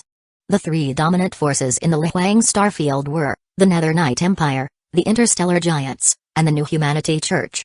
The Nether Knight Empire was the most formidable, with 3 quasi-tier 6 fleets and 20 tier 5 fleets. The Interstellar Giants followed with 2 quasi-tier 6 fleets and 12 tier 5 fleets. The New Humanity Church, lagging behind, had only 1 quasi-tier 6 fleet. Taking control of the Lihuang starfield would pose a formidable challenge for Feng Mo, as the 3 factions collectively commanded 6 quasi-tier 6 fleets and over 40 tier 5 fleets, comparable to the peak power of the Starsea Human Federation. Though slightly weaker, the difference was not substantial. Chapter 239, a new temporary mission. At that moment, the Spark mission panel displayed a new update, prompting Feng Mo to check immediately. As always, the Spark system didn't disappoint. Temporary mission: conquer the Lihuang sub-star field and eradicate the New Humanity Church. Reward: 100,000 points, Tier 6 Lushu class interstellar carrier design blueprint. Simultaneously, a previous temporary mission had been marked as completed. Temporary mission: the New Humanity Church, still fixated on something within the Beast Roar system, has sent fleets multiple times despite being defeated. Please ensure none of them return. Completed. Reward: 10,000 points, Tier 6 Lang Niao class interstellar destroyer design blueprint. Feng Mo claimed his reward. Reward claimed successfully, 10,000 points, Tier 6 Lang Niao class interstellar destroyer design blueprint X1. As usual, Feng Mo reviewed the specifications of this new ship. Tier 6 Lang Niao class interstellar destroyer, armor strength, 8,300 units, hull dimensions, 5.6 kilometers in length, 1.2 kilometers in width, 1.1 kilometers in height, speed, 570 knots, warp engine, level 6, dark energy matrix shield, level 6, 100% efficiency, weaponry, 2 Tier 6 clustered planetary annihilation cannons, 4 Tier 6 planetary annihilation cannons, 8 Tier 6 neutron auxiliary cannons, 10 Tier 6 dark energy missile launch tubes, 100 shipborne missiles. As Feng Mo scanned the specifications, he gasped slightly.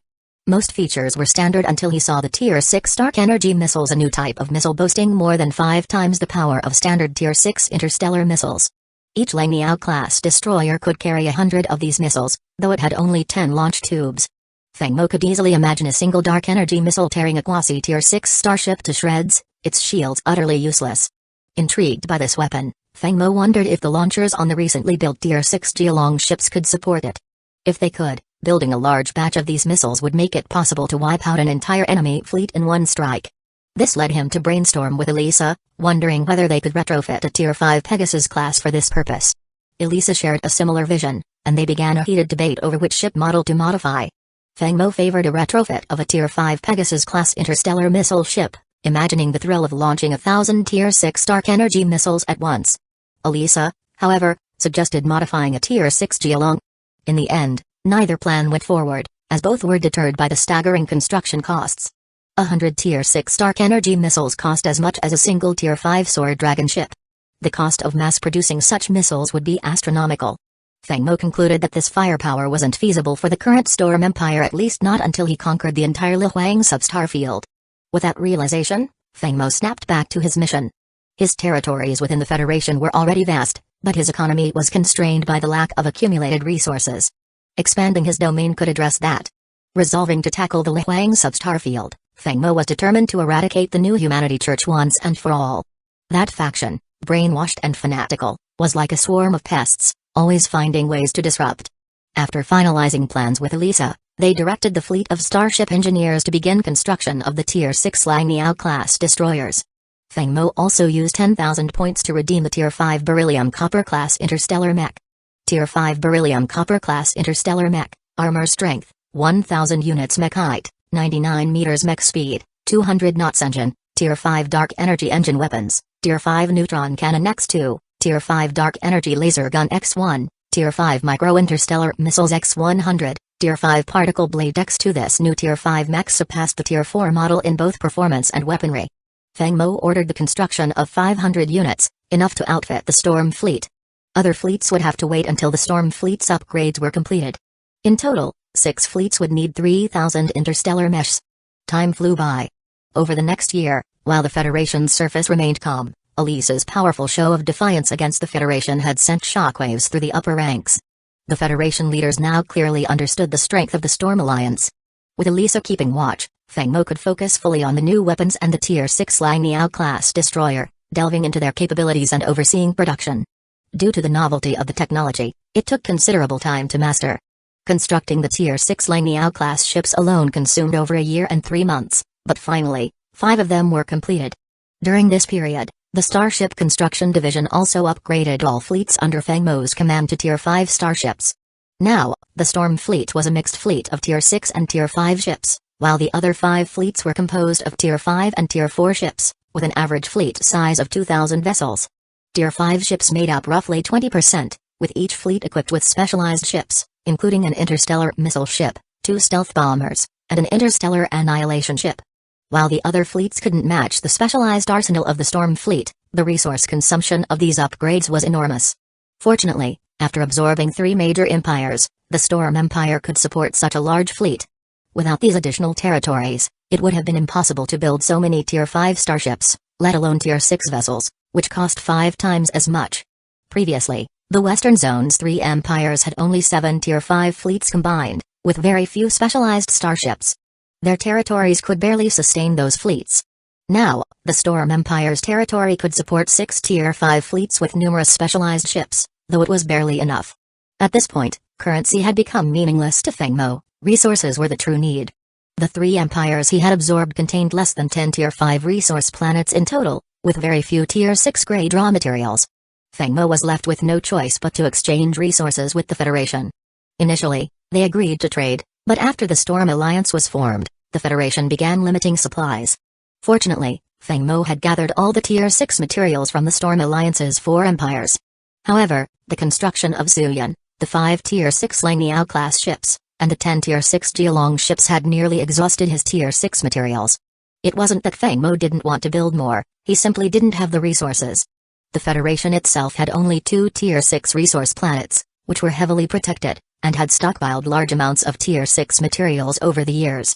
Reports claimed those 2 planets alone could supply the Federation for another 1,000 years, a resource Feng Mo couldn't help but covet. Chapter 240, The Expedition in the 7504th year of the Federation. On March 7, Feng Mo, now 34, set forth on his first expedition. For this campaign, Feng Mo's Storm Fleet did not carry an overwhelming number of combat vessels. Instead, he assembled a considerable logistical fleet, including 100 interstellar transport ships, 100 supply ships, and 50 industrial ships, primarily Tier 4 class with a few Tier 5. The reason for so many logistical vessels was Feng Mo's plan to establish his own stargates in the Lihuang system. Stargates function much like security locks, recording daily vessel traffic. The data often routes to a central intelligence database, and lower-level civilizations sometimes contract high-level ones to construct these gates. This raised concerns about data interception, or even the possibility that the existing stargates were built by a higher civilization that could monitor his movements. Thus, Feng Mo brought enough materials, spread across 100 transport ships, to construct 20 stargates if necessary. He also kept a reasonable number of combat ships at home for defense, leaving the Storm Empire under Ir's vigilant watch. Feng Mo himself commanded a modest force, including the Vermilion Ape, Fleet Steed, 5 Tier 6 Mystic Birds, 10 Tier 6 Armadillos, 5 Tier 5 Pegasus, 5 Tier 5 Mystic Birds, 20 Tier 5 Sword Dragons, and 10 Tier 5 Wolf Kings.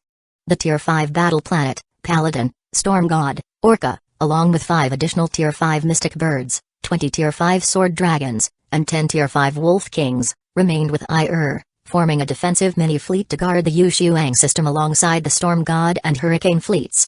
Meanwhile, the Beast Roar, Gale, and Celestial Crystal fleets were on standby in the Storm Star system, ready to deploy if needed. The Storm fleet was merely the vanguard, the main forces would follow if conditions warranted it. With 16 Tier 6 warships, 41 Tier 5 combat ships, and a total of 250 logistical vessels, the fleet of 307 ships officially embarked. Coordinates locked. The fleet will enter Level 5 Synchronized Warp Mode. All personnel below Gene Level 2, initiate Deep Sea Mode. Xing Xuan's voice echoed through the main control rooms across the fleet. This journey would be unlike any other. To reach their target, they had to cross 4 star systems, including 2 filled with asteroid fields, a journey estimated to take a day and a half. Feng Mo prepared to enter the Star Network space for the duration. Inside the familiar lounge in Star Network space, 5 figures were present: Feng Mo, Chu Yunjia, Mok Su, Wang Chongshen, and Elder Gu Jun. Together, they represented the Storm Alliance. Chu Yunjia for the Radiant Empire, Mok Su for the Meteor Empire, Gu Jun for the Yunshan Empire, while Wang Chongshen was simply there as Feng Mo's only true friend and close brother. Once everyone was seated, Feng Mo spoke up. "Everyone, this marks our first council meeting as the 4 empires of the Storm Alliance. I propose we purchase an office building in Star Network space next time. We need a grand council hall, something worthy of our ambitions, not just a small lounge like this." "Well said, Feng Mo." Elder Gu Jun replied, his voice ringing with newfound vigor. "If we're doing this, let's do it right. We're here to surpass the Federation, to become the new power in the galaxy." Feng Mo's gift of 3 Tier 6 warship designs to the Yunshan Empire had greatly lifted Gu Jun's spirits, offering the prospect of building the Empire's first Tier 6 warship. Feng Mo was generous, yet strategic. These designs, created jointly with Elisa, were slightly modified versions of the Vermilion Ape, Tier 6 Mystic Bird, and Tier 6 Armadillo, slightly less powerful and with unique outward differences, allowing them to be visually distinct from the Storm Fleet. "Well, if that's the plan, let's put Wang Chongshen in charge of setting it up," Feng Mo said, nodding toward his friend as he poured tea. Startled, Wang looked at Feng Mo in surprise, unsure why the task had fallen to him. "Who else but you, Wang?" Feng Mo laughed. "You're famous for your taste. This task is perfect for you." With everyone's schedule occupied, it made sense for Wang Chongshen to handle the logistics. He took the responsibility with enthusiasm. "All right, Mo, consider it done." Wang replied eagerly. "Once Wang has completed the purchase, Chu Yunjia, have the Chu family build a replica on Radiant's main star as our headquarters in reality. Also, take charge of recruitment for both the Star Network and real-world HQs." "Understood," Chu Yunjia said, his gaze at Feng Mo lingering warmly. While there were others present, he couldn't help his affectionate look. Elder Gu Jun, Mok Su, the New Humanity Church has repeatedly sent fleets to harass the Storm Empire's rare territories. With the Storm Fleet now embarking on this mission to eliminate them, we will need you to keep watch at home. Though we have 5 Tier 5 fleets, your support would be invaluable, Feng Mo said sincerely. "Count on us, Feng Mo," Mok Su replied, nodding. The Feather Fleet and Yanshan Fleet are at the ready to reinforce the Yushuang system if needed. "Take on the frontier, we will cover home." After their discussions, including council representation and Feng Mo's role as speaker, the group spent 3 hours drafting the alliance framework before parting ways. Feng Mo stayed with Chu Yunjia for a while, enjoying a rare moment together before returning to the fleet. At that time, the fleet had just entered the 2nd asteroid belt system, only a few hours from their destination. Feng Mo refocused, ready for the mission ahead. Their target was a medium-sized system belonging to the New Humanity Church, their headquarters the New Humanity System. Once conquered, Feng Mo already had plans to rename it. According to Li Wen's intel, the New Humanity Church's home system was defended by a quasi-Tier 6 fleet and 3 Tier 5 fleets. Feng Mo, however, had a unique and daring strategy in mind. Chapter 241, The New Humanity System. Previously, Feng Mo had often imagined a scenario where his enemies, comfortably gathered on their home turf, would suddenly face the descending wrath of the Storm Fleet. The satisfaction of striking with overwhelming force right on the enemy's doorstep would be unparalleled. Now, Feng Mo intended to bring that vision to life at the New Humanity Church's primary starport.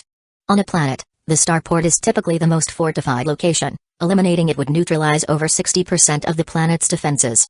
Utilizing the intel from the Tier 5 Mystic Bird surveillance and the data from the captured flagship of the New Humanity Church, Feng Mo had acquired precise coordinates for their starport. 2 hours later, the Storm Fleet entered interstellar space just one final gateway before reaching the enemy's home world. Logistics Fleet, hold position here.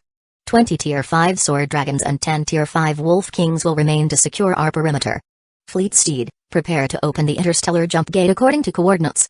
Vermilion Ape, Tier 5 Pegasus, Tier 5 Mystic Bird, Tier 6 Mystic Bird class, and Tier 6 Armadillo class, load all interstellar missiles. Charge the main and auxiliary cannons. At Feng Mo's command, the ships of the Storm Fleet began to radiate brilliant light as they prepared their armaments. The Fleet Steed's hull emitted a dazzling blue glow as its energy matrix activated, channeling beams into the cosmos to create a vast blue gateway, the interstellar jump gate. Move out. With the Vermilion Ape leading the way, the Storm Fleet entered the gate. A momentary sense of weightlessness swept over them before they emerged directly above the colossal starport of the New Humanity Church's primary world. All interstellar missiles, main and auxiliary cannons, fire. With that order, the 5 Tier 5 Pegasus and 5 Tier 5 Mystic Bird ships initiated the first barrage, unleashing nearly 15,000 missiles upon the enemy starport. The warning alarms had barely begun to blare as explosions cascaded across the port, vaporizing structures before the stunned overseers could even press the alert button. A series of mushroom clouds rose as the starport cracked, crumbled, and finally lay in ruins. Meanwhile, the Storm Fleet's main and auxiliary cannons targeted any docked warships, obliterating both Tier 5 and Quasi-Tier 6 vessels with precise shots. Oh, now this is the right way to use the Fleet Steed. None of that old school nonsense. For the first time, the usually composed Feng Mo let his excitement show, displaying an energy rarely seen. Perhaps this was his true nature, domineering, fierce, and ruthless. Fleet radar, lock onto all remaining Quasi-Tier 6 ships. Star Destroyers, fire. Brilliant red beams led the charge, followed by streaks of brown, orange, and blue. Each shot ripped through the enemy ships, shattering shields and cleaving through hulls, taking out multiple vessels in their path. Feng Xian, deploy the mech division. Wipe out all defensive positions on the New Humanity world, eliminate any hostile humans or alien species, and bring me the Church's leader.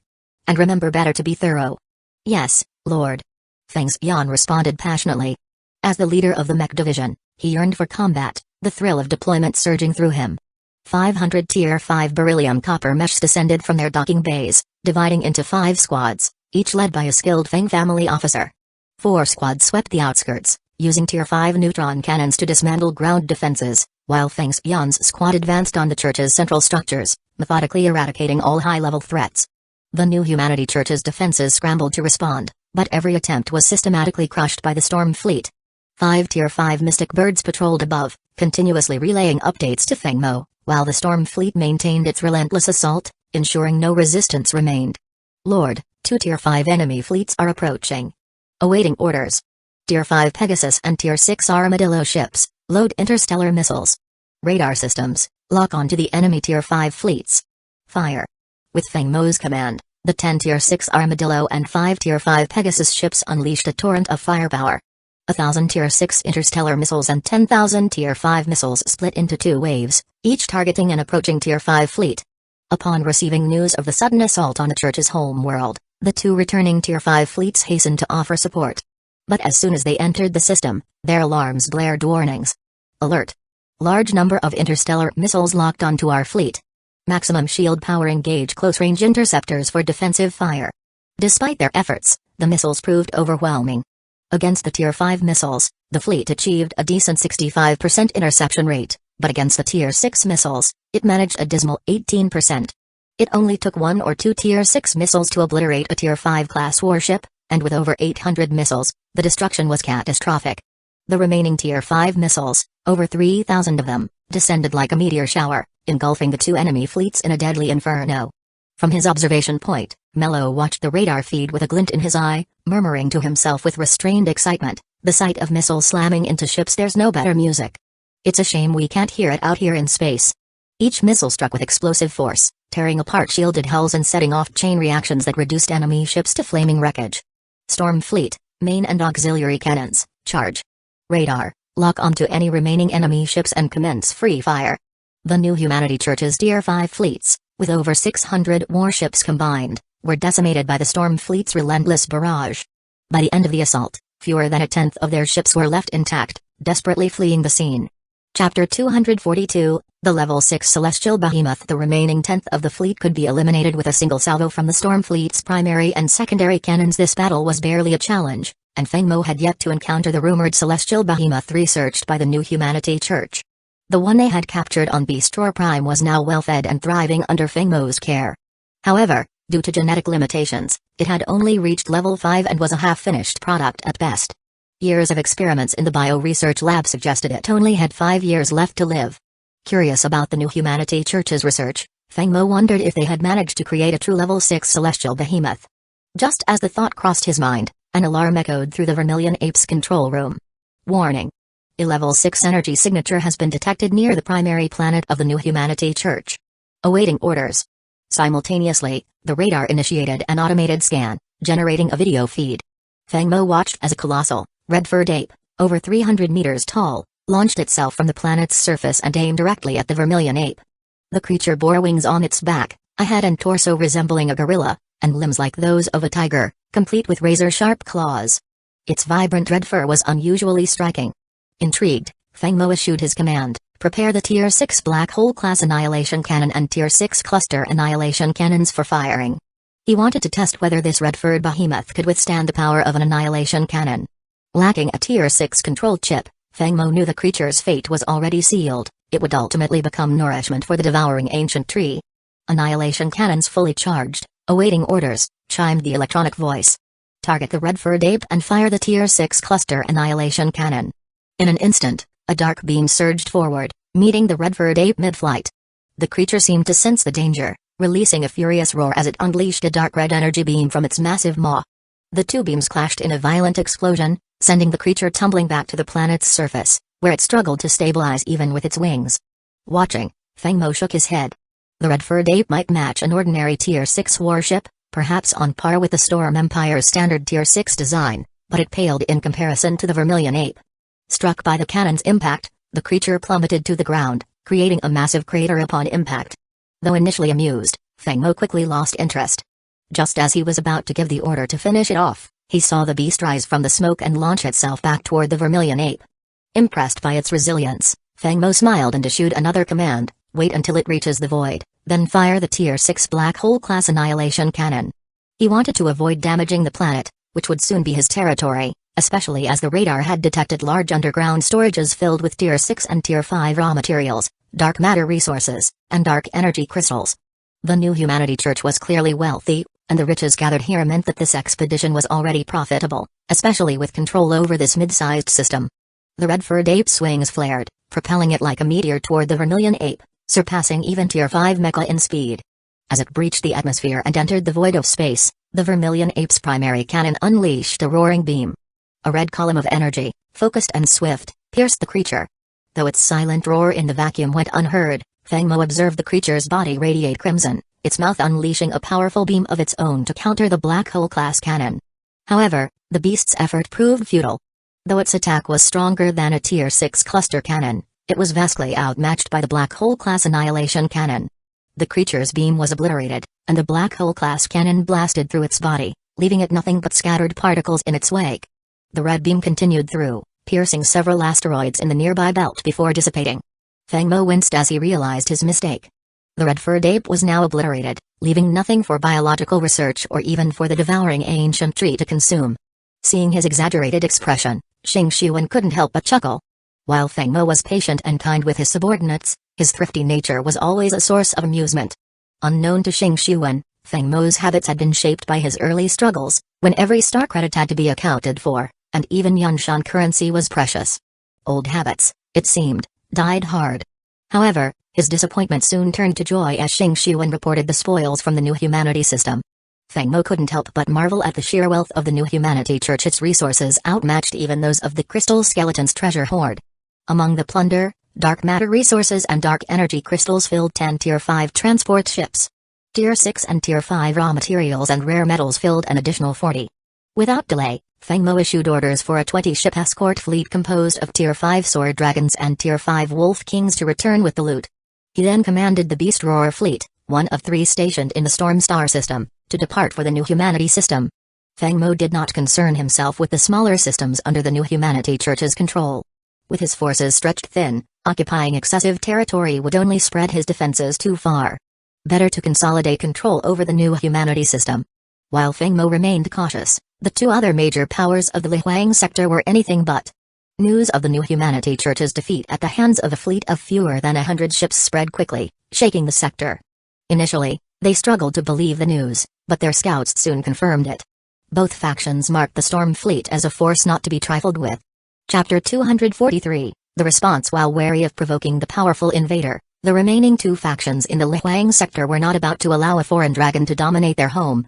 As local powers, they decided to extend invitations to Feng Mo, proposing a three-way meeting in the Hongliu system, near the former territory of the New Humanity Church, in 7 days. Feng Mo was intrigued and readily agreed. 2 hours later, with the battlefield cleaned up and the starport repaired, the Storm Fleet docked. Most of the spoils were loaded onto transport ships and dispatched back to the Moonfrost Prime, where I would oversee their distribution across fleet expansions, infrastructure, and civilian projects. Meanwhile, on the other side of the Lihuang sector lay the Dark Knight Prime in the Dark Knight system. This was the heart of the entire region, a level 4 life-sustaining planet and the capital of the Dark Knight Empire.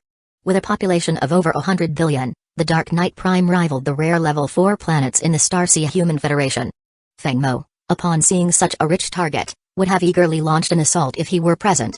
Within the Dark Knight Palace, the ruling seat of the Empire, 4 individuals sat in a deep chamber at the heart of the palace.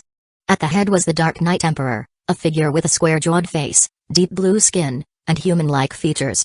Apart from their skin, Dark Knight people were nearly identical to humans, sharing similar behaviors and even the capacity to interbreed, which occasionally led to interspecies marriages.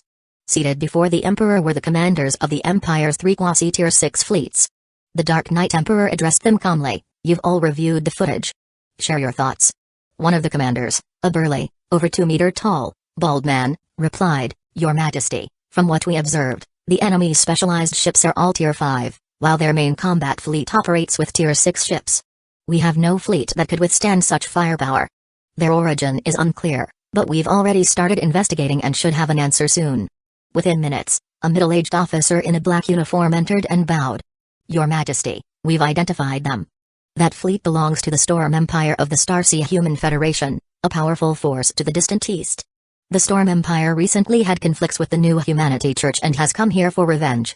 The officer continued, "Moreover, the Storm Empire is the first to enter the Tier 6 era within the Federation, due entirely to its leader, Feng Mo, the youngest starship design master in their history, particularly skilled in developing specialized vessels. Their fleet includes interstellar missile ships, warp-capable ships, annihilation warships, battle planets, and stealth bombers. Their greatest victory was the annihilation of 4 Tier 5 mechanical fleets and 4 Tier 6 mechanical warships." The Dark Knight Emperor and his 3 commanders exchanged stunned looks. The reports painted the Storm Empire as more than capable of overpowering their entire realm. If Feng Mo's goal was merely to eradicate the New Humanity Church, they might survive. However, if he had ambitions for the entire Lihuang sector, they and the Star Giants might struggle to resist. This situation was dangerous and required careful handling to prevent a catastrophe. "Emperor Mingu, you will go to the Star Giants and inform them of the situation. We will arrange a meeting with Feng Mo in 7 days. Emperor Mingxi, reach out to the Stellar Mechanics, and explore forming a mutual defense alliance. I hear this young lord has annihilated 7 of their mechanical fleets. Emperor Mingxun, go to the Starsea Human Federation's Congress. Inform Chairman C that the Dark Knight Empire wishes to join the Federation to dissuade the Storm Empire from further incursions." The Dark Knight Emperor's orders were precise and calculated, revealing his strategic acumen. His 3 plans, if successful, might compel Feng Mo to withdraw. However, he failed to foresee that what he considered a perfect strategy was filled with holes from Feng Mo's perspective. When Feng Mo received the invitation, he quickly agreed, recognizing it as a stalling tactic. Therefore, once the battlefield had been cleared, the Storm Fleet immediately set course for the Star Giant's stronghold in the Giant Star System, one of the 2 largest systems in the Lihuang sector. This time, Feng Mo brought a lean force, the Vermilion Ape, 5 Tier 6 Vermilion Ape destroyers, and 10 Tier 6 armored dragons. Meanwhile, the rest of the specialized fleet remained behind to support the Beast Roar fleet in defending the New Humanity system. Upon arriving in the Giant Star System, Feng Mo could immediately sense its youth compared to systems like Snowhawk, Moonfrost, and Cloudream, suggesting that the Lihuang sector was younger than the Federation's domain. This youthful system likely contained abundant untapped resources. As soon as the fleet entered the system, A video request came into the Vermilion Ape's control room. Feng Mo accepted the transmission, and the screen displayed a grand throne room. Seated on a massive throne was a colossal figure, a star giant, seated at 2 meters tall, implying a standing height of well over 5 meters. Seeing the formidable stature of the star giant king, Feng Mo smirked. There was no mistaking this as anything but a proper star giant. Chapter 244, No stranger to strong rivals. Lord Feng Mo, I understand you have a long-standing feud with the New Humanity Church. Revenge is understandable, and the star giants have no grievances with that. However, may I ask the purpose of your visit here? Feng Mo chuckled at the giant king's diplomatic approach. The king was cleverly affirming Feng Mo's right to vengeance while also questioning his intentions, hoping to subtly dissuade Feng Mo from pressing further into the Lihuang sector. King of the Giants, my purpose here is straightforward. I ask that the star giants submit to the Storm Empire. In return, I will share Tier 6 starship blueprints with your people and grant you authority over the Lihuang sector. Your people can continue their way of life here, and you may still lead and protect them. Your only commitment would be to assist the Storm Empire when called upon.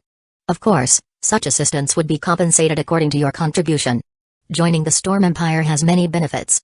You may know I designed the Tier 6 starships, and with time, Tier 7 and Tier 8 are within reach. Imagine the new heights the star giants could achieve under your leadership. Feng Mo spoke earnestly, preferring diplomacy over conflict. But he wasn't naive enough to think a few words would sway the star giants. He presented the potential benefits transparently, trusting the giant king to see reason. The giant king pondered for a long while before replying, Lord Feng Mo, your offer is truly tempting for my people. However, we have always cherished our independence and are not inclined to join any faction. I ask for your understanding. With that, the giant king stood up and offered a slight bow. Feng Mo recalled his research on the star giants before entering the Lihuang sector. Their king was traditionally the strongest warrior of the tribe, who gained his title by challenging and defeating the previous king. Feng Mo decided to use this custom to his advantage. I understand that in the star giants' tradition, a new king must prove his worth in a challenge. Might I, too, have the chance to challenge you, king of the giants? We can settle this between us, no starships or meshes involved. What do you say? Or perhaps, are you afraid? A transparent taunt, but it struck a nerve with the giant king. Feng Mo was offering him a way out, a fair duel, where if he won, he would keep his freedom, but if he lost, he'd submit to the Storm Empire and gain access to Tier 6 blueprints. It was an appealing prospect. Very well. Lord Feng Mo, I accept. I will arrange a platform at the giant starport on our main planet. I look forward to this match. Once the video call ended, Feng Mo turned to Xing Xuan and said, let's go. It's time to meet this giant king. Xing Xuan, however, voiced her concerns. My lord, I've heard of the star giant's incredible strength from my time in the Stellar Empire. They're masters of close combat, and you're a level 4 genetic warrior facing a level 5 at his peak. You may not have a fair chance. Feng Mo smiled confidently. Humans have survived in the cosmos not just by muscle but by wit. With the fleet traveling in synchronized hyperspace mode, they reached the giant's main planet within minutes. Feng Zhan, assemble a team of Meshs to accompany me. Everyone else, remain on standby and ready for any contingency. Moments later, Feng Mo and his team, including Xing Xuan and 10 armored troopers, descended from the Vermilion Ape to the starport platform on the giant planet.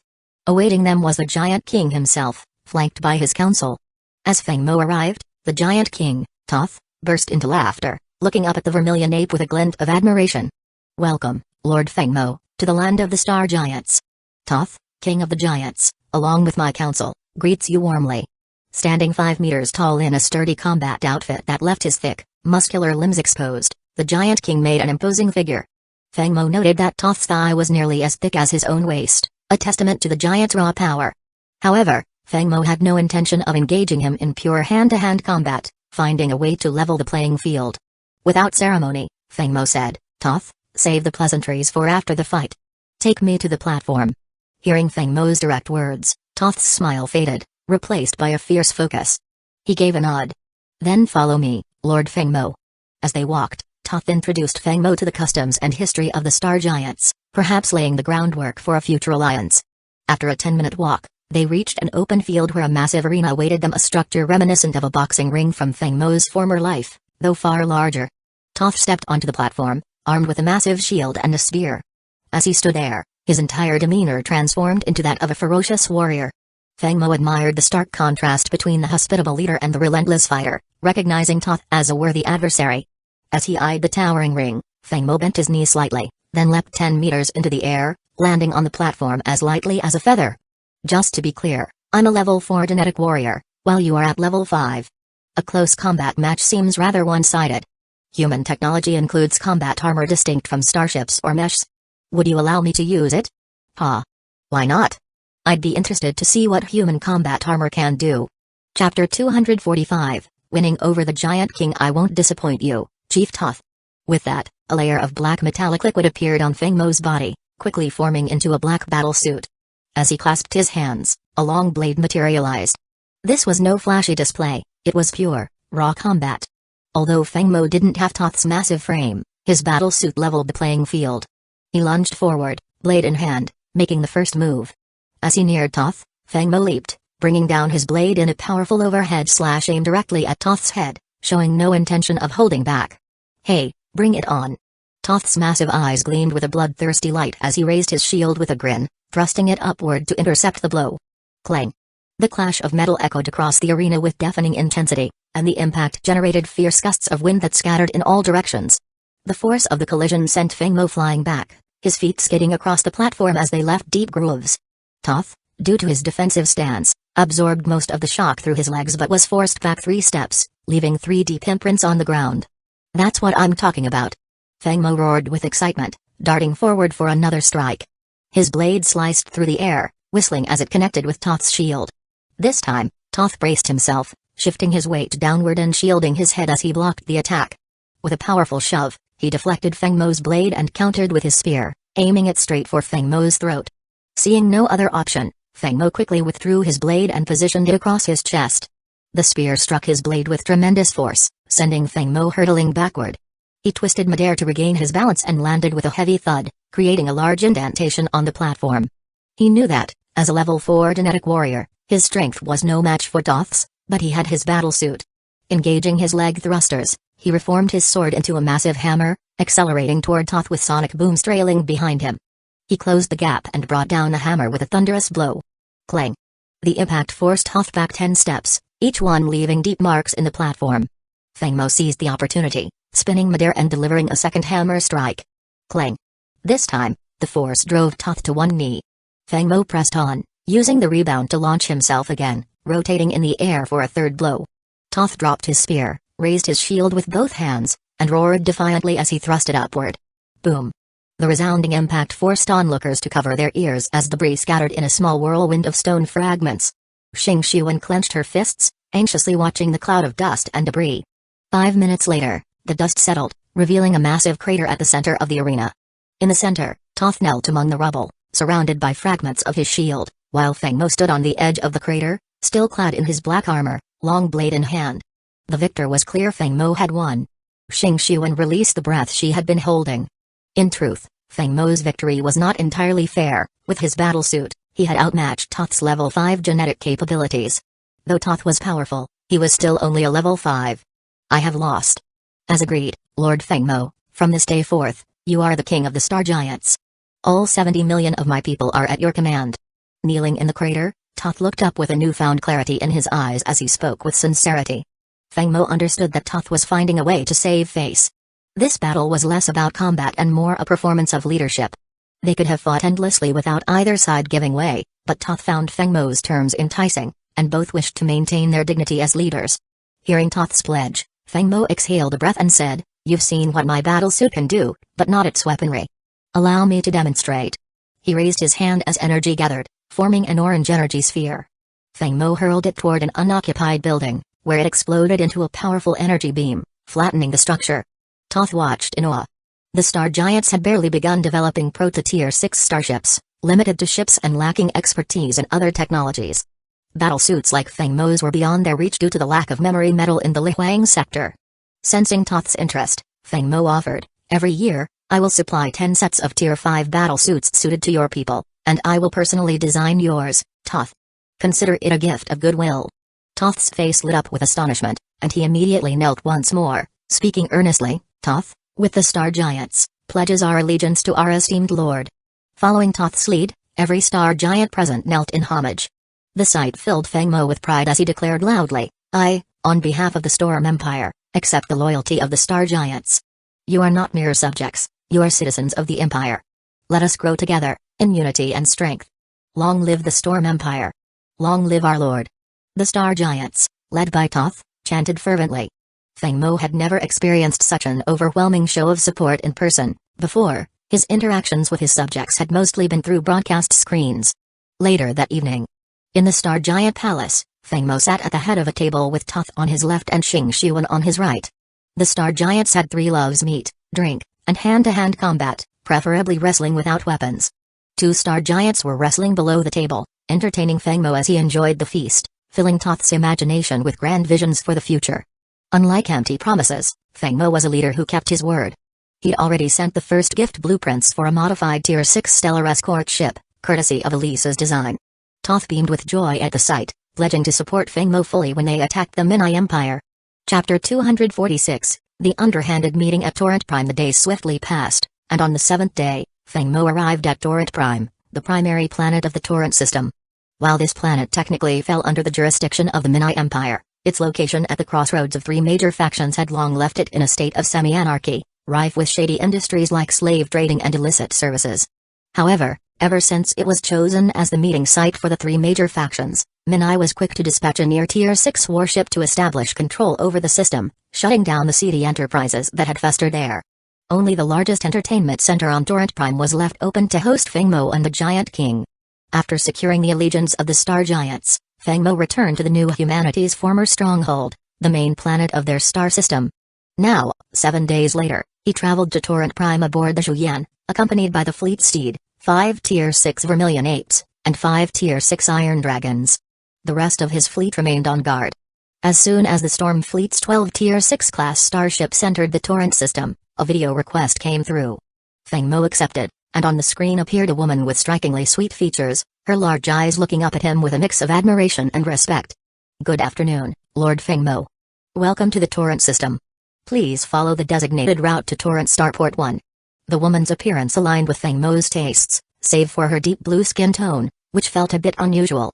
The Storm Fleet followed a scent navigation path, and upon docking, Feng Mo disembarked with Xing Shiwen, Feng Xian, and 10 crew members dressed in combat uniforms and armed with laser rifles. On the landing deck of the starport, 2 rows of humanoid beings from the Minai Empire and the Star Giants awaited him, with each faction's leader at the front, a towering 5-meter Giant King standing next to the nearly 2-meter Minai Emperor. The Minai Emperor glanced up at the Giant King's waist and muttered irritably, "Could you squat down, big guy? It's a pain in the neck looking up at you." "Hey, shorty, I love looking down on you. You want me to squat?" "Not a chance," the Giant King replied with a laugh. Despite their roles as leaders of 2 powerful factions, the pair had squabbled for years, engaging in more verbal sparring than starship battles. Now they resembled 2 grumpy elders, standing stiffly and bickering with no intention of fighting. As Feng Mo and his entourage stepped from the light beam, the Minai Emperor cast an envious glance at the Tier 6 starship Zhuyan and said to the Giant King, "Big guy, see that Tier 6 ship of his?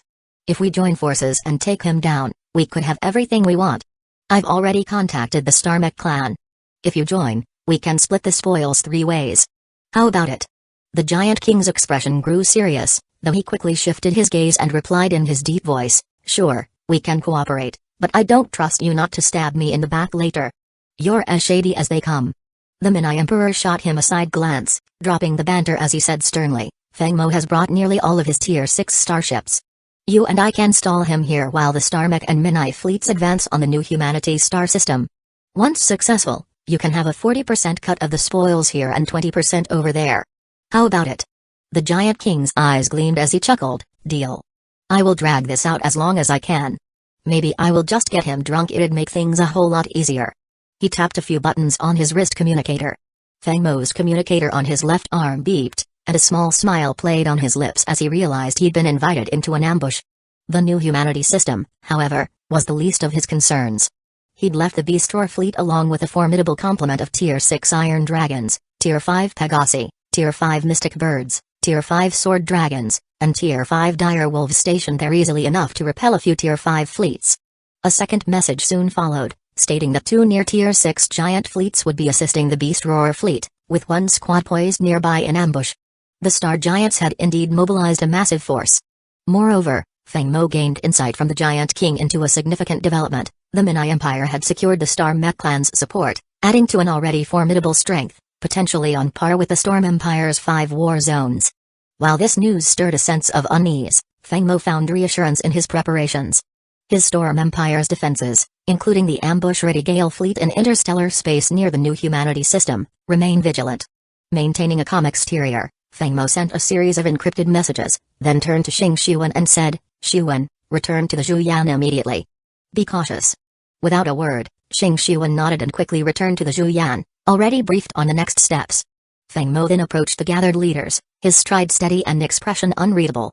Both the Giant King and the Minai Emperor bowed courteously as he exited the light beam. "Welcome to Torrid Prime, Lord Feng Mo," the Minai Emperor greeted him warmly. "This place offers every pleasure imaginable. Tonight, we shall drink until dawn."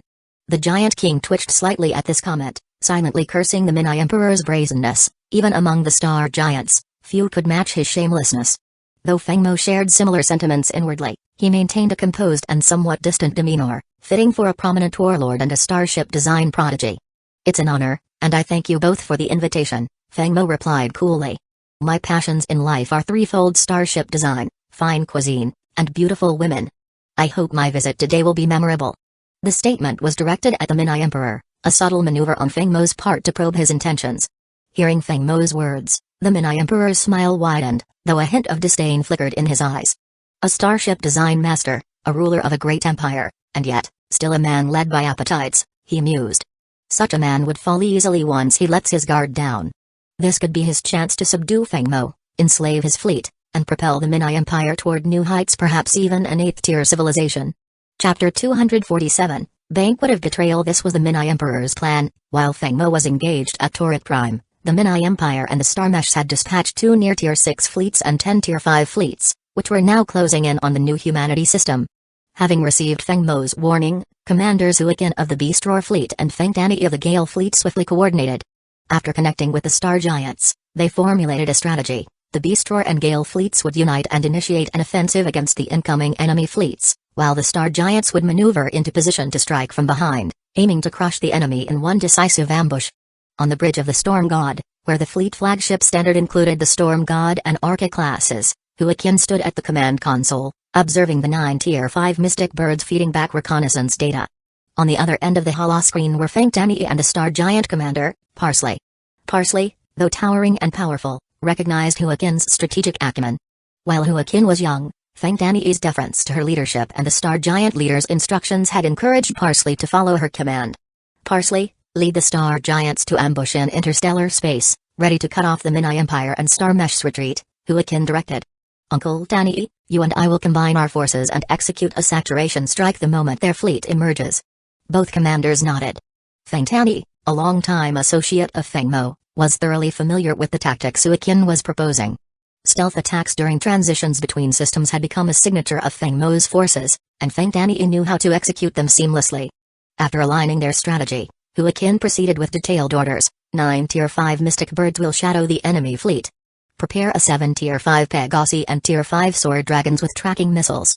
All ships' primary and secondary cannons, as well as the Tier 6 Iron Dragon's 500 Tier 6 class missiles, target the enemy flagships. Fire upon lock confirmation. Acknowledged, Commander. The fleet captains responded in unison, each hurrying to their stations. Meanwhile, the Minai Empire and Starmesh's combined fleet reached interstellar space just outside the New Humanity system. The Starmesh's Supreme Commander, Luo Heng, turned to the Minai Empire's leader, Commander Ming Shi, and cautioned, "Commander Ming Shi, Feng Mo's fleet frequently exploits fleet emergence points for ambushes. It's his hallmark tactic. We should proceed cautiously, perhaps send a recon squad first." Luo Heng's tone was suggestive, as he was not in command here. While the Starmesh's had committed 8 Tier 5 fleets, the Minai Empire's contribution 1 near Tier 6 and 12 Tier 5 fleets made Ming Shi the de facto leader. Although Luo Heng's caution annoyed Ming Shi, the commander dismissed it with confidence. That may be Feng Mo's method, but his officers might operate differently. Besides, we're deploying 21 fleets. We're here to crush them, not sneak in. That said, I will exercise due caution, just don't overdo it. After some reflection, Luo Heng agreed. With the combined fleets operating so overtly, their presence had likely already been detected. He figured their sheer scale would have thrown the enemy into chaos by now. Even if they anticipated an ambush, they couldn't avoid the initial onslaught. Reluctantly, Ming-Shi issued orders for shields to be raised and close defense guns to prepare for intercepts, should an ambush arise. On the Storm God's Bridge, the two allied fleets were primed and waiting. Reports from the Mystic Birds showed that the enemy fleets were finally emerging from interstellar space, their approach triggering alarm notifications. Since the enemy was still partially in transition, the radar could not yet gauge their exact numbers. Tier 5 Pegasi, Tier 6 Iron Dragons, and Tier 5 Sword Dragons initiate missile launch. Huakin commanded. Target all enemy vessels as they enter the system. Fire primary and secondary cannons. Though Huakin's voice lacked the rumbling authority of some male commanders, her steady and precise manner left no room for doubt. As Feng Mo's former secretary, her command of starship tactics was top-notch. Many of Feng Mo's aides, including Huakin, and Han Pai-Pei, had developed into formidable leaders in their own right. At her order, more than 20,000 Tier 5 tracking missiles, trailing fiery tails, surged toward the enemy fleet. The missiles split into 60,000 micro-missiles, each equipped with miniature radars that locked onto the enemy ships like a shower of meteors. The combined fleet's close defense systems sprang to life, intercepting the bulk of the missile swarm. Despite this, a portion still broke through, dealing considerable damage and destroying numerous Tier 5 starships in explosive fireballs. Their interception rate was high 72%, but the onslaught from the Allied Beastroar and Gale fleets was overwhelming, and the remaining 28%, nearly 17,000 missiles, descended on the enemy fleet, obliterating more than 400 Tier 5 ships in one brutal wave, incinerating their crews. Meanwhile, 5 Tier 6 Iron Dragons launched Tier 6 class missiles toward the enemy flagship, executing a saturation strike with 500 missiles. Tier 6 missiles, far harder to intercept, saw only a 20% interception rate by the enemy's defenses. With 400 Tier 6 missiles hammering down on one flagship, it didn't last 3 seconds before it shattered, dragging dozens of nearby Tier 5 vessels with it. Even though Ming-Shi had anticipated an ambush, the sheer scale of this strike shook him. He had never witnessed a missile onslaught of this magnitude before. Such specialized assault ships were rare in the entire Lihuang starfield, so his shock was understandable. Luo Heng, however, remained far more composed. He had encountered the Storm Fleet's devastating tactics on the battlefield against the Starsea Federation. The memory of their warp ships delivering saturation strikes and the Vermilion Ape annihilating 3 Tier 6 star meshes in a single blow was burned into his programming. Chapter 248, striking first. The initial wave of attacks was still underway, with the combined enemy fleet, just ravaged by the first wave of missiles, now facing a web of laser fire and precision targeting from Star Destroyer cannons. Orca, release all drones from our carriers for a suicide assault on enemy vessels. Mello, it's your turn, Huakin commanded. Roger that, Huakin. Watch me work, Mello replied with a grin as the 9 Tier 5 Mystic Birds, which had been shadowing the enemy, accelerated, splitting into groups of 4 and 5 to flank the rear of the enemy fleet. At this moment, the enemy's vanguard was just exiting interstellar space, while the rear was still emerging. The initial missile, laser, and drone assaults had caused chaos across the fleet.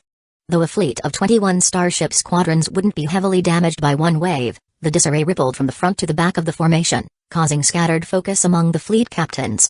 Suddenly, alarms blared across the control rooms of the ships on the rear flanks of the combined fleet. Alert! Radar detected multiple antimatter annihilation missiles and proton torpedoes targeting the fleet. Shields up to full power and prepare for intercepts.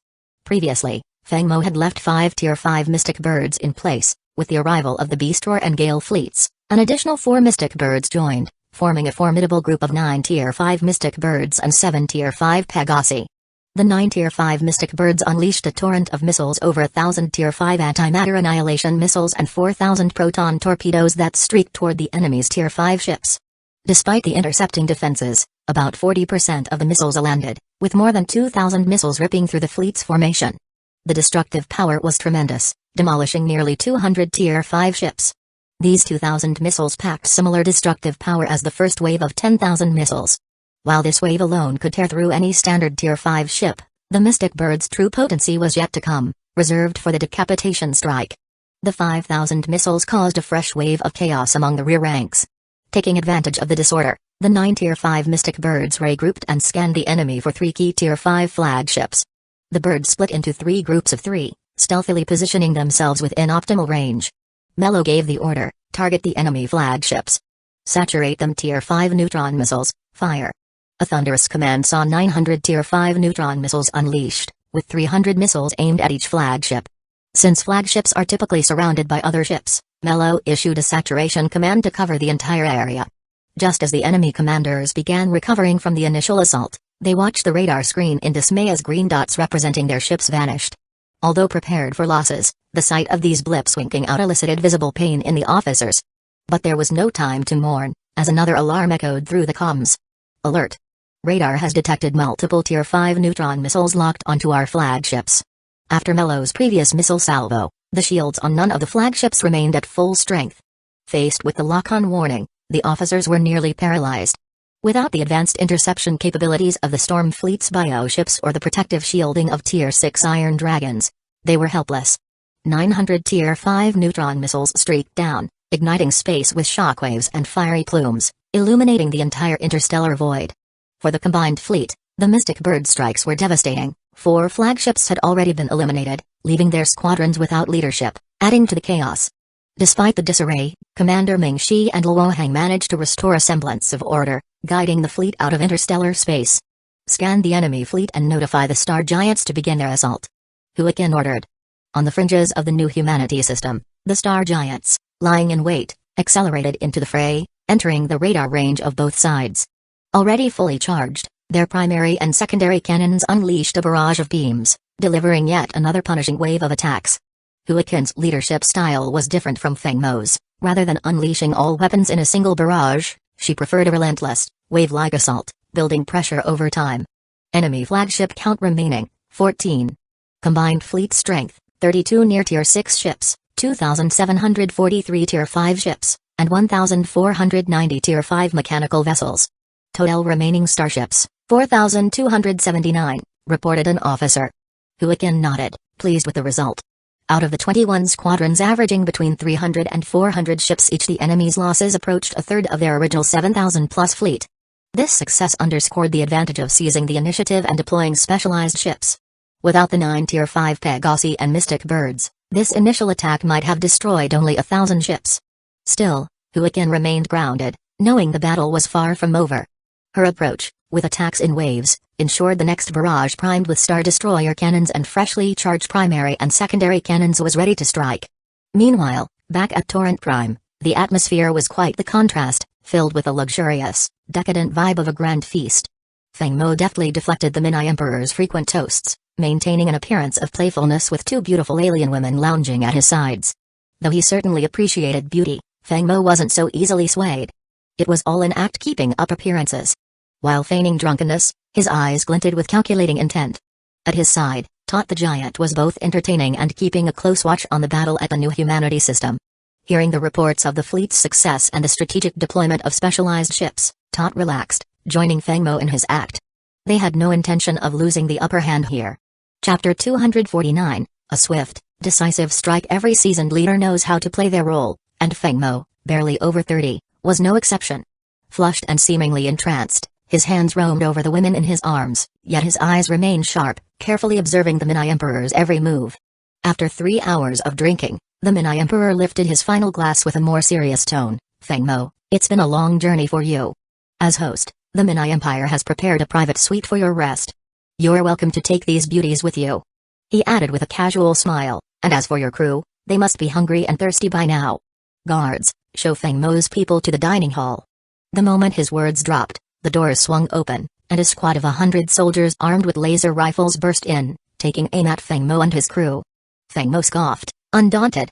How amusing. But such a cheap trick? Beauty is the least effective lure for a true leader, especially for one who commands the stars. With a calm voice, he continued, barely breaking his composure as the 2 women in his arms dropped lifelessly, red marks on their throats. Standing up, Feng Mo's body became sheathed in liquid black metal, forming into a Tier 5 blacklight combat armor. Behind him, Feng Xian and 10 of his crew activated their Tier 4 blacklight armor, each piece formidable but only producible with the rare memory metals found on a special resource planet in the Heavenly Empire, limited to Tier 5 grade at best. The Minai Emperor sneered, his tone turning venomous. Don't think a few suits of armor can save you, Feng Mo. Your fleet is already surrounded, and by now, the reinforcements you called to the new humanity system should have been completely destroyed. You've walked into a trap. Feng Mo's face remained impassive. Minai Emperor, let me clarify 3 things. First, your forces can't touch the new humanity system. Second, your blockade here in the Torrent system will fail. And third, today, you will die here. As he finished speaking, The armor on his shoulders opened, revealing rows of micro-tracking missiles. Guided by his onboard die, the missiles launched, leaving blazing trails as they homed in on their targets. Despite the Mini Emperor's 100 elite soldiers, many of whom were 4th and 5th level genetic warriors, none could evade the Tier 5 Blacklight's micro-missiles. The massive explosions from the missiles tore the Grand Hall apart, sending a shockwave through the entire structure. Outside, Tot downed his drink and hurriedly led his companions out of the blast zone, catching only a glimpse of Feng Mo's destructive power. Blast, that armor's something else, Tot muttered to himself, brushing dust from his shoulders. And that was just micro-missiles. If he unleashed the dark energy cannon he mentioned, the damage would be unimaginable. I'm going to need one of those custom-fitted suits after this. Meanwhile, at the heart of the battlefield, Feng Mo soared skyward, clutching the Mini Emperor by the throat, followed closely by his armor-clad crew. The once glamorous Torrent starport now lay in ruins, engulfed in flames. Feng Xian's mech unit had already turned the starport into a battleground, following Feng Mo's orders. Once Cilia had returned to the Vermilion Ape and relayed the command, the ship's main and secondary cannons charged, while the fleet steed opened the interstellar gateway, transporting the storm fleet directly to the side of the Star Giant fleet. The Mini Emperor had been confident in his strategy, expecting the support of his Star Giant fleet and assuming control with his 6 squadrons, including 2 near Tier 6 fleets. He believed his victory was assured, expecting to crush the 12 Tier 6 starships of the Storm Fleet. But he hadn't anticipated the betrayal of the Star Giants. The moment the Storm Fleet arrived, the Star Giant fleet turned their guns on the Mini Empire's forces, unleashing a devastating barrage. Caught off guard, the Mini Empire's main control rooms filled with alarm sounds, and the immediate attack from the Star Giant's cannons left them stunned. Within moments, nearly 300 of their Tier 5 ships were destroyed, and many others saw their shields obliterated. Cilia wasted no time capitalizing on this advantage. Storm Fleet, Fire Star Destroyers, main and secondary cannons. Tier 6 dark energy missiles on the luminous moons, Tier 6 interstellar missiles from the Iron Dragon's launch. With Cilia's order, the fleet's fully charged cannons blazed, unleashing over 100 beams of concentrated energy. Each beam pierced an enemy ship, while 550 missiles tore through the battlefield, trailing streaks of fiery exhaust toward their targets. The impact was devastating. The Tier 5 ships of the Mini Empire crumbled under the Tier 6 grade firepower, and the dark energy missiles which Feng Mo would have hesitated to use due to their cost obliterated ship after ship with explosions so powerful that nearby shields buckled and shattered. Meanwhile, at Torrent Prime, the dining hall had descended into a twisted spectacle. Feng Mo, still pretending to be intoxicated, ignored the chaos around him as he entertained himself with 2 beautiful alien women, hiding his true intentions. Across from him, Tot watched the battle reports and, reassured by the Storm Fleet's power and the support of specialized ships, relaxed and joined Feng Mo in their farce. With the tables turned and the Mini Emperor's trap shattered, the Storm Fleet now moved in for the final blow. Chapter 250, Death of the Mini Emperor. A final barrage of red and brown energy beams surged toward the enemy fleet. The red beams split midair, tearing through several Tier 5 ships, while the brown beams pierced through more than 10 Tier 5 ships each before dissipating. Under the concentrated fire of the 11 Tier 6 warships, nearly 600 enemy ships were obliterated in a single round. Coupled with the 300 ships destroyed by the Star Giant's earlier ambush, the Mini Empire's fleet had lost nearly 900 ships. The Mini Empire's 6 fleets, each with an average of 350 ships, totaled around 2,100. This initial attack alone had decimated almost half their forces. The victory was significant, yet the remaining 1,200 ships, under Commander Minxon's orders, retaliated ferociously, their attacks barely denting the Storm Fleet's Tier 6 shields. Feng Mo knew that in large-scale space warfare, casualties on both sides were inevitable, a law as old as the stars. While his previous encounters had been one-sided victories, this battle was far from such a walkover. The enemy fleet, with considerable firepower left, launched a full-scale counterattack. The Tier 6 ships in the Storm Fleet, thanks to their dark energy matrix shields, withstood the onslaught, losing only about 40% of shield strength. However, the Star Giant fleet, without similar defenses, suffered more, losing 200 Tier 5 ships. Star Commander Cilia estimated that with 2 more waves of concentrated fire, they could crush the remaining Mini Empire fleet. However, Minxon had no intention of sticking around to be wiped out. After assessing the damage, he ordered a full retreat, leaving behind over 900 wrecked ships. Cilia refrained from pursuing, her primary concern focused on Feng Mo's safety. When Feng Mo reached the starport, rows of colossal mechas knelt on one knee, their towering forms casting deep shadows. As he returned to the Vermilion Apes Command Center, Cilia greeted him with a report. "Commander, we achieved significant superiority in this battle." With the Star Giant fleet's defection and ambush, the Minai Empire lost a total of 947 Tier 5 ships. Feng Mo nodded. And what's the status at the New Humanity system? Sir, the joint fleet from the Minai Empire and the Starmech Empire has already retreated. Commander Hu again decided against pursuing. Our combined forces destroyed 3,000 of the enemy's Tier 5 ships, but we and the Star Giants suffered around 700 Tier 5 casualties. Feng Mo remained calm, calculating quickly. Battlefields inevitably took their toll, and he acknowledged that losses were natural, even expected. The enemy's total losses across both battles amounted to 4,000 ships, a third of their original fleet. The Minai Empire possessed 23 fleets in total, with 3 quasi Tier 6 and 20 Tier 5 fleets, and the Starmech Empire had provided an additional 10 Tier 5 fleets, totaling around 12,000 Tier 5 or higher grade ships. With their forces now reduced to around 8,000, a significant portion likely needed repairs. And with the Minai Emperor himself in his grasp, Feng Mo knew it was time to act decisively. Cilia, order the Star Giants to mobilize 2 quasi Tier 6 and 8 Tier 5 fleets to the edge of the Torrent system, and instruct the Gale Fleet, Beastroar Fleet, and Storm Fleet to hold their positions. Feng Mo's plan was straightforward. The Minai Empire's fleet was weakened, their emperor captive. He would concentrate his forces to strike directly at the Minai system, aiming for a swift and decisive victory. Capturing this pivotal system would pave the way to conquering the rest of the Lihuang Miners' starfield. Back at the Minai Empire's main palace, chaos reigned. The Emperor's capture threw the chain of command into disarray, with the 3 fleet commanders arguing over responsibilities.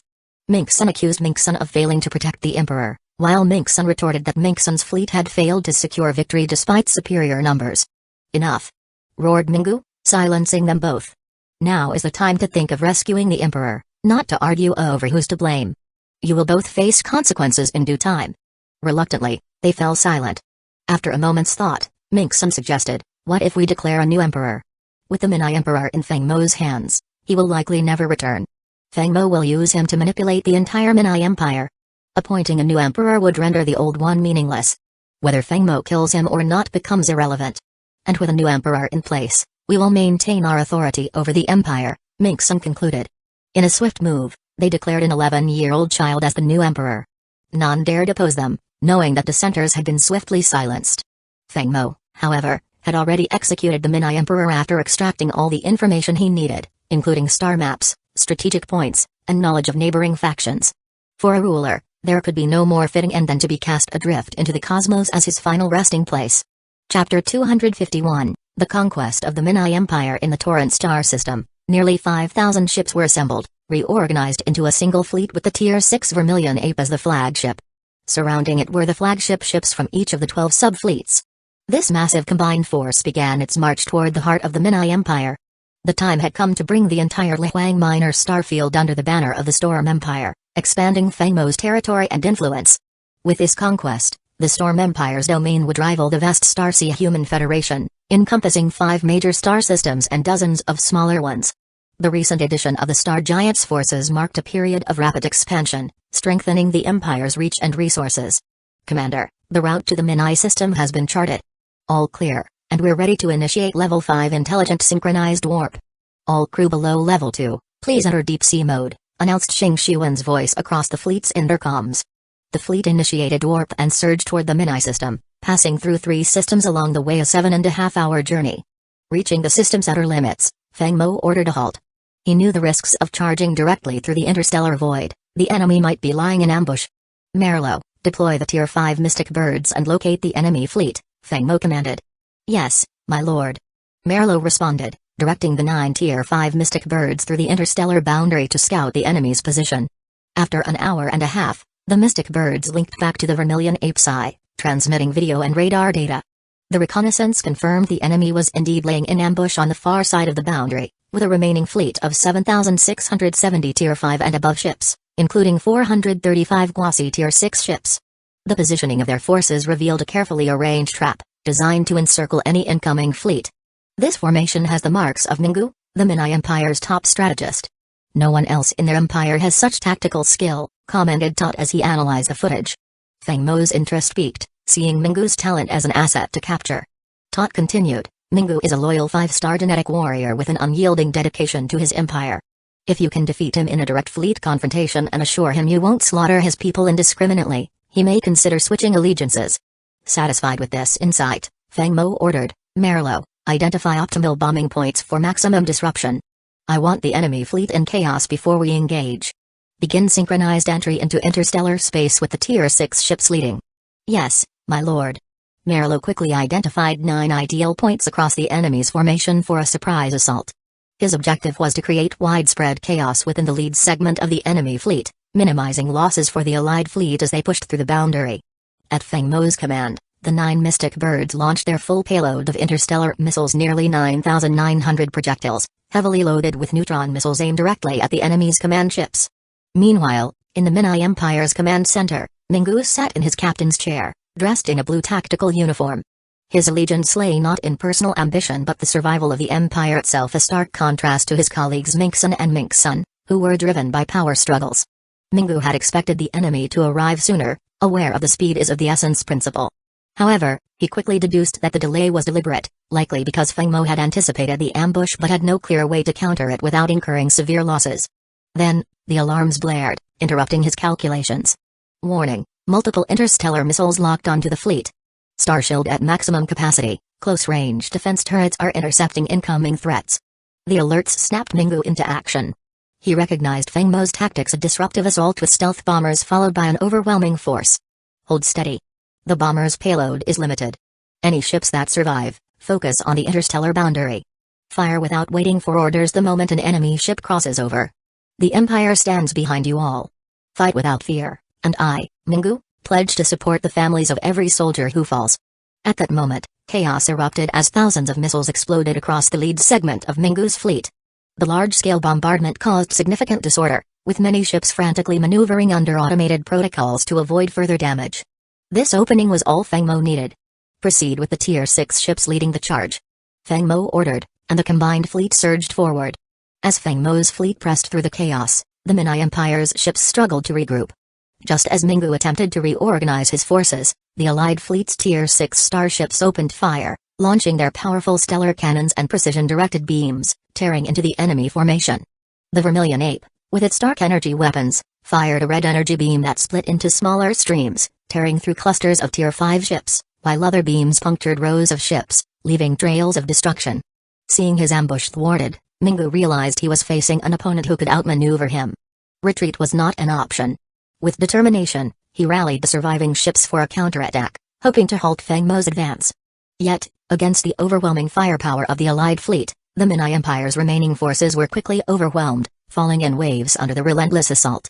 Finally, with the Minai Empire's fleet decimated, Mingu's command ship stood alone, heavily damaged yet defiantly firing its last rounds. Sensing the end, Feng Mo opened a channel to Mingu. Commander Mingu, your loyalty and skill are evident. I offer you a chance to continue serving this time, not under a fractured empire but united under the Storm Empire. Mingu, bruised but unbroken, looked at Feng Mo's hologram. After a pause, he nodded solemnly. I accept, on one condition: swear to protect my people.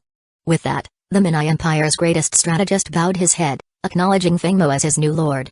The conquest of the Minai Empire was complete. The once independent empire now fell under the Storm Empire's rule, securing Feng Mo's hold over the Lihuang starfield and marking another milestone in his growing dominion. Chapter 252, Conquering the Celestial Eclipse Starfield. As the Tier 5 Mystic Birds released wave after wave of interstellar missiles, the Celestial Night Empire fleet descended into temporary chaos.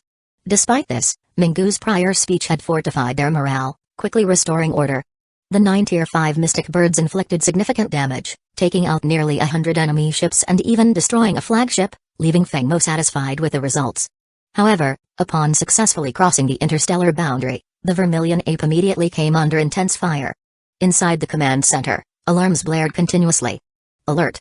Incoming energy attacks detected. Targeting trajectory calculated. Shields set to maximum power. Close-range defense turrets, commence intercept. In an instant, beams of laser fire and interstellar missiles rained down on the Vermilion Ape and its 16 Tier 6 ships, accompanied by flashes of Star Destroyer cannons' brown and orange beams. A massive red beam struck the Vermilion Ape's shield, sending ripples of energy across its surface. Warning! The dark energy matrix shield on the Vermilion Ape is at 23%.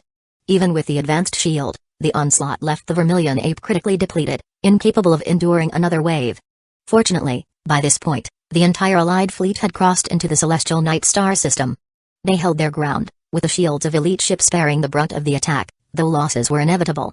Todd reported that this initial assault had already incapacitated nearly 100 Tier 6 ships, with over 50 destroyed outright. Star Mecha squads were deployed for rescue operations. Losses were unavoidable, especially against a competent opponent, but Fengmo knew Mello had done well and had no reason to blame her. With the fleet assembled in the Celestial Night Star system, Fengmo immediately issued new orders. All missile ships, commence launch. Target enemy ships with automated guidance. Fire Star Destroyer cannons and main guns. The firepower disparity was clear. Fengmo's elite fleet weathered the enemy's first wave, but his Tier 6 ships and specialized starships outgunned the Celestial Night Empire's fleet by far.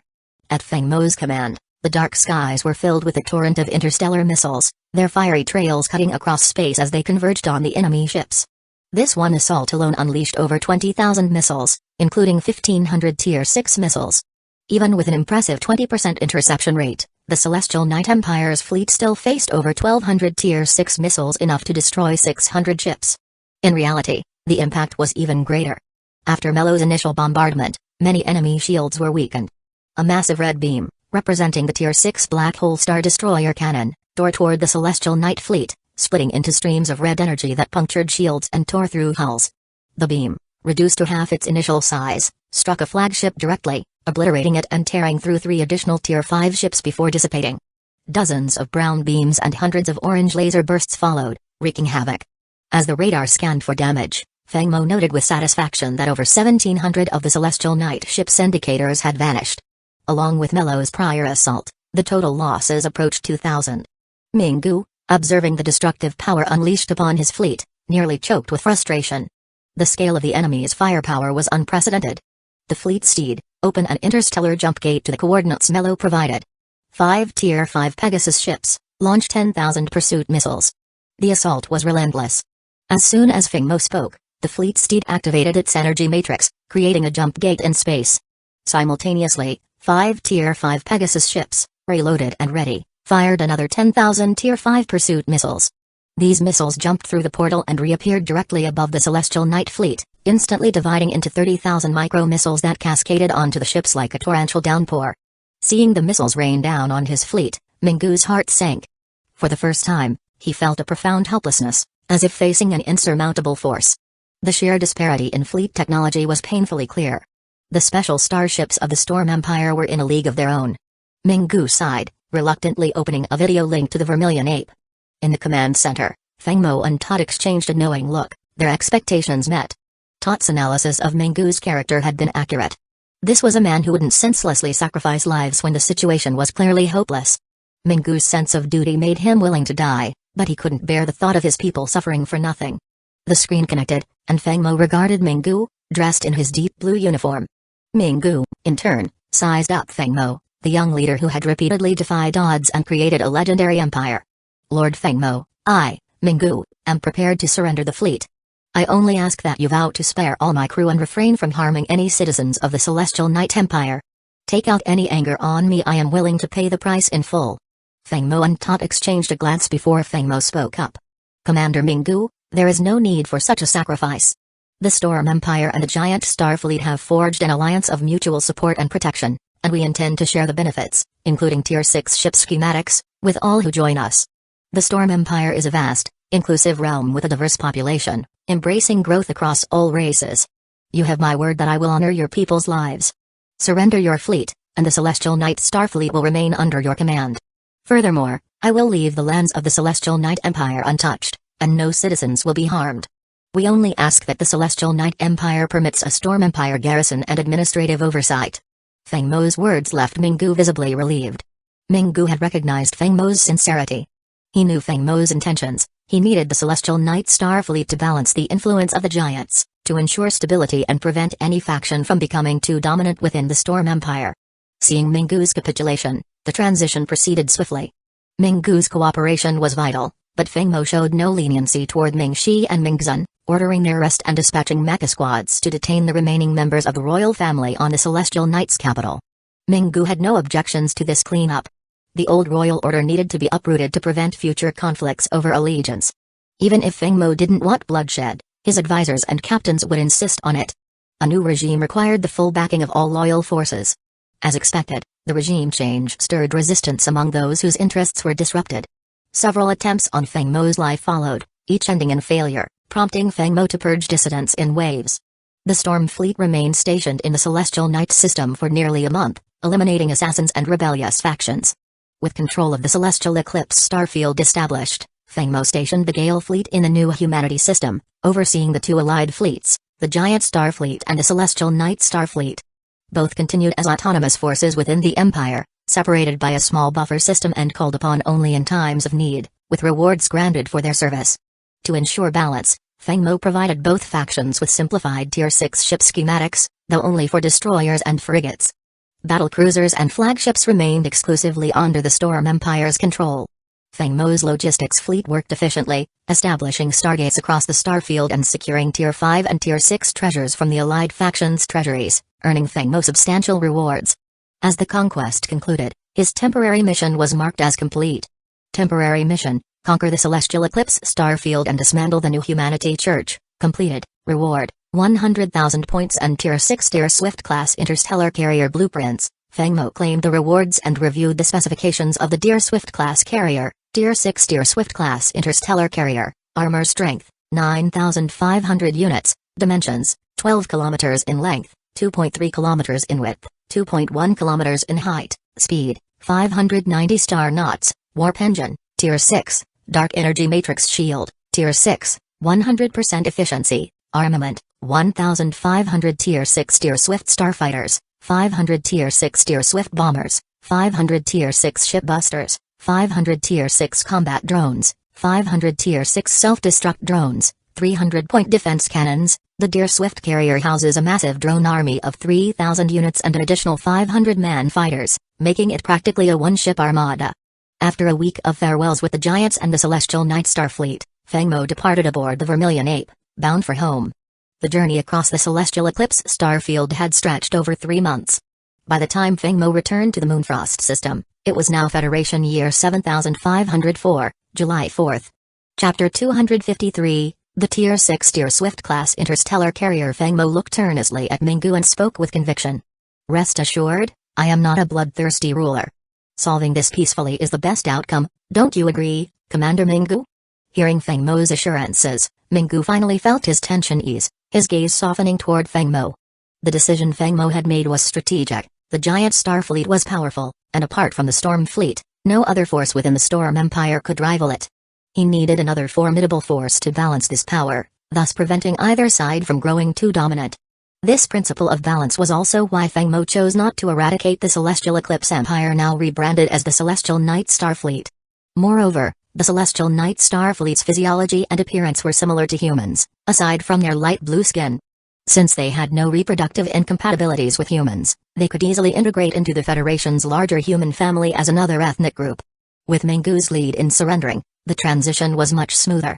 However, Feng Mo had no such patience for Mingxi and Mingzhen.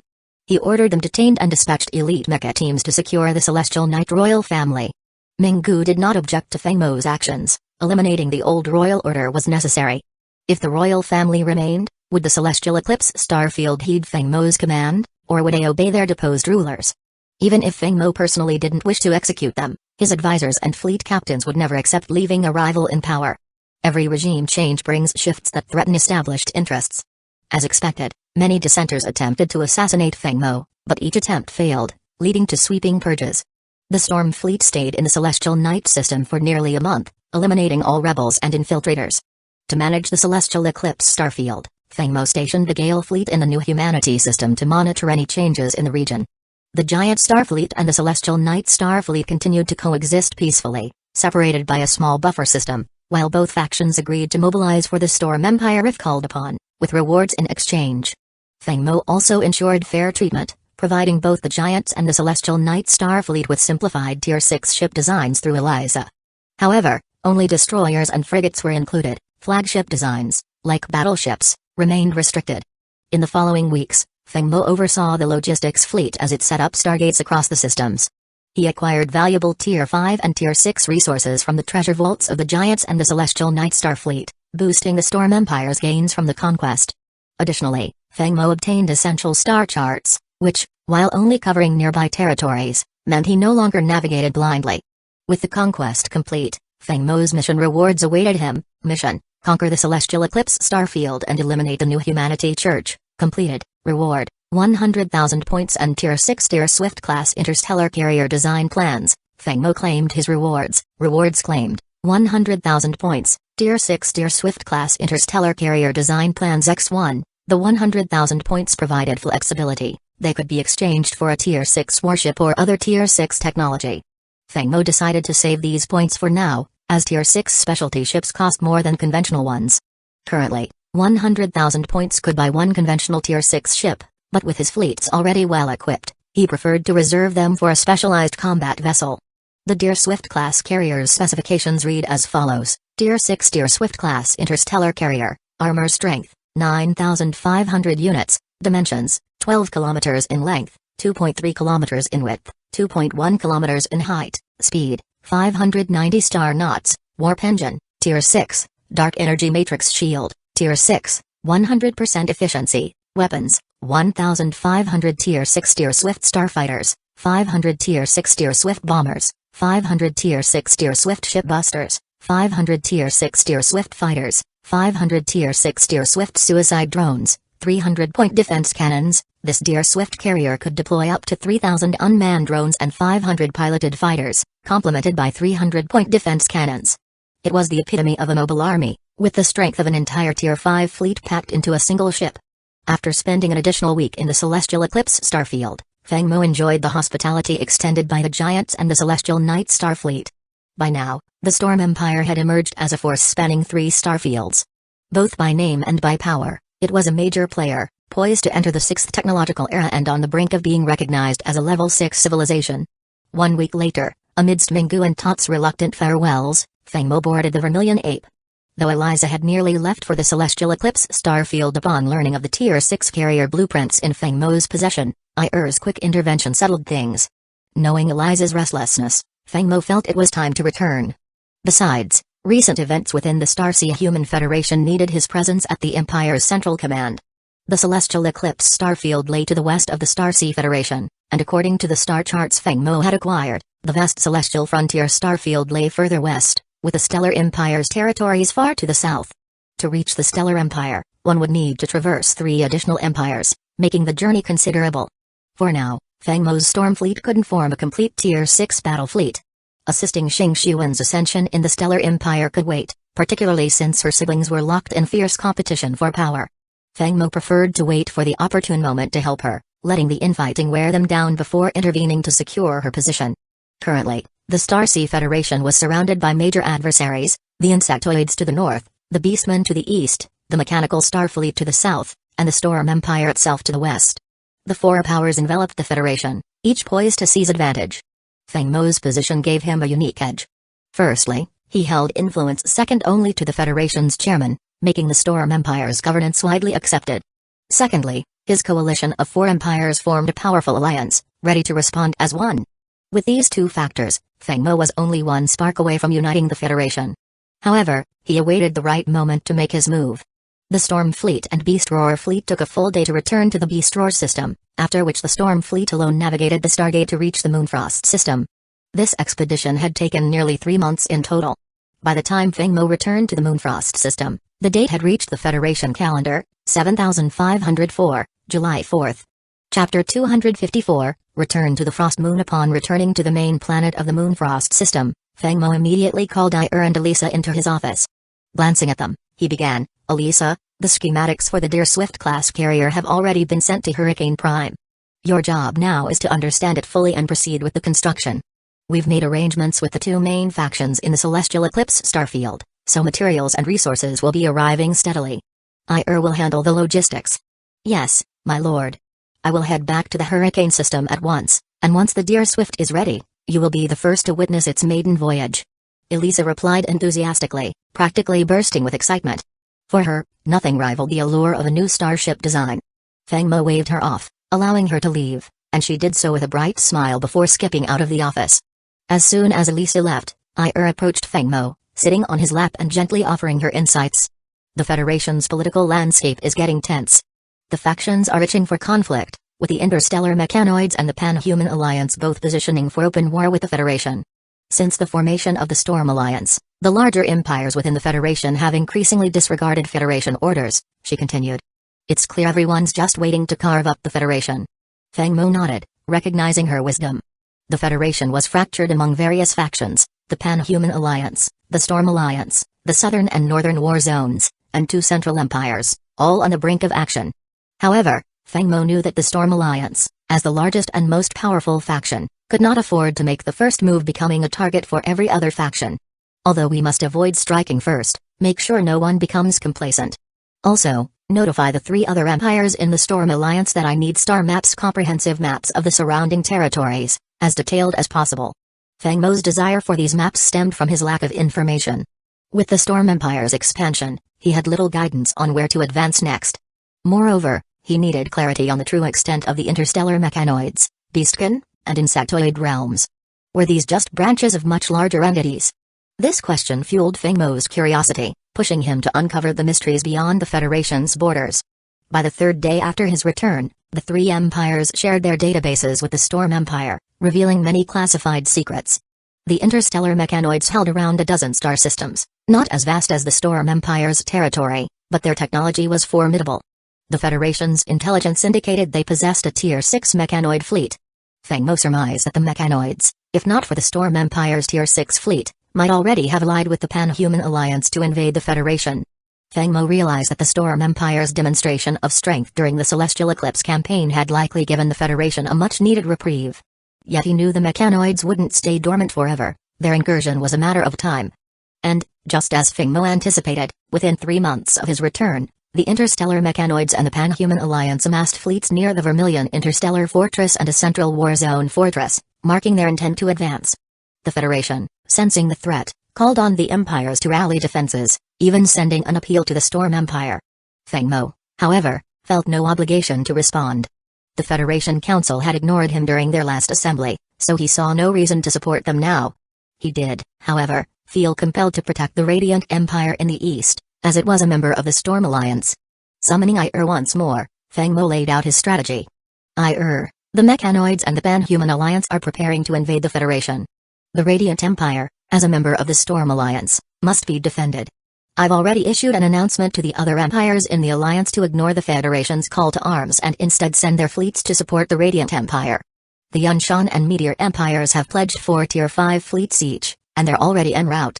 Meanwhile, we have 6 fleets, with 3 assigned to guard the Celestial Eclipse, Storm, and Frostwind starfields. You will lead the Storm Fleet and the Celestial Crystal Fleet to support the Radiant Empire. Nodded without hesitation. Understood. I will immediately prepare both fleets and aim to deploy within a day. Feng Mo felt assured. Of all his commanders, was his most trusted. A battle-hardened general, her experience in star warfare even surpassed his own, and she possessed a tactical ruthlessness that made her highly effective. With in charge, the Radiant Empire would be secure. As for the Federation's fortresses, Feng Mo felt no obligation to assist. Should the Pan-Human Alliance seize those fortifications and press further into the Radiant Empire, he would have no qualms about deploying the Giant Star Fleet and Celestial Night Fleet to eliminate the Pan-Human Alliance, expanding his territory in the process. This confidence bolstered Feng Mo's resolve. The Pan-Human Alliance, seeing the Storm Empire's formidable Tier 6 ships stationed on the Radiant Empire's borders, would likely avoid a direct confrontation. They would probably divert toward the Southern War Zone, planning to encircle it in tandem with the mechanoids. In truth, Feng Mo welcomed such a scenario. The Southern War Zone had long shown hostility toward him, a sentiment he recalled vividly from the last Federation Council meeting. Norley, one of his advisors, had voiced her frustrations regarding their attitude, and Feng Mo remembered it well. If they harbored hostility, the Storm Alliance would reciprocate. Actions have consequences, and Feng Mo intended to see justice served. Most notably, there had been no shift on his Ember mission panel, and no temporary missions had been issued, indicating that his strategy aligned with his overarching goals. Chapter 255, Commanding Aura Federation Calendar, Year 7504, October 7th. Today marked departure for the campaign. Feng Mo had come to the starport to see her off.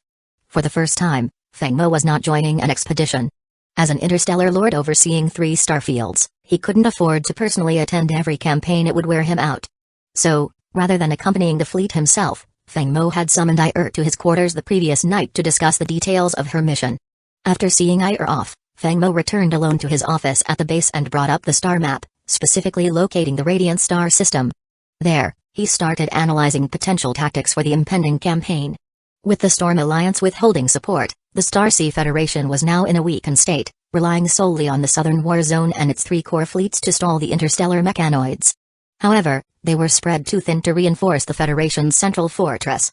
Thus, the Central War Zone's sole defense lay in a single quasi-Tier 6 fleet and 7 Tier 5 fleets. These 8 fleets were contributions from the Radiant Empire in the Central Zone and the remaining empires in the Northern Zone. The quasi-Tier 6 fleet was essentially the Radiant Empire's last resort. The 3 empires deployed their fleets to the fortress mainly to fulfill the Federation's request. If they managed to hold, fine; if not, they had their explanations prepared. Feng Mo saw this plainly, as did each empire's strategic advisors. Once the Pan-Human Alliance broke through the interstellar fortress, their next move would be to march southward, aiming to annihilate the fleets in the Southern War Zone and the Federation's forces there. The strategic need for a unified front was apparent, and it demanded a leader. This led the Radiant Empire to form an alliance with the Snowfield and Roseate empires, intending to resist the Storm Alliance. However, they underestimated the connection between Feng Mo and the Qiao family of the Radiant Empire. Though the two sides had not been in direct contact for years to avoid suspicion, the Qiao family was firmly on Feng Mo's side. Outwardly, the Qiao family appeared to be a loyal faction in the Radiant Empire, even voting in favor of the alliance with Snowfield and Roseate. Their loyalty masked a quiet betrayal, as they recognized that supporting Feng Mo aligned with their best interests.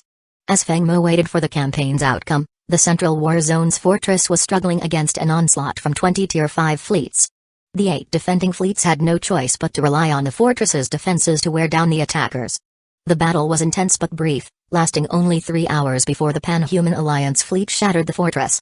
The Radiant Empire's forces, anticipating this, promptly withdrew before their defenses could collapse entirely. The 7 retreating fleets each lost nearly 100 Tier 5 ships. The Pan-Human Alliance's losses were even higher due to their offensive role. The fortress managed to destroy nearly 300 Tier 5 ships. In the end, the Alliance's fleet of 20 reorganized and moved forward with 18 remaining fleets. The Alliance had now breached the Radiant Empire's territory. Their next objective was the outer edges of the Radiant Empire, where a small interstellar fortress had been established. At this fortress, the forces of the Yunshan, Meteor, Radiant, and Storm Empires had gathered. Gu Jun, the Radiant Empire's commander, voluntarily relinquished command to Ir, who took up the mantle of Supreme Commander for the United Fleet without hesitation. The fortress now held 10 Tier 5 fleets, along with the Storm Fleet, a mix of Tier 6 and Tier 5 ships, 11 fleets in total. Despite the looming threat of the Pan-Human Alliance, they remained calm and prepared. The Alliance's Supreme Commander was the legendary strategist Mordsai, a seasoned warrior of the interstellar beastkin. Sitting on his flagship, he received reports on their recent conquest of the interstellar fortress. To the Alliance, these losses were manageable. After the report, Mordsai ordered, "The fleet will not advance southward just yet. First, we're heading to the edge of the Radiant Empire. I hear they've set up a small fortress there, and rumor has it the Storm Fleet is stationed. I'd like to see the renowned Federation First Fleet up close." His aide hesitated before responding, "Sir, the Alliance instructed us to move southward immediately after capturing the fortress." But the aide fell silent as Mordsai's icy gaze met his. Known for his uncompromising demeanor, Mordsai was rumored to have killed over 30 aides for daring to challenge his commands.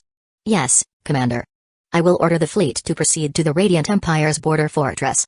When the Alliance fleet finally appeared on the fortress's radar, Ir's normally stoic expression softened into a stunning smile, momentarily entrancing her nearby aides. The night before, she and Feng Mo had discussed whether the Alliance would continue its advance to the fortress. They ended up making a wager, with both sides betting on the outcome. Ir had bet that the Alliance would indeed push forward, and now, she had won. Smiling, Ir forwarded the radar images to Feng Mo before resuming her composed demeanor. The alarm sounded, and all 11 fleets lifted off, with Ir taking her place in the command center of the Vermilion Ape. The tactical display was crowded with video feeds, one for each of the 11 commanders and a separate channel for the ship captains. As the flagship of the United Fleet, the Vermilion Ape had access to every channel. Soon, a video request came through from the enemy flagship, and without hesitation, Ir accepted. Well, a succubus commander," Mordsai's voice rumbled as his image appeared, a towering, tiger-headed beastkin with a muscular frame. "You must be Ir Plan, the Storm Empire's top general." "Yes, I am Ir Plan." And I assume you're Commander Mordsai? The tiger-headed beastkin was a rare sight among the interstellar beastkin, marking him unmistakably as the famed Mordsai. Chapter 256, The Federation dissolves, the Sea family rises again. So it wasn't surprising that had deduced who Mordsai was. Yet, deep down, felt the Pan-Human Alliance wouldn't dare attack the Radiant Empire. It simply wasn't worth the risk, and they would ultimately fail. Their most strategic move was to head southward to the southern war zone, so her wager with Feng Mo was simply a playful bet between lovers. "Little girl," Mordsai said, leaning into his age and stature. "Since you know my name, you must understand why I'm here. The Radiant Empire's defense fleet numbers only 12 squadrons. How do you plan to stop the Pan-Human Alliance?" Smirked slightly. The old beast was using his age as a shield, but she wouldn't indulge him. She shot back, "The Pan-Human Alliance? Or is it just you, an old tiger over 1,000 years old? Turn back now, and the Storm Alliance may overlook this offense. If you refuse, the Alliance will ensure the Pan-Human Alliances, and believe me, we have the power to do it." Ir's words were direct. If Mordsai took one step closer, she would give the order to attack. Mordsai's mouth twisted as he considered her words. To him, this young succubus seemed ignorant of respect. He was a legend of the interstellar beastkin, boasting more experience and stature than this young succubus could comprehend. However, he was also a seasoned commander. While the Alliance outnumbered the Storm Alliance by 6 fleets, the Storm Fleet's specialized ships were no joke. With a Tier 6 flagship and 15 Tier 6 warships, the Alliance would need a 100-fold advantage to have a chance against them. Still, Mordsai refused to show weakness and growled, "I won't pick on a young succubus. If you want to face me, bring out your Lord Feng Mo himself. Tell your leader that I will be waiting in the interstellar beastkin territory." Couldn't help but laugh at his audacity. She realized now that he had only come to leave an impression. "I will deliver your message, but whether our Lord has time for you is another matter," replied coolly. "But know this: if our Lord deems it necessary, he can crush the Pan-Human Alliance and even the beastkin without a second thought." Listening to Ir's unyielding confidence, Mordsai began to feel uneasy. He hadn't kept up with recent developments in the Federation. While he knew the Storm Fleet's power, he hadn't realized the Storm Empire had grown into a force comparable to the Starsea Human Federation.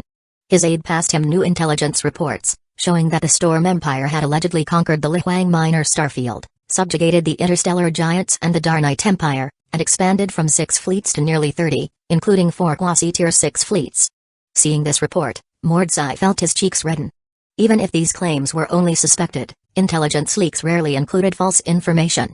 The Darnite Empire had previously tried to seek assistance from the Federation, but the Federation's leaders, Gojun and Norai, refused to intervene, and the Chu family's patriarch rebuked them openly.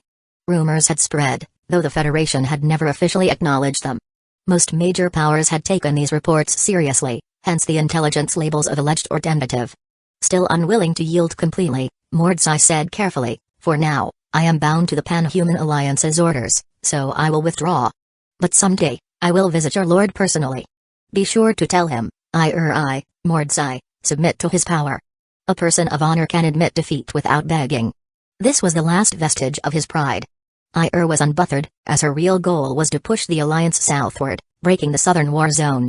"Very well, but heed this message from our Lord Feng Mo: you may target the southern war zone, but harm a single civilian, and the Pan-Human Alliance will pay 1,000-fold in blood."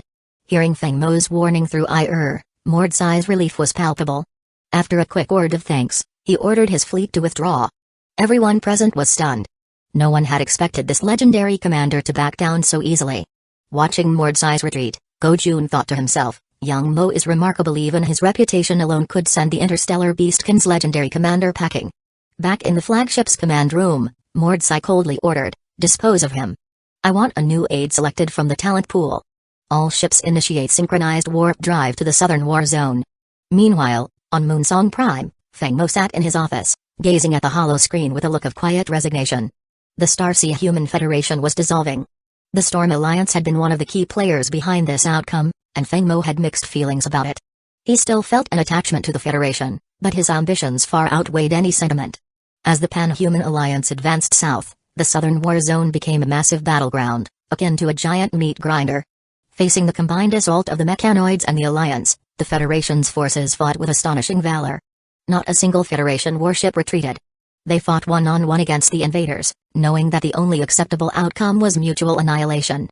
This indomitable spirit was likely what had sustained humanity's foothold in the vast cosmos. In this brutal engagement, the Vermilion Bird Fortress was eventually destroyed. Both sides suffered heavy losses. The Federation's 3 quasi-Tier 6 fleets and multiple Tier 5 fleets were decimated, with none of the quasi-Tier 6 fleets surviving. But the Federation's final stand had cost the enemy dearly.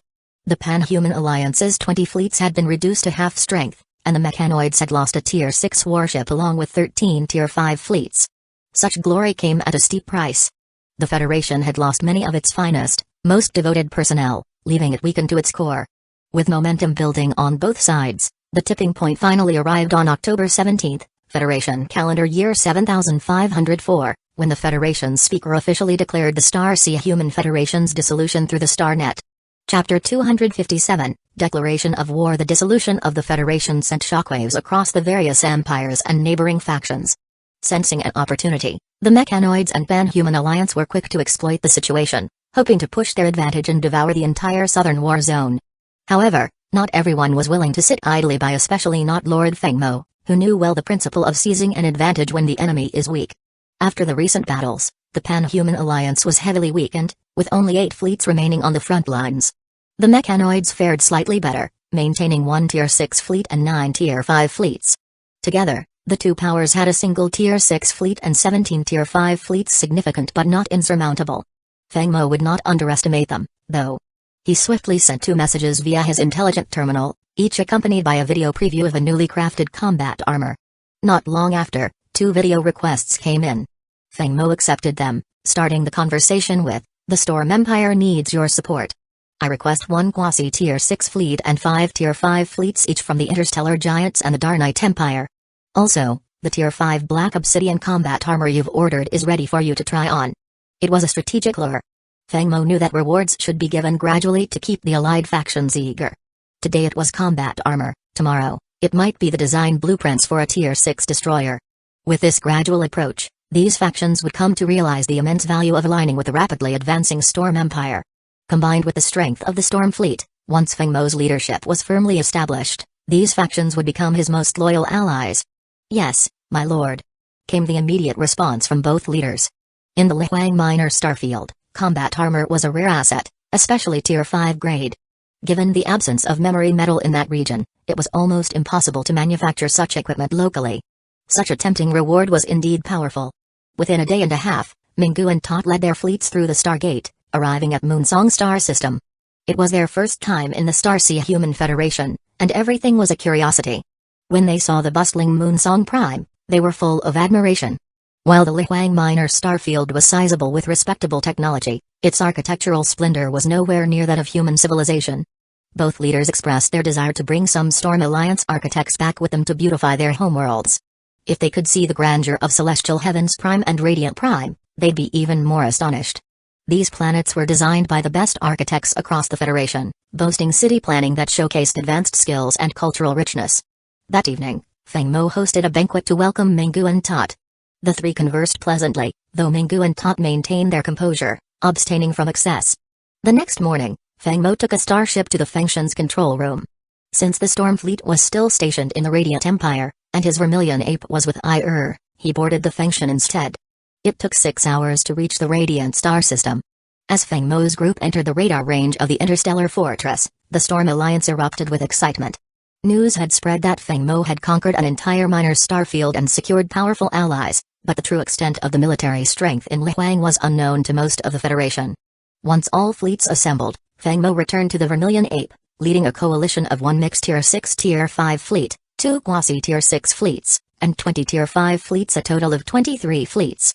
This was the largest fleet Fengmo had ever commanded, filling him with boundless pride. The Storm Empire was now embarking on its most massive star campaign, and for the first time, it had a clear numerical advantage over its enemies. 23 against 18, a decisive edge without any doubt, greater than. Although the Starsea Human Federation has dissolved, its star domains remain inviolable. The Storm Empire, in unison with the Radiant Empire, Yunshan Empire, and Meteor Empire, hereby forms the Storm Alliance to safeguard the Federation's territories and resist alien invasions. Presently, the Storm Alliance has mobilized 23 fleets, advancing towards the Vermilion Bird Interstellar Fortress to reclaim lost ground. The announcement ignited hope among the people of the Federation, lifting their spirits from the depths of despair. Since the Federation's dissolution, its citizens had been left in confusion. Now, with Feng Mo stepping forward, wielding his immense influence to form a new alliance, they felt compelled to support him. Meanwhile, as the Mechanoids and Pan-Human Alliance nursed their wounds and continued to invade the southern war zone, the Storm Alliance marched forward in high spirits. Feng Mo first made his proclamation on the Star Net and then boldly led his fleet to the shattered Vermilion Bird Fortress in the southern war zone. Naturally, Feng Mo's high-profile movements reached the Mechanoids and Pan-Human Alliance. Assessing the situation, their commanders decided to entrench themselves at the Vermilion Bird Interstellar Fortress. The damaged fortress was rapidly repaired and fortified with defensive structures for the impending battle. Feng Mo also received intelligence on these developments and ordered his fleet to move directly toward the fortress. A great battle loomed, in the Vermilion Bird star system, once the front line against the Mechanoids. The former Federation's stronghold had fallen into the hands of two hostile powers. As the Storm Alliance arrived in the system, Feng Mo halted his fleet just outside the radar range of the fortress and began preparing for battle. Lead 2 quasi-tier 6 fleets and 20 tier 5 fleets for a frontal assault. Charge the Starbreaker cannon, main, and auxiliary cannons, load all missiles, and deploy all unmanned drones. Await my command to attack. Yes, Commander. Used photonic grappling to transfer from the Vermilion Ape to the Darnite Empire's flagship, taking charge of the assault. Meanwhile, Feng Mo continued to issue orders. Storm Fleet, load interstellar missiles. Charge the Starbreaker cannon, main, and auxiliary cannons, and deploy all unmanned drones. Gale Steed, initiate the Star Warp Gate sequence. Feng Mo planned to gamble on an aggressive move. By warping the Storm Fleet to the Vermilion Bird Fortress using the Gale Steed's Warp Gate, he aimed to cause chaos, break down the fortress's defenses, and strike their fleet hard. With 24 fleets poised to capitalize on the confusion, this combination strike would be overwhelming. Feng Mo's eyes fixed on the distant stars, and he declared softly, "Begin the assault." Chapter 258, Bombarding the Vermilion Bird. As soon as Feng Mo issued the command, the Storm Fleet entered the Stargate generated by the Gale Steed. The Vermilion Bird Fortress, now heavily modified by the Mechanoid Fleet and Pan-Human Alliance, was fortified with an array of defensive weaponry. In the fortress's control room, Commander Luotian of the Mechanoids and Commander Madis of the Interstellar Beastmen studied the Storm Fleet's likely approach to the fortress, observing a holographic display. "I suspect they will use their Stargate-capable ships to infiltrate the fortress's hangars and create chaos. That's Feng Mo's usual tactic. I've already ordered our fleet to spread out and put all defensive positions on high alert any sign of an intrusion, and we fire immediately," Madis said, pointing to the hologram. Luotian nodded. Many major factions, including the Mechanoids, had studied the Storm Fleet's capabilities. Madis's assumption was logical. Feng Mo's forces would likely try to exploit their Stargate technology. However, their research division hadn't yet devised a method to counter the Stargate's technology effectively. The best they could do was to stay vigilant and scatter the fleet to minimize the risk. Yet Feng Mo had already anticipated their precautions.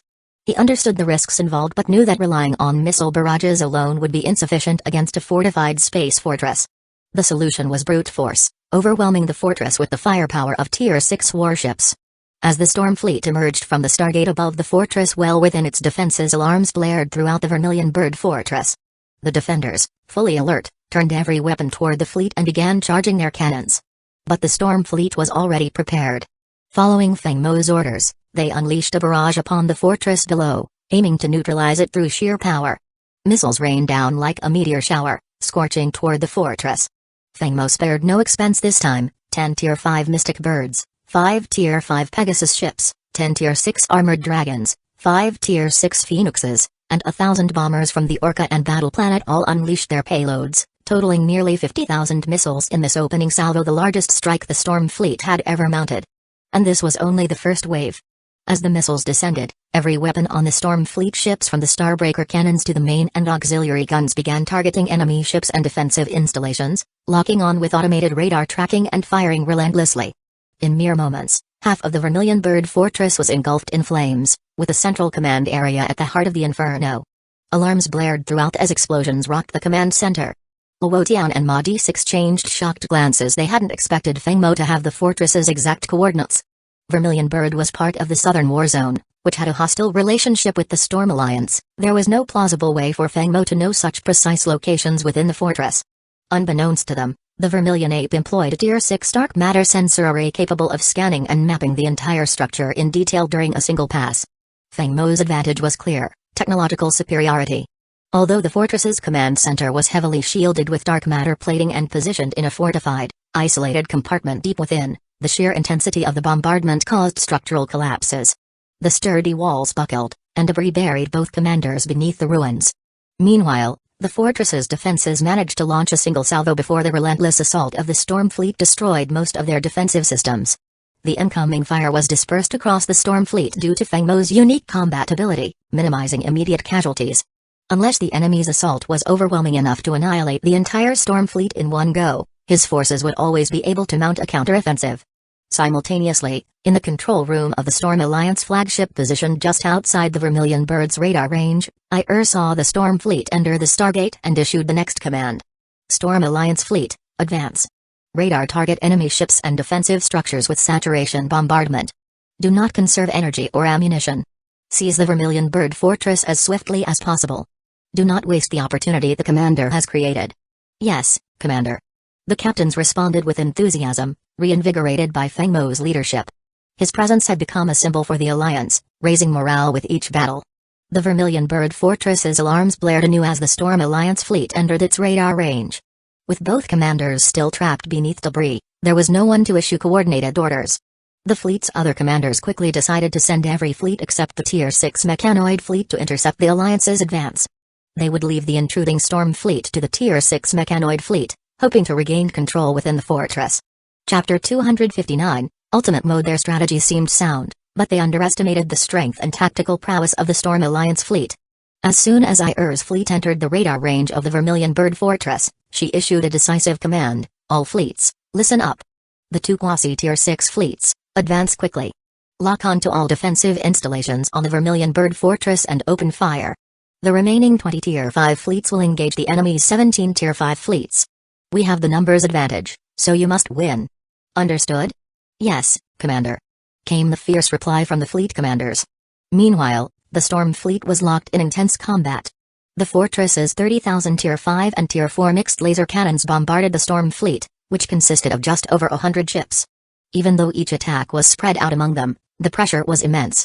Fortunately, after the Storm Fleet's initial bombardment, at least one-third of the enemy's laser cannons had been destroyed, and the interception rate of incoming fire had risen to 30%.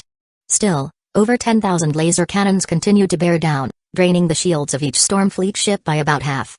Just as the Vermilion Ape's shield generators were cooling down, its radar detected an incoming Tier 6 mechanical fleet bearing down on the Storm Fleet.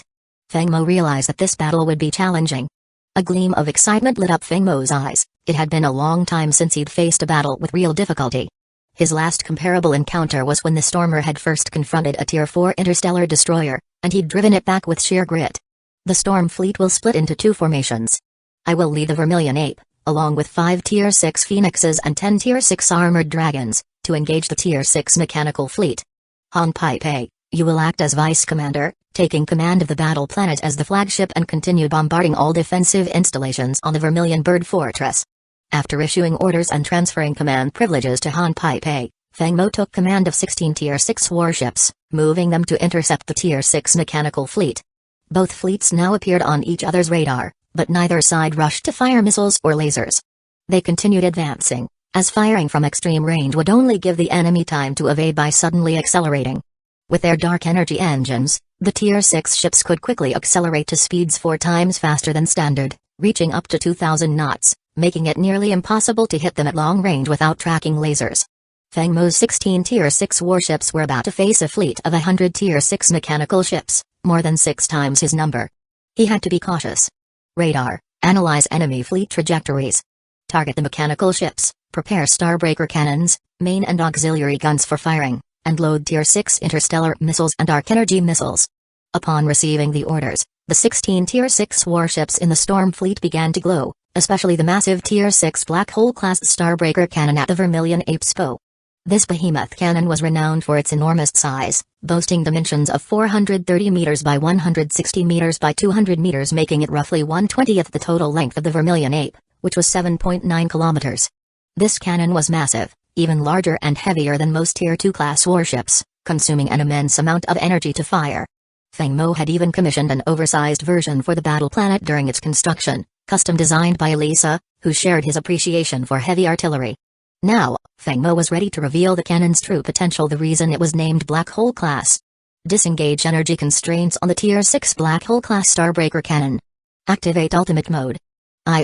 His vice commander, looked slightly concerned. Although she trusted Feng Mo's decisions, it was her responsibility to remind him of the consequences. She spoke cautiously, "Sir, engaging the Black Hole Cannon's ultimate mode will drain the entire energy reserve, leaving the Vermilion Ape without weapon functionality. Only minimal propulsion will remain." "I understand. Proceed with the order," Feng Mo replied calmly. "Understood, Commander." Disengaging energy restrictions on the Black Hole Class Starbreaker Cannon, activating ultimate mode. The glowing red sphere at the cannon's tip began to swell, darkening to a deep red, then black. It shrank into a tiny sphere, less than 100 meters in diameter, resembling a small black hole.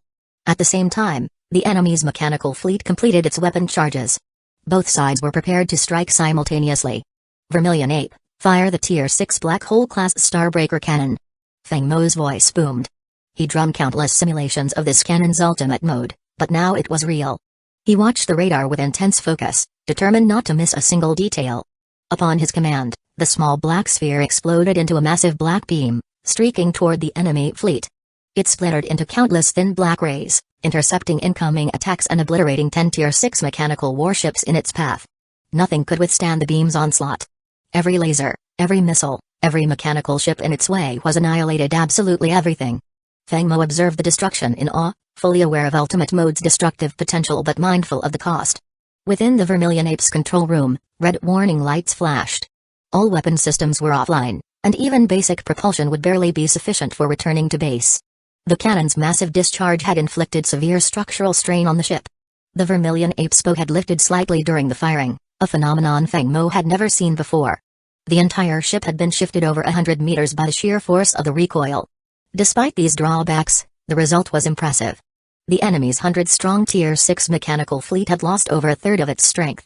Meanwhile, the remaining enemy fire, having been intercepted, caused minimal damage to the Storm Fleet's shields. All fleets, fire Starbreaker cannons, main and auxiliary guns, and launch all missiles.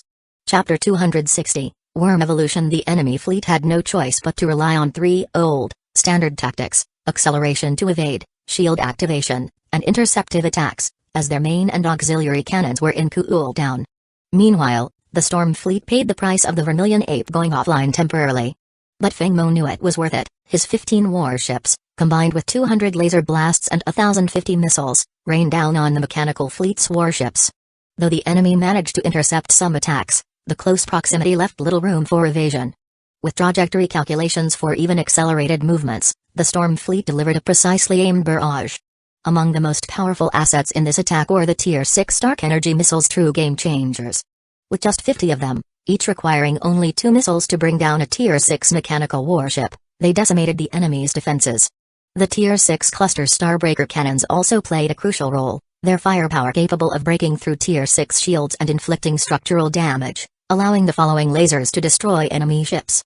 After this wave, the remaining 60-odd Tier 6 mechanical warships couldn't withstand the sustained assault. Feng Mo's bold move of sacrificing the Vermilion Ape had paid off. Radar scans now showed only a dozen Tier 6 mechanical warships left, all of which promptly turned around, abandoning the remaining fleet on the front lines and fleeing back to the mechanical star system. Meanwhile, within the Vermilion Bird Fortress, the Storm Fleet continued their unchecked rampage. With thousands of unmanned combat drones carrying out suicide strikes, the fortress's defensive installations crumbled one after another. The battle was all but won, leaving only the enemy's 17 Tier 5 fleets on the front line. Just then, the 2 enemy commanders emerged from the wreckage, only to find themselves facing Feng Xian and his squad of over 100 mechas. Realizing resistance was futile, they raised their hands in surrender. Particularly for Mage, who had only recently tried to put on a strong front for this sudden reversal to becoming a prisoner was a humbling, ironic twist. Now, Mage and Luoxian awaited Feng Mo's judgment, uncertain if they would be granted mercy. But at that moment, Feng Mo sat calmly within the Vermilion Ape's control room, which was currently being towed back to the Vermilion Bird Fortress by 2 Tier 6 phoenixes. As this happened, Feng Mo felt a strange sensation on his wrist, a chill spreading through his body. This was his enslaved interstellar worm, which he had subjugated with a level 5 chip during its juvenile phase. Each night, the small worm consumed precisely 3 cubic energy blocks, curling up to form a bracelet on his wrist during the day. Curious, Feng Mo took off his combat suit, revealing his strong upper body. The white interstellar worm detached from his wrist and dropped to the floor, emitting a frosty chill as a layer of white mist began to envelop it. Feng Mo bent down, observing the worm's small, writhing body, which seemed to be struggling, as though it was experiencing some kind of transformation. The mist thickened, shrouding the worm in an opaque layer. After half an hour, the mist dissipated, revealing a now 1-meter-long white worm, with a layer of shed skin beside it. Intrigued, Feng Mo picked up the shed skin and tried to tear it apart, only to find that, despite his strength as a level 4 genetic warrior, he couldn't rip the material. His curiosity about this creature's mysterious nature deepened. Having just completed its evolution, the worm noticed Feng Mo examining its shed skin. It emitted a soft hissing sound in protest, quickly climbing up his leg and onto his shoulder. The creature seemed to be expressing its displeasure at his handling of its old skin. Feng Mo, amused, handed the shed skin to the worm, now nicknamed Little Z. Grabbing it, Little Z eagerly devoured the skin before wrapping itself around Feng Mo's waist like a belt. Feng Mo didn't know the worm's exact classification, but his radar system could identify it. Detected, Level 1 Interstellar Worm. Recommendation from the Intelligence System, employ the Tier 6 Black Hole Class Starbreaker Cannon in Ultimate Mode to eliminate it. The high-priority alert surprised Feng Mo. The recommendation to use such a powerful weapon against a mere juvenile worm hinted at the creature's potential. He recalled Professor Luo's description of a 3-kilometer-long adult interstellar worm that was impervious to an entire Tier 5 fleet's attacks. Patting the worm coiled around his waist, Feng Mo mused about its future potential, imagining it one day becoming a true interstellar behemoth. He also remembered that he had a floating land module waiting to be built once a lack of strength had held him back, then a shortage of energy, and eventually, he had simply forgotten about it. As the storm fleet regrouped, news of the Tier 6 mechanical fleet's near-total defeat reached the frontline forces. Realizing the tide had turned, the enemy fleet commanders began to retreat, each seeking to escape the chaos, with little concern for their fellow commanders' fates. Back at the Vermilion Bird Fortress, Feng Mo's victory was already assured, the final stages of the battle unfolding anticlimactically. It was the Storm Fleet's interstellar warp ship that had turned the tide, allowing for this rapid, large-scale invasion that took the enemy by surprise. Feng Mo's confidence in the Spark system had only grown. Securing the Vermilion Bird Fortress now placed a strategic foothold between the mechanical star system and the southern war zone, opening a path to the entire southern region. The three empires of the southern war zone now faced dire circumstances, with the threat of two powerful enemies from the north and a third looming from the south. Squeezed in the middle, they were in an untenable position, particularly as Feng Mo had just released footage of the battle on the Interstellar Network. Chapter 261, The Deceptive Move. The announcement of the disbandment of the Federation sparked immense turmoil among the three southern empires. Citizens across these territories began proclaiming Feng Mo as their only savior, the sole leader capable of restoring order amid the constant threat of the Star Mech fleet. These sentiments, spreading like wildfire, were not instigated by Feng Mo or his allies but arose organically among the people, a clear indication of where public support lay. As Feng Mo launched an assault on the Vermilion Bird Star Fortress, he carried the banner of restoring the Federation's lost territories, and given his immense influence, it was as if righteousness itself was on his side. This ability to command the loyalty of the people gave him a unique advantage over any empire or government. The three southern empires, however, harbored complex feelings toward Feng Mo. Despite the dire situation, Feng Mo chose not to seize their territories immediately. He knew that, in the absence of a force capable of opposing the Storm Alliance, time was on his side, and surrender from the southern empires was merely a matter of time. Meanwhile, in a virtual private conference room, the leaders of the three southern empires gathered to discuss their next steps. Though they had the power to chart the course for their empires, they also had to heed the influential voices within their societies, including public sentiment, the nobility, major corporations, and military leaders. The Federation has splintered, and with the Southern Defense Forces decimated by the Star Meshs, independence is no longer an option, began Yu Ting, the Prime Minister of the Tianjin Empire. Our only realistic choice is to align ourselves with either the Storm Empire, the Heaven's End Empire, or the Human Alliance.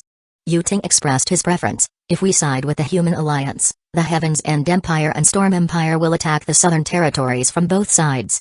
The Heaven's End Empire has already promised that, if we join forces to establish a new coalition with them, the Snow Domain Empire, and the Ross Empire, they will provide us with resources to rebuild our fleets. As the dominant force among the three empires, Tianjin's opinion held sway, and its allies followed suit without hesitation. I agree with you, added Qing Liang, Prime Minister of the Star River Empire. Storm Empire may have won over the Vermilion Bird star system, but they've made no overtures toward us. We should join the Heaven's End Alliance and offer the Vermilion Bird system to Storm Empire as a gesture. We don't want trouble, and perhaps this can pacify them. And so, with a nod from the Tidal Empire's leader, the three southern empires collectively agreed to merge into the Heaven's End Alliance. Since it's settled, you concluded, we will formally announce the Southern Bloc's integration into the Heaven's End Alliance on the Star Network. Cheng Liang, concerned about possible backlash from their citizens, raised a question. You know Feng Mo has a knack for stirring public opinion. I worry that once the announcement goes public, we will face backlash from our citizens who don't fully understand the implications. Yu Ting reassured him confidently. Don't worry. The Heaven's End Empire has already promised us immediate reinforcement. They will send 3 Tier 5 fleets to patrol our borders, and that presence alone should deter any rebellion. On November 1st, Federation Year 7504, 2 major announcements shocked the Federation.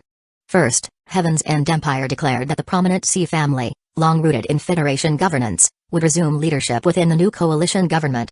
The second announcement was more explosive. The 3 southern empires had formally joined the Heaven's End Alliance. As these announcements rippled through the Federation, many citizens quickly realized that a civil war within the Federation was now inevitable. The Federation was now divided into 3 major factions: the Storm Alliance, the Heaven's End Alliance, and the Human Alliance.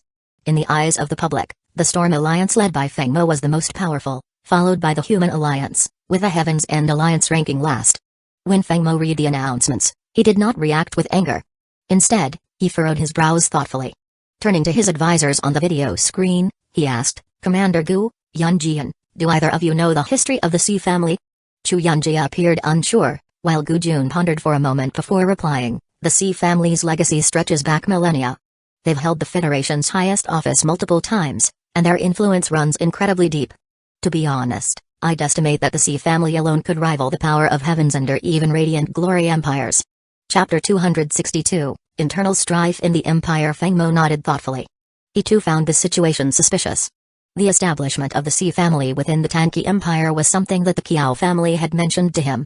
When Feng Mo had asked the head of the Qiao family about the Sea family, even they only had a superficial understanding of them. Now, hearing Gu Jun's perspective, Feng Mo was more convinced that the Sea family was not simple and perhaps had a deep heritage. Mo, let's discuss the Southern War Zone. Right now, we're gathering forces in the Vermilion Bird system, but the 3 major empires have announced their merger into the Tanqi Alliance. That's a direct challenge to us, and we must deploy our forces to sweep across the Southern War Zone, Old Wang said urgently. He made a valid point. Now wasn't the time to delve into the mystery of the Sea family. Dealing with the Southern War Zone took precedence. Yunjian, Uncle Gu Jun, Old Wang, Mok Su, I need your support with something. Just as Old Wang said, the 3 major empires in the Southern War Zone have joined the Tanqi Alliance without any warning. It's time we taught them a lesson, Feng Mo stated firmly. My plan is to use the connections of your families. Through inducements or promises, encourage them to raise arms under the banner of cleansing the court, supporting their ruler but correcting their policies. Stormwind Alliance only needs a pretext to act. The deployment of forces and logistics will be handled entirely by our alliance. This time, I want to uproot the entire Southern War Zone, ensuring the 3 empires cease to exist. They will pay the price for their actions.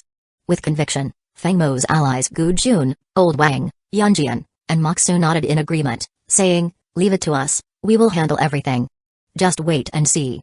Over the next 3 days, the Federation appeared calm, as if in a deadlock, with no overt action from the Stormwind Alliance. Behind the scenes, however, Gu Jun and the other influential families were contacting nobles and military leaders within the 3 empires, offering various incentives and making promises. Then, on the 3rd day after the Southern War Zone's announcement on the galactic net, ripples began to spread across the Federation. A third of the nobles and military leaders within the 3 empires issued a joint statement, opposing the empire's decision to join the Tanqi Alliance and demanding the implementation of an expanded council system that would grant voting rights to all nobles, military forces, various factions, and citizens. This proposal, however, was ignored by the imperial leadership. On the 4th day, a follow-up joint statement declared an uprising against the Tanqi Alliance, and the battle broke out. These nobles and military factions refrained from forming fleets, instead issuing a public statement on the galactic net declaring their allegiance to the Stormwind Alliance. In response, Feng Mo issued his own statement, announcing that the Stormwind Alliance would rally 20 fleets to march northward to prevent the disintegration of the Federation and establish a new government. This announcement electrified the Federation. The people, who had long grown disillusioned, erupted with cheers. Most citizens fully supported Feng Mo, urging him to swiftly take control of the Southern War Zone and eventually unify the entire Federation. Federation Year 7504, November 6. Feng Mo held a rallying ceremony to inspire the commanders, captains, and crew, giving a stirring speech. Feng Mo proclaimed that the prolonged division of the Federation, with its fractured governance under 3 or 4 different regimes, was a betrayal of humanity itself and could no longer be tolerated. Thus, he declared that unification was inevitable and that it was imperative to resist fragmentation. Only under his leadership could citizens live peaceful lives, resist foreign invasions, and be free from oppression. His words ignited their spirits, capturing the people's hearts and instilling confidence. And so, the Stormwind Joint Fleet set out, with their first target being the Xing Empire. The southern war zone currently fielded only 3 Tier 5 fleets, mere insects in Feng Mo's view. The interstellar gate opened, and following precise coordinates, the Stormwind Fleet launched a bombardment upon arrival, annihilating the enemy fleet. Following this approach, the Stormwind Fleet surged forward, sweeping through the Xing Empire and the Zhao Tide Empire within 7 days. Finally, they converged on the Tianjin Empire.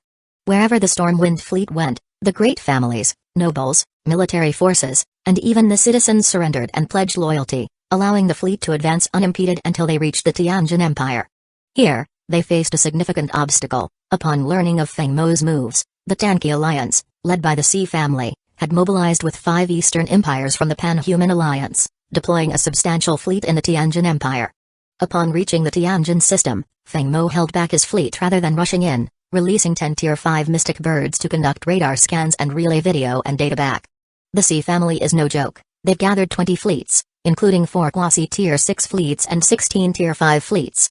If we don't count the Stormwind Fleet, their combined strength even surpasses our joint fleet, Feng Mo remarked in a group chat that included all fleet commanders, including I. A family that's lasted for millennia isn't likely to be simple. Among these 20 fleets, they have 4 interstellar missile ships and numerous stealth bombers. This will be a challenging battle, likely costing us dearly, Gu Jun sighed. Feng Mo smiled calmly. Uncle Gu Jun, their specialized ships are ones we also have, but we also have some they don't.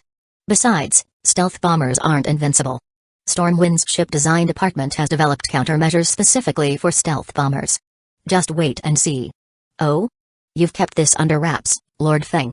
To think you've even developed such technology, Gu Jun exclaimed, impressed.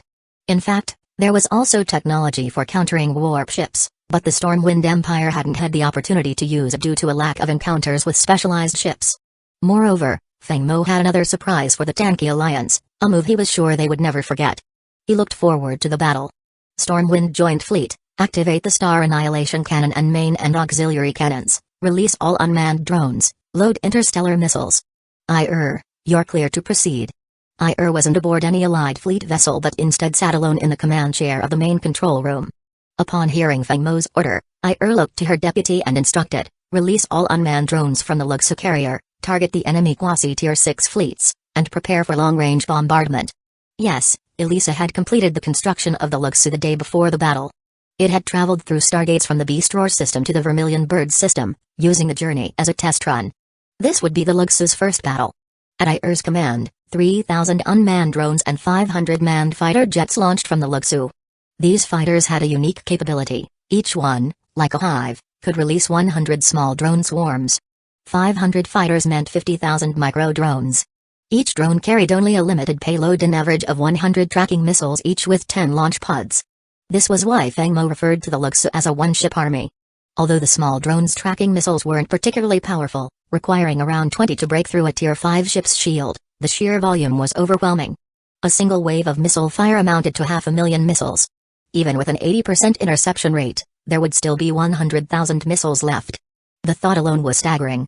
Chapter 263, The Power of the Deer Dragon. 3,000 drones launched from the Deer Dragon under eye control charged toward the enemy fleet, followed by 500 manned fighter ships piloted by 1,000 crew members, moving in 5 small squadrons to engage the enemy. On the front lines, both fleets entered each other's radar range, their automated targeting systems locking onto enemy ships.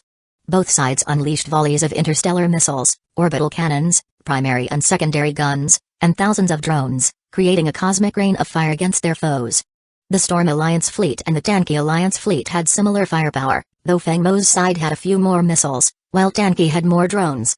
Both sides demonstrated impressive anti-missile capabilities, intercepting over 80% of incoming missiles and blocking more than 20% of the energy blasts.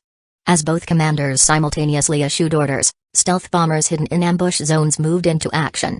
However, with the Storm Alliance fleet equipped with anti-stealth radar, they detected the tanky stealth bombers as soon as they approached their positions.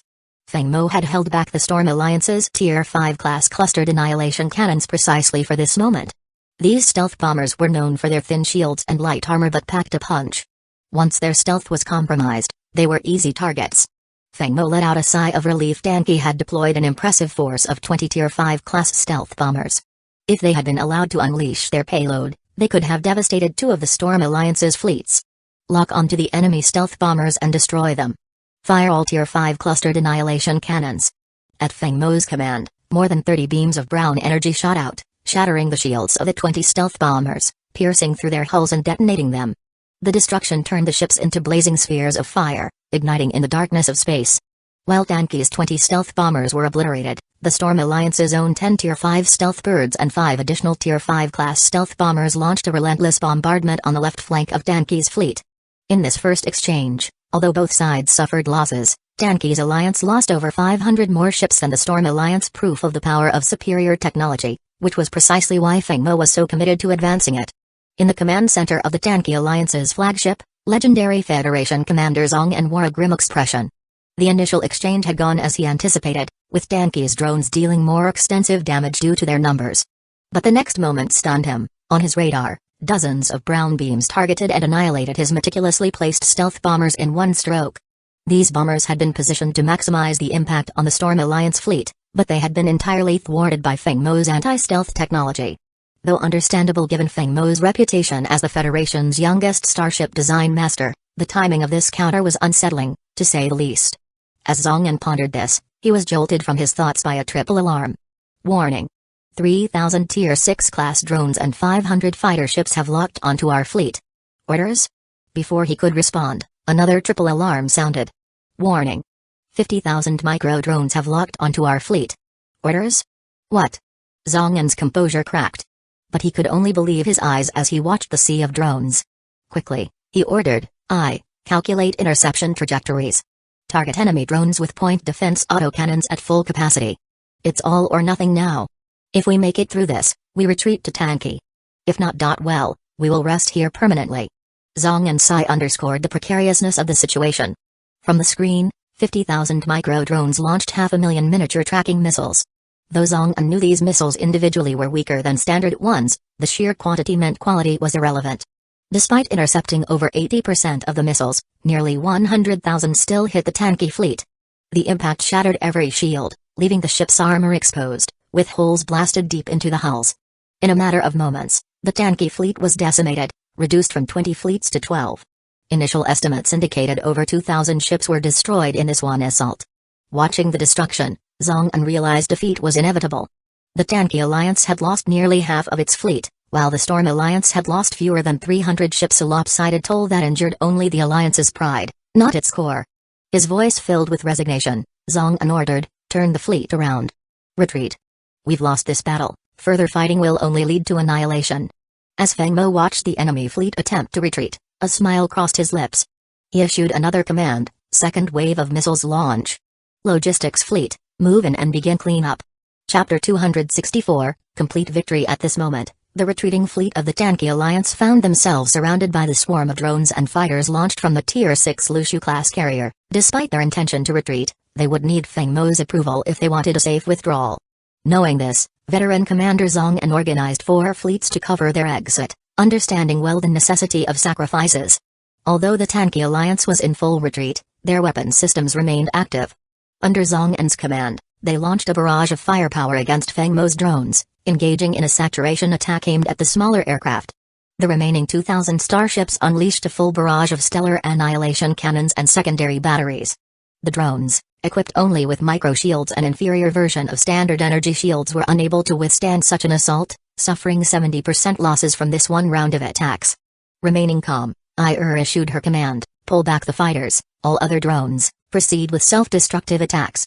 While the drones launched their missiles in kamikaze fashion, the streaks of inbound missiles from the Storm Alliance fleet blazed across space toward their target. Caught between the self-destructing drones and the incoming storm of missiles, the 4 fleets left behind to cover the retreat were quickly reduced to nothing but blazing explosions in the void, leaving behind fiery remnants of starships drifting through space. In this single battle, the Storm Alliance had taken out 12 fleets of the Tanki Alliance. Of the remaining 8 fleets, most were severely damaged, with even the quasi Tier 6 fleets suffering the loss of 2 units, effectively crippling their forces.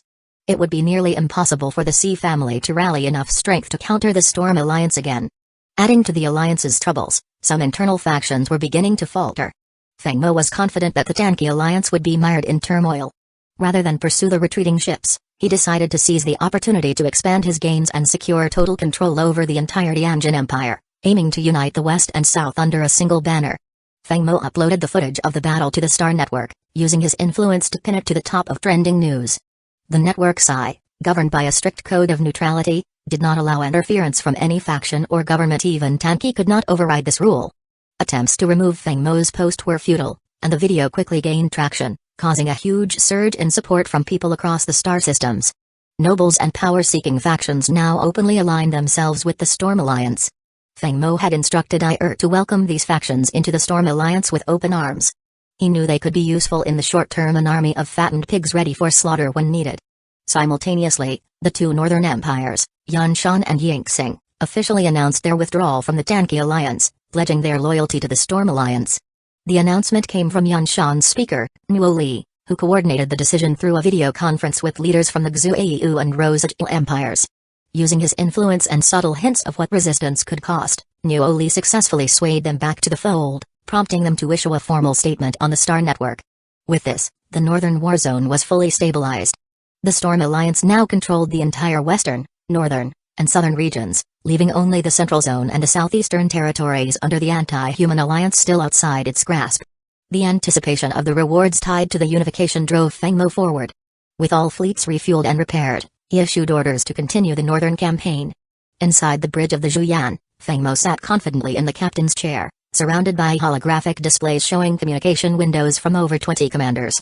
Deploy the fleets of the interstellar giants, Minai, Yanshan, and Huaiyao, and continue northward with the Storm Fleet. The remaining forces will hold position in the southern sector to prevent a possible invasion from the Mech Alliance. Yes, Commander. Feng Mo's growing presence exuded a formidable authority that allowed no room for dissent. Only a few trusted individuals, like Ir and his close advisors, occasionally offered him reminders. The dangers of solitary rule were known to Feng Mo, and he consciously relied on his confidants to keep his ambition tempered. The Storm Alliance's northern advance became public knowledge across the Federation, garnering overwhelming support from the public, who longed for a reunified Federation and saw Feng Mo as its champion. The Storm Alliance fleet did not go straight to the Tanki system but first docked in the Huaiyao system, where the Huaiyao Empire's new ruler, Feng Mo, was welcomed. The Chu and Hua families were unwavering in their allegiance to him, and other high-ranking departments, military, intelligence, starship design, and civil affairs were equally supportive of his rule. Power and mutual benefit secured loyalty. With his strength and ability to reward, Feng Mo commanded the unwavering allegiance of many. The Storm Alliance's position in Huaiyao brought immense pressure upon the Tanki Empire. The Tanki Alliance was on the verge of collapse, with the northern empires defecting and the southern ones conquered by Feng Mo. They were isolated. The anti-human alliance was licking its wounds from repeated defeats and would need years to rebuild. Feng Mo's strategy was to let the tension within the Tanki Empire simmer. Public opinion within the ranks grew volatile, with a majority of factions favoring surrender, leaving only the die-hard resistance led by the Sea family standing firm. Internal conflicts escalated into full-scale arguments, then to personal attacks, and, ultimately, even to violence. Before Feng Mo could even make a move, Sea family hardliners declared open war against the capitulation faction led by the Yu and Qiao families. The situation entertained Feng Mo, who received a live feed of the conflict from the Qiao family itself, as they sought to share the moment with him. Feng Mo, pleased with their initiative, sent 10 Tier 5 fleet steeds, 5 Tier 5 Pegasus-class ships, and a Lushu carrier under Ir's command to support the Qiao family's resistance. As Feng Mo watched the broadcast, he enjoyed the company of his assistant, Xing Xuan, who served him fresh fruit. She saw Feng Mo as the man who would help her restore her home and was wholly devoted to him. In her time as his secretary, she had come to admire him deeply, viewing him as a man worthy of her loyalty and affection.